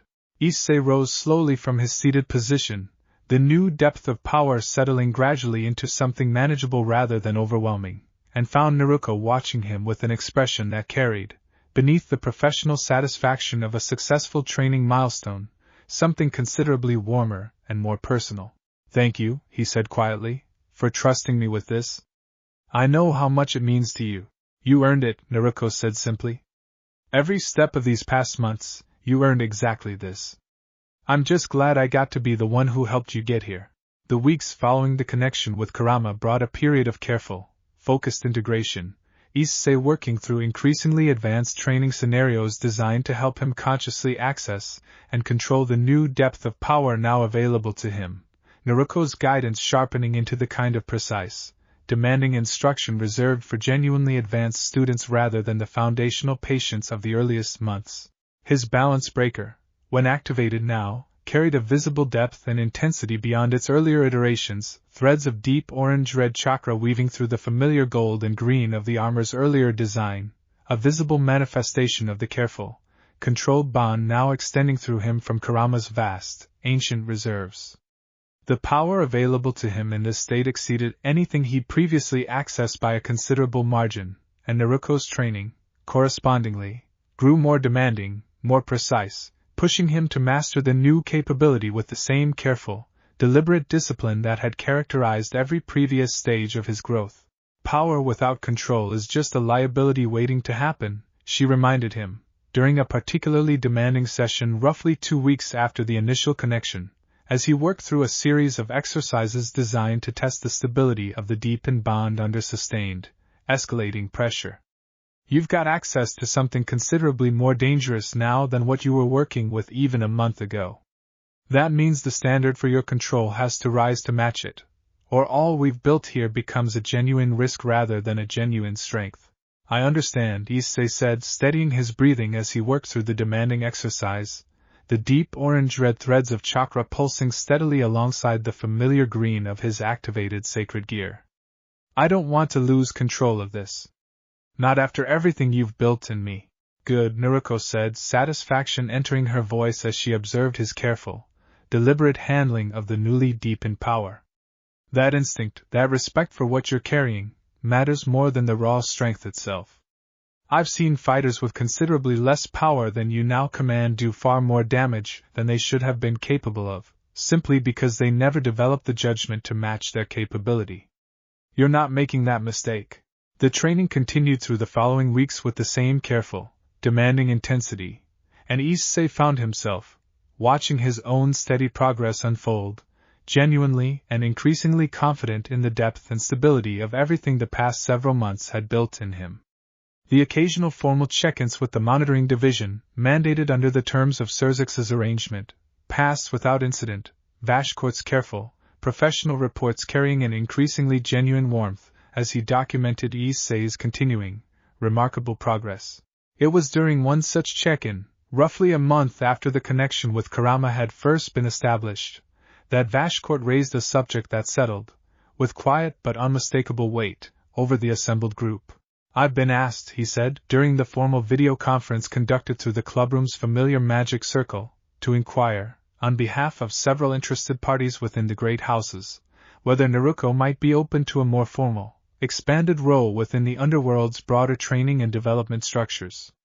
Your success with Issei's development has drawn considerable, genuinely positive attention, well beyond the earlier factional ambitions that initially complicated your presence here.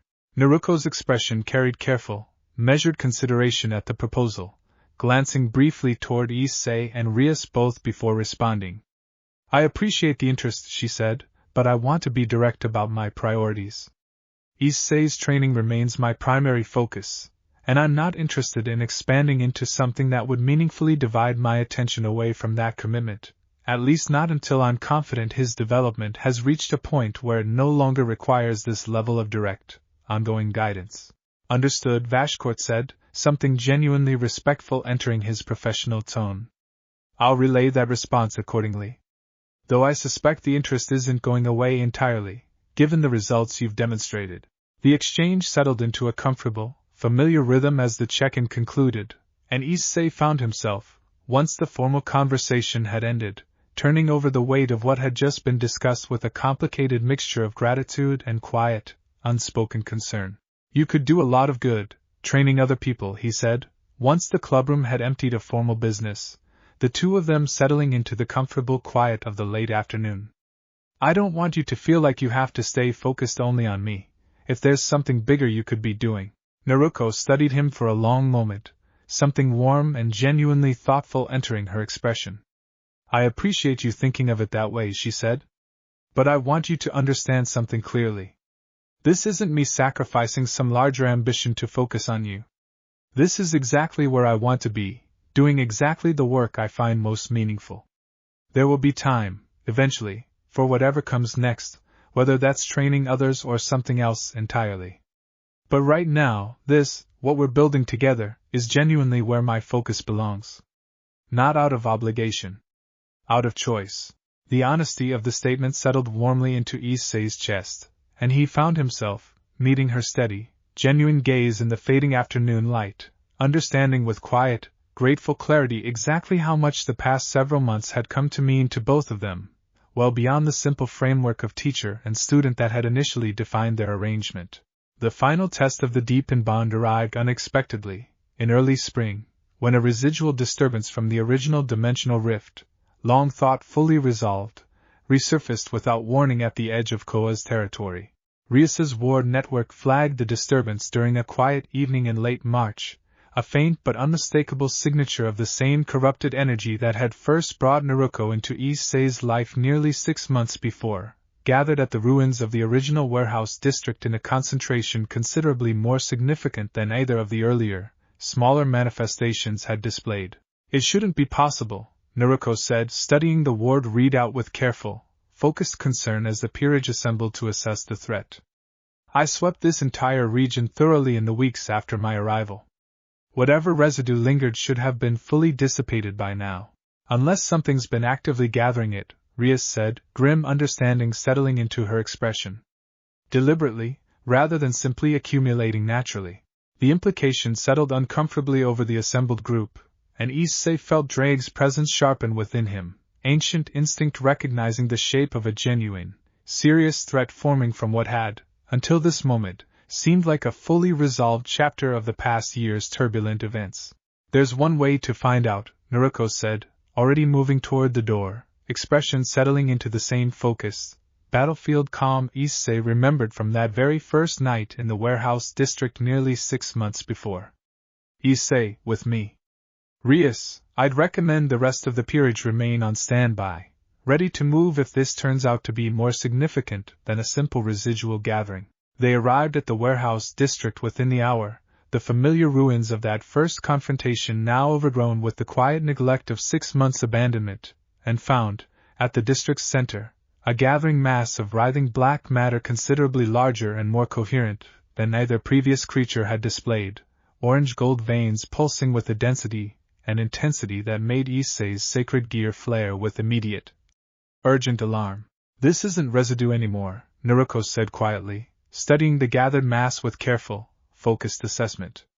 This has grown, deliberately, into something with genuine coherent intent behind it. Someone's been feeding this, patiently, since my original sweep. The creature, as if responding to the assessment, began to unfold with the same wet, unsettling motion Issei remembered from its smaller predecessors, rising to a height that dwarfed even the original warehouse threat, its layered, discordant scream carrying a depth and malevolence that made the surrounding ruins shudder with the force of it. Drake, Issei breathed, steadying himself against the overwhelming pressure of the creature's presence. I feel it, partner, the ancient dragon said, focused readiness settling through their shared consciousness. This is considerably more dangerous than anything we've faced since the trial. But we are considerably more prepared to meet it than we were then as well. Naruko's expression had settled into the same flat, focused calm that preceded every serious confrontation, though something harder and more deliberate had entered it now, an old, practiced readiness for genuine, significant conflict. This one's ours together, she said. Not a controlled trial, not a demonstration. A real fight side by side. Are you ready? Issei felt the deep, steady warmth of Kurama's bonded power settling alongside the familiar resonance of his chakra and Drake's ancient strength, and found, beneath the genuine danger of the moment, a fierce, grounded readiness that 6 months of careful, deliberate training had built into unshakable certainty. I'm ready, he said, and activated his balance breaker with a surge of steady, controlled power, the deepened armor settling fully into place, threads of orange-red weaving visibly alongside the familiar gold and green. The battle that followed tested everything the past 6 months had built in him, the creature proving considerably more resilient and dangerous than either of its predecessors, drawing on some deeper reservoir of gathered corruption that made its regenerative capabilities considerably more formidable than the earlier, smaller manifestations. Issei fought alongside Naruko with a coordination and synchronized power that felt, for the first time, like genuine partnership rather than a student following a teacher's lead, his deep and balanced breaker meeting her own overwhelming chakra in strikes that landed with combined, devastating force against the creature's shifting, regenerating mass.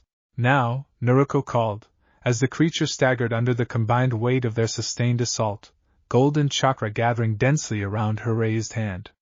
Together, Issei felt the resonance between his own power and hers surge into something he never experienced before, the deep warmth of Kurama's bonded strength reaching outward to meet Naruko's own gathering chakra, Drake's ancient power weaving through both in a synthesis that felt, in that single, decisive moment, like something genuinely unprecedented. He drove his armored fist forward in perfect synchronization with Naruko's own devastating strike, the combined force of dragon, fox, and human will converging on the creature's staggered mass with an impact that didn't merely unravel it, but seemed to erase the very possibility of its continued existence, the last traces of corrupted energy scattering into harmless, dissipating light. The warehouse district fell silent in the aftermath, and Issei stood amid the wreckage, breathing hard, the deepened balance breaker's power settling gradually back into manageable calm, and found Naruko studying him with an expression of genuine, unguarded pride and something considerably warmer beneath it. That, she said quietly, was real partnership. Not a student following instruction. Two genuine equals fighting side by side. A slow, warm smile spread across her face. You've arrived, Issei. Whatever comes next, you've genuinely arrived. The aftermath of the final confrontation brought a quiet, settled resolution to the long journey that had begun nearly a year before with a golden tear splitting the sky above Kuoh Town. The Monitoring Division's investigation into the resurgent threat revealed, over the following weeks, that a minor, disgruntled faction, remnants of the political ambitions that had driven the earlier attempts to forcibly acquire Naruko, had indeed been quietly gathering and cultivating the residual corruption in a desperate, ultimately futile attempt to manufacture a crisis that might reopen the question of her formal status. The scheme's exposure and subsequent dismantling brought a final, decisive close to the political turbulence that had shadowed the arrangement's earlier months, and Surzex's formal recognition, already strong, solidified further into something genuinely unassailable. Rias, addressing the peerage during a quiet evening debrief in the clubroom's familiar warmth, allowed herself a rare, genuine moment of open relief. I think, she said, we can finally say this chapter is truly closed. Whatever comes next for all of us, I don't believe we'll be facing this particular shadow again. The following weeks settled into a genuine, sustainable peace, Issei's training continuing under Naruko's careful guidance with the same steady, deliberate intensity, though its urgency had softened, gradually, into something that felt, increasingly, like the natural rhythm of a life fully integrated rather than a crisis being actively managed. Naruko herself had, over the preceding months, become as fully woven into the fabric of Kuoh Town's daily life as any member of the peerage. Her presence at the clubroom's shared meals, her quiet, easy friendship with Rias and Akino both, her genuine, warm rapport with the wider circle of allies and friends Issei had built across his years in the town, all settling into something that no longer felt provisional or temporary. It was on a warm evening in early summer, nearly a full year after that first golden tear had opened above the arcade rooftop, that Issei found himself walking with Naruko through the quiet streets of Kuoh Town, the ordinary warmth of a settled, peaceful evening surrounding them both. Do you remember, he said, that first night? How overwhelming everything felt. Vividly, Naruko said, a fond, nostalgic smile touching her mouth. You looked terrified. And determined not to show it, which I found genuinely admirable even then, before I had any real reason to trust that determination would hold. I didn't know what I was getting into, Issei admitted, a warm, easy laugh coloring the words. But I'm glad I said yes to all of it. So am I, Naruko said, something genuinely warm and settled in her voice as they walked together beneath the deepening evening sky. I came through that rift expecting to handle a single threat and move on to wherever my path led next. I never expected to find something worth staying for. But here I am, a year later, and I can't imagine having spent this time anywhere else. They walked in comfortable, companionable silence for a while longer, the familiar streets of Kuoh Town settling into the quiet, golden light of the fading evening, and Issei found himself, beside the teacher and friend who had reshaped nearly every aspect of his understanding of his own strength and purpose, genuinely, fully at peace with the shape his life had taken across this long, transformative year. Drake, he said quietly, as they approached the familiar warmth of the clubroom, its windows glowing gold against the deepening dusk. Whatever comes next, I think we're ready for it. Together. We are, partner, the ancient dragon said, warmth and quiet satisfaction coloring his ancient voice. Dragon, fox, and the steady, hard-won strength of a boy who grew, across a single remarkable year, into someone genuinely capable of standing against whatever the future demands. I could not have asked for a more worthy path than the one this last year has carried us down. Ahead of them, the clubroom's warm light spilled out into the gathering dusk, the familiar sounds of the peerage's evening gathering drifting through the open windows, and Issei, walking that final stretch of familiar ground beside Naruko, understood, with quiet, settled certainty, that whatever challenges the future still held, he would meet them exactly as he met everything since that first golden tear had split the sky, not alone, but surrounded by the family, chosen and found that this remarkable year had built around him. The dragon and the fox, the devil's pawn and the wandering kunoichi who had become so much more than a teacher, walked together into the warm, golden light of the clubroom, and the new order they had quietly, steadily built in Kuoh Town settled, at last, into something genuinely, permanently their own. It was Rias who finally raised the question that had, in various quiet forms, hovered at the edges of the peerage's conversations for weeks, gathering the household together on a warm evening in midsummer with the particular gravity she reserved for matters she considered genuinely significant rather than merely procedural.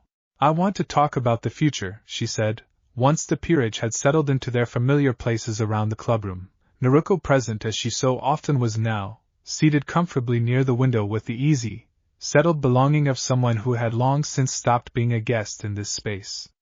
Not out of any concern that anything's wrong. Quite the opposite. I think we've reached a point where it's worth being deliberate about what comes next, rather than simply continuing forward on inertia. "What did you have in mind?" Issei asked, though something in his chest had already begun to guess at the shape of the conversation.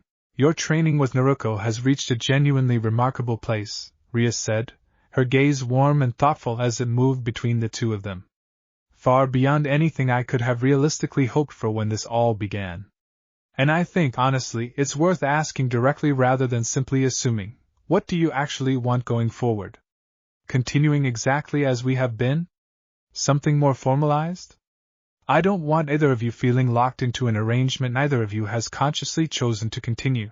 The question settled thoughtfully over the room, and Issei found himself, considering it seriously, understanding that Rias's care in raising it reflected exactly the kind of thoughtful, protective leadership that had defined her stewardship of the peerage since its earliest days. "I don't want this to end," he said finally, honest and direct. "Not the training, not what we've built. But I also don't want it to be the only thing I am.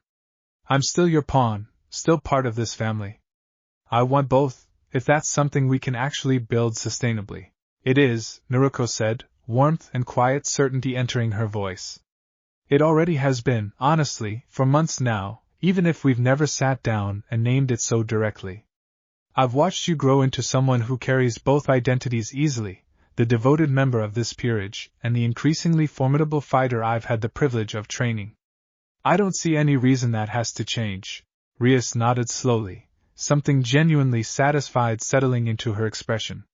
"Then perhaps it's less about deciding something new," she said, "and more about simply acknowledging what's already true. Naruko, I'd like to formally invite you to consider Kuoh your home, for as long as you choose to stay. Not as a temporary arrangement I'm graciously permitting, but as someone genuinely part of this household's future." The offer settled into the room with quiet, genuine warmth, and Issei watched Naruko's expression shift through something complicated and moved, old wariness finally, fully dissolving into open, unguarded gratitude. "I'd like that," she said quietly. "More than I think I've let myself admit, even to myself, across these past months." A faint, genuine smile touched her mouth. "Home's not a word I've had much cause to use, in longer than I care to think about. I'd be glad to use it again, here, with all of you." The room settled into warm, genuine celebration at the quiet, significant declaration, Akino rising to prepare tea with visible, delighted enthusiasm, Kiba and Kaneko both offering warm, genuine words of welcome that carried none of the careful reserve of their earliest interactions with the powerful stranger who had once seemed, to all of them, so entirely outside their world's ordinary frameworks. Issei, watching the warm, easy celebration unfold around him, found himself struck by the quiet, profound distance this moment represented from that very first tense confrontation in the wrecked warehouse district, nearly a year before, when Naruko had stood across from an anxious, uncertain Rias, both of them carefully feeling out the edges of an arrangement neither fully trusted yet. That distance, he understood, represented everything the past year had built, not merely in his own strength and capability, but in the genuine, deepening bonds of trust and family that had grown, patiently and steadily, alongside it. The formal establishment of Naruko's place within Kuoh's household brought, over the following weeks, a series of practical changes that settled the arrangement into something genuinely permanent. Rias arranged for a proper residence near the school grounds, close enough to the training grounds and the clubroom both that the daily rhythm of shared life could continue with the same easy, comfortable regularity it had already established. The monitoring division's oversight, satisfied by months of demonstrated stability and the genuine, formal endorsement of Sirzex himself, settled into a light, unobtrusive rhythm of occasional check-ins rather than the anxious, careful scrutiny of the arrangement's earliest months. Issei's training continued to deepen through the summer months, the bond with Kurama's power growing steadily more stable and accessible with each passing week, Naruko's instruction sharpening into the kind of advanced, sophisticated guidance reserved for a student who had long since outgrown the need for careful, foundational patience.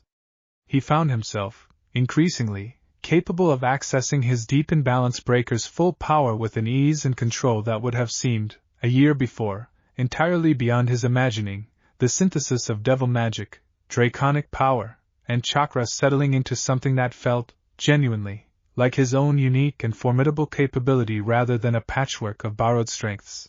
It was during one such advanced training session, on a clear August afternoon, that Naruko finally raised a subject she'd apparently been considering carefully for some time.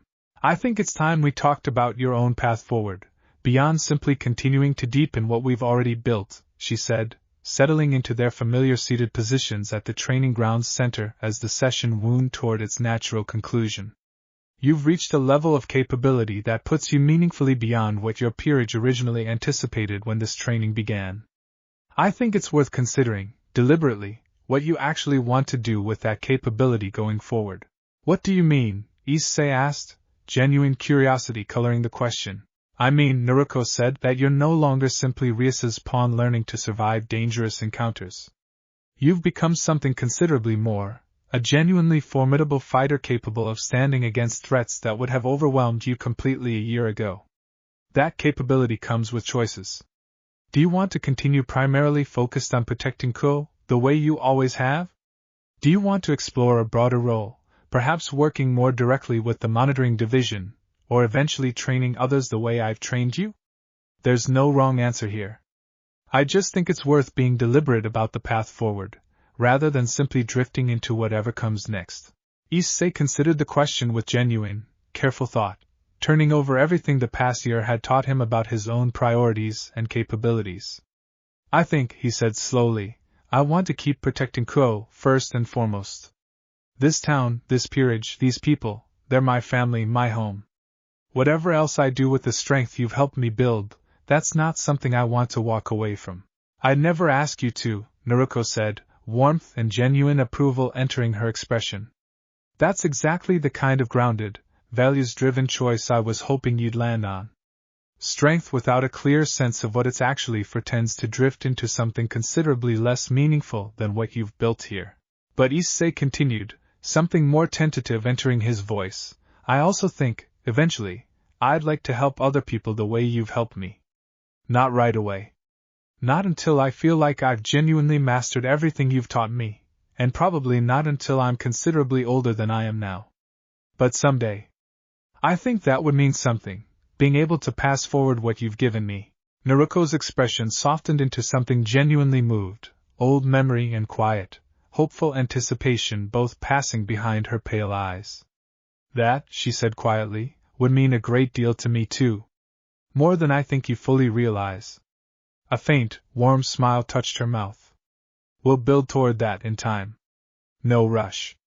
But I like the shape of that future considerably."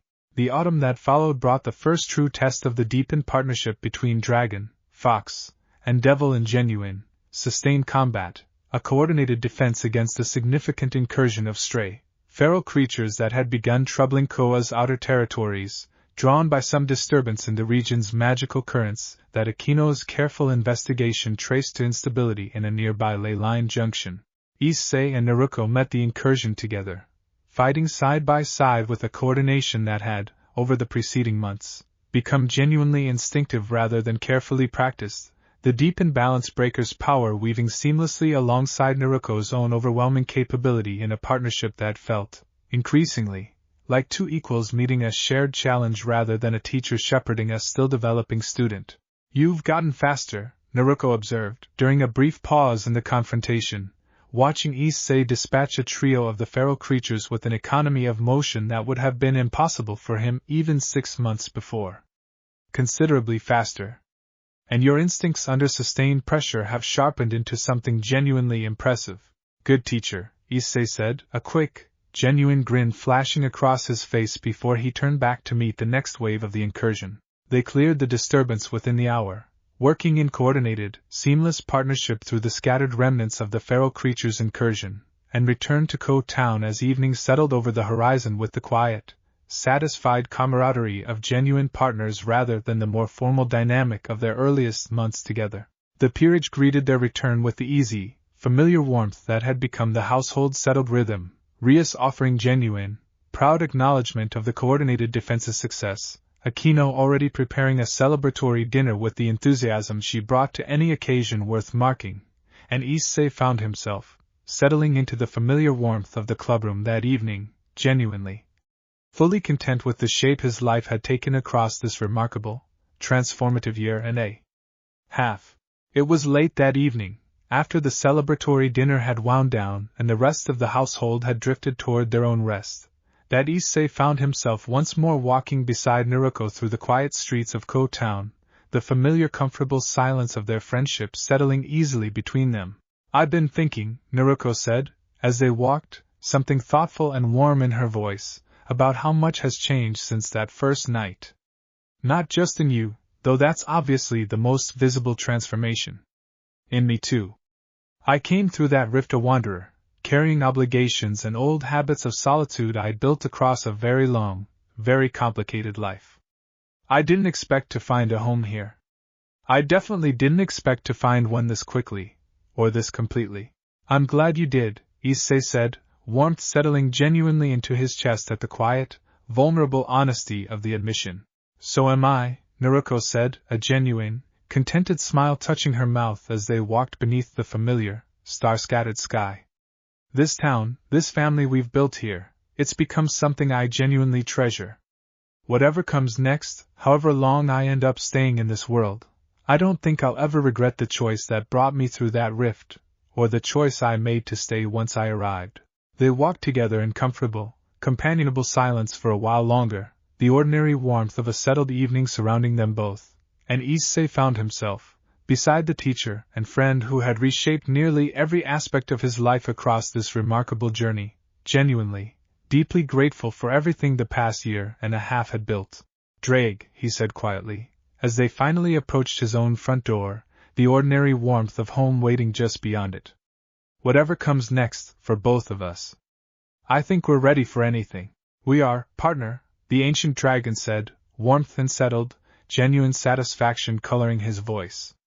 "Dragon and fox, teacher and student turned genuine partners, and the family we have built together across this remarkable year. I could not have imagined, when this journey began, that it would carry us to a place this genuinely whole. Whatever the future holds, I believe we are ready to meet it exactly as we have met everything so far, together." Above them, the sky over Kuoh Town stretched clear and star-scattered into the deepening night, carrying no trace of the golden rift that had once torn it open to change the shape of everything that followed, and Issei, standing on his own familiar doorstep beside the remarkable teacher and friend who had become so thoroughly woven into the fabric of his life, understood, with quiet, settled certainty, that whatever challenges the future still held, the foundation they had built together across this long, transformative journey would carry them through whatever came next.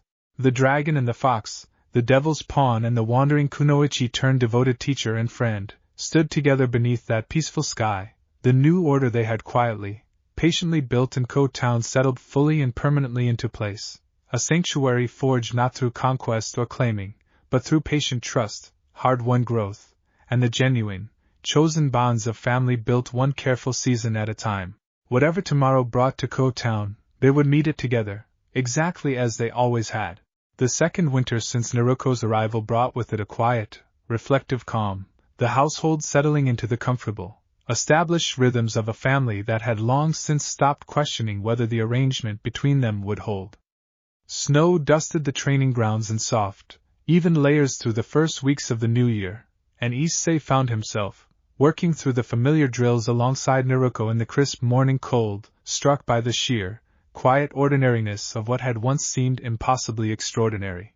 "Do you ever think about going back?" he asked her one such morning, the question surfacing with the easy, unguarded honesty that 18 months of friendship had built between them.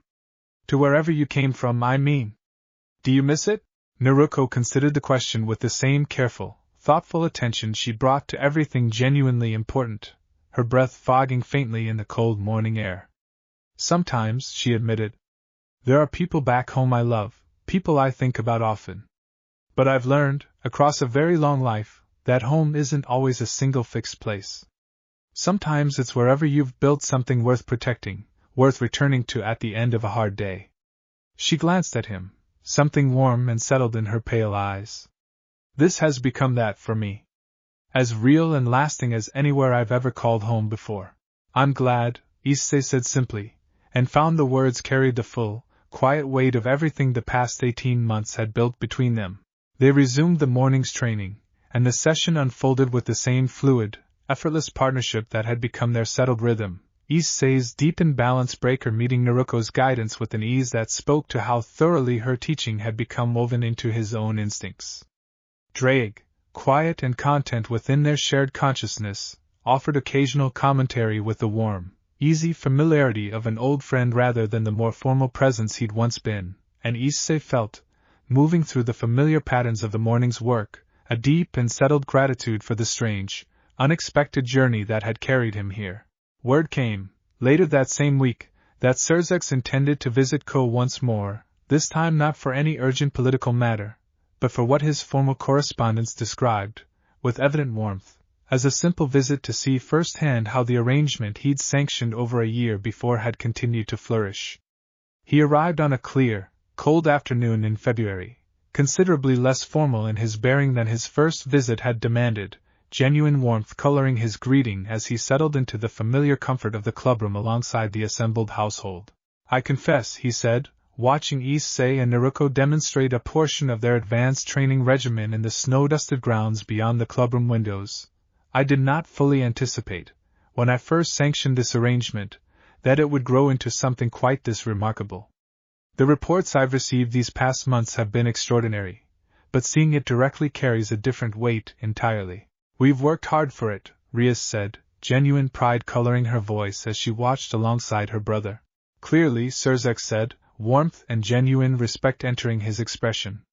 "I'll admit, I've had quiet conversations these past months, with several colleagues who initially harbored real reservations about this arrangement.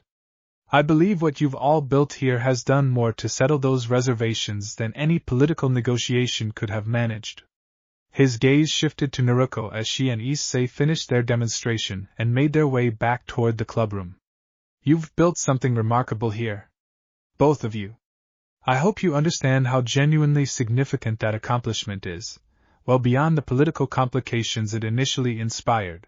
The visit concluded warmly, considerably more relaxed and celebratory than the tense formal negotiation that had first brought Surzex to Kuoh over a year before, and Issei found himself, watching the satisfied warmth of the gathering unfold around him, genuinely struck by the distance this moment represented from the anxious uncertainty of that first confrontation in the wrecked warehouse district. Spring returned to Kuoh Town with the same quiet, settled grace that had characterized the preceding months, cherry blossoms scattering pale pink across the familiar streets Issei had walked countless times across his years in the town, each season now carrying the accumulated weight of memory and growth that the remarkable journey of the past 2 years had built. It was on one such warm spring evening, the training grounds bathed in the soft, golden light of a setting sun, that Issei found himself reflecting, alongside Naruko, on the full arc of everything that had unfolded since that first golden tear had split the sky above the arcade. 2 years, he said, settling into their familiar seated positions at the center of the training grounds, the session's demanding work finally winding toward its comfortable conclusion. It's strange to think about. 2 years since that first night. Strange, and also entirely fitting, Naruko said, a warm, reflective smile touching her mouth as she considered the observation. I've watched you grow, across these 2 years, into someone considerably more than the frightened boy who once stood on that rooftop, unsure whether to run or stay. You've built genuine mastery, genuine wisdom, and a genuine, settled sense of who you are and what you're fighting for. That's not a small thing. That's the culmination of real, hard-won growth. I couldn't have done any of it without you, Issei said, the words carrying the same honest, grounded gratitude that had characterized so much of their friendship across these transformative years. You did the work, Naruko said, echoing words she'd offered him countless times before, though the familiar phrase now carried a depth of genuine warmth and pride that the earliest iterations had only hinted at. I simply had the privilege of walking alongside you while you did it.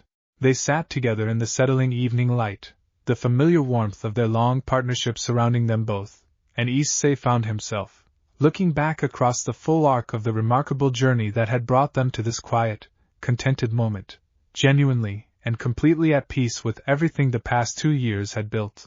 Ahead of them, the training grounds stretched toward the familiar silhouette of Kuoh Academy, its windows beginning to glow gold against the deepening dusk, and beyond that, the wider town itself, settled and peaceful beneath a sky that had, 2 years before, torn open to bring an overwhelming, unexpected stranger into Issei's life.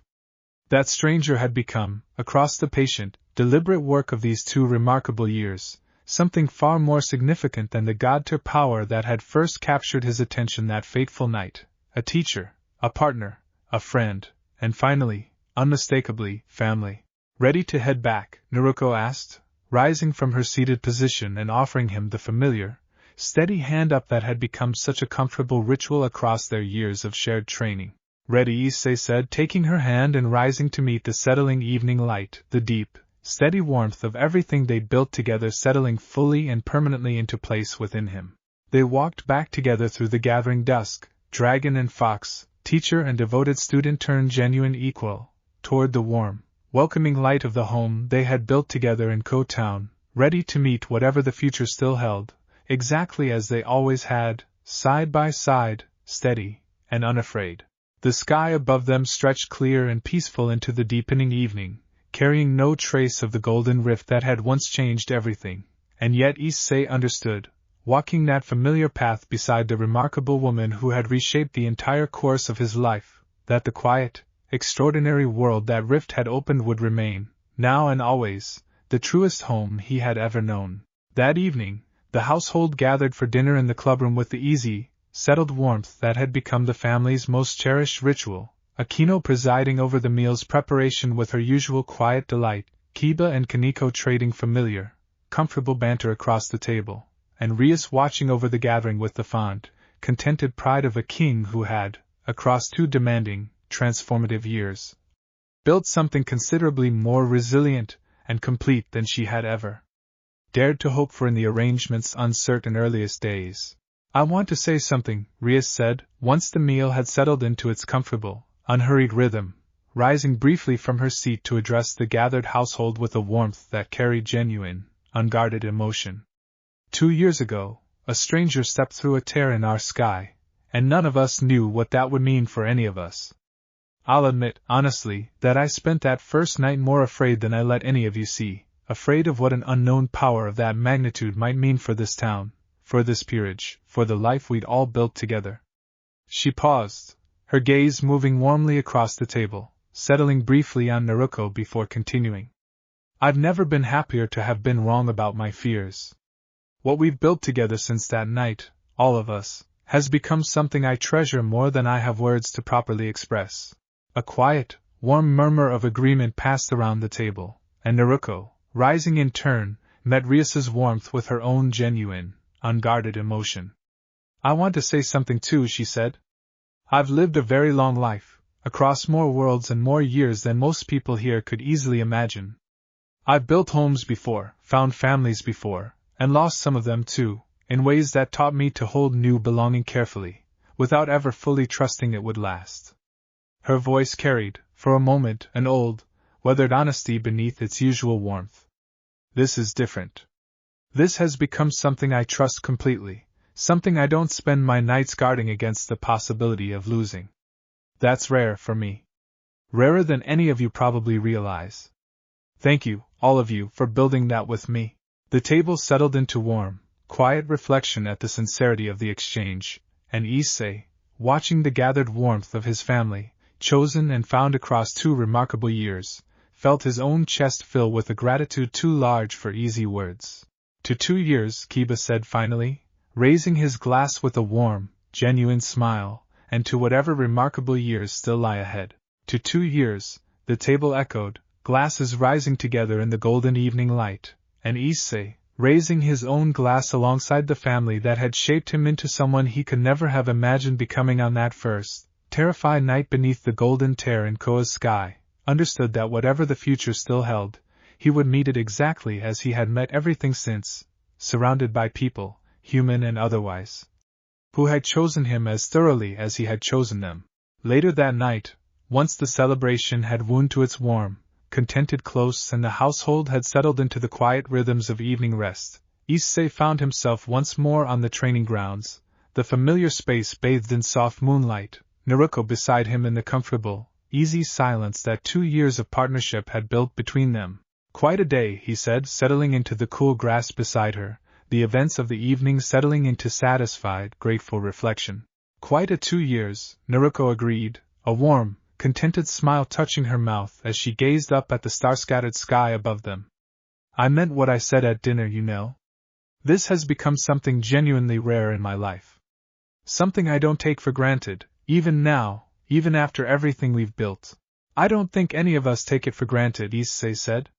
Not after everything it took to get here. They sat together in comfortable, companionable silence for a long while, the moon climbing slowly across the clear night sky, and Issei found his thoughts drifting, unbidden, back across the full arc of the remarkable journey that had carried them both to this quiet, contented moment, the terrified boy on the rooftop, the calm, overwhelming stranger who had stepped through a tear in the sky, the careful, patient months of training that had reshaped him into something he barely recognized. Against his old self, the political turbulence and genuine danger they had weathered together, and finally, this, a settled, genuine home, built not through conquest or claiming, but through patient trust and hard-won, mutual growth. Drag, he said quietly, into the peaceful night.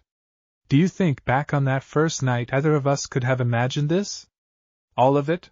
No, partner, the ancient dragon said, warmth and quiet, settled satisfaction coloring his ancient voice. I do not believe either of us could have imagined the full shape of what these 2 years would build. And yet, looking back across all of it, I would not trade a single moment of the journey that carried us here. Naruko, listening to Issei's side of the quiet exchange with the easy familiarity of countless similar conversations across their years together, glanced toward him with a warm, knowing smile. He's right, you know, she said. None of us could have seen this coming, that first night. But I don't think any of us would trade the path that brought us here, however uncertain it looked at the start. No, Issei agreed, meeting her gaze in the soft, silver moonlight, I don't think we would either. They sat together beneath that peaceful sky a while longer, the quiet, settled warmth of everything they'd built surrounding them both, and Issei understood, in that final, contented moment, that whatever remarkable chapters still waited to unfold in the years ahead, the foundation laid across these first 2 extraordinary years, the training, the trials, the hard-won trust, and the genuine, chosen family gathered around them, would carry them steadily, unshakably, into whatever the future still held. The dragon and the fox, the devil's pawn and the wandering teacher who had become so much more, sat together beneath the star-scattered sky above Kuoh Town, home at last, and entirely, peacefully certain that whatever tomorrow brought, they would meet it exactly as they always had, together, and unafraid. Thanks for listening.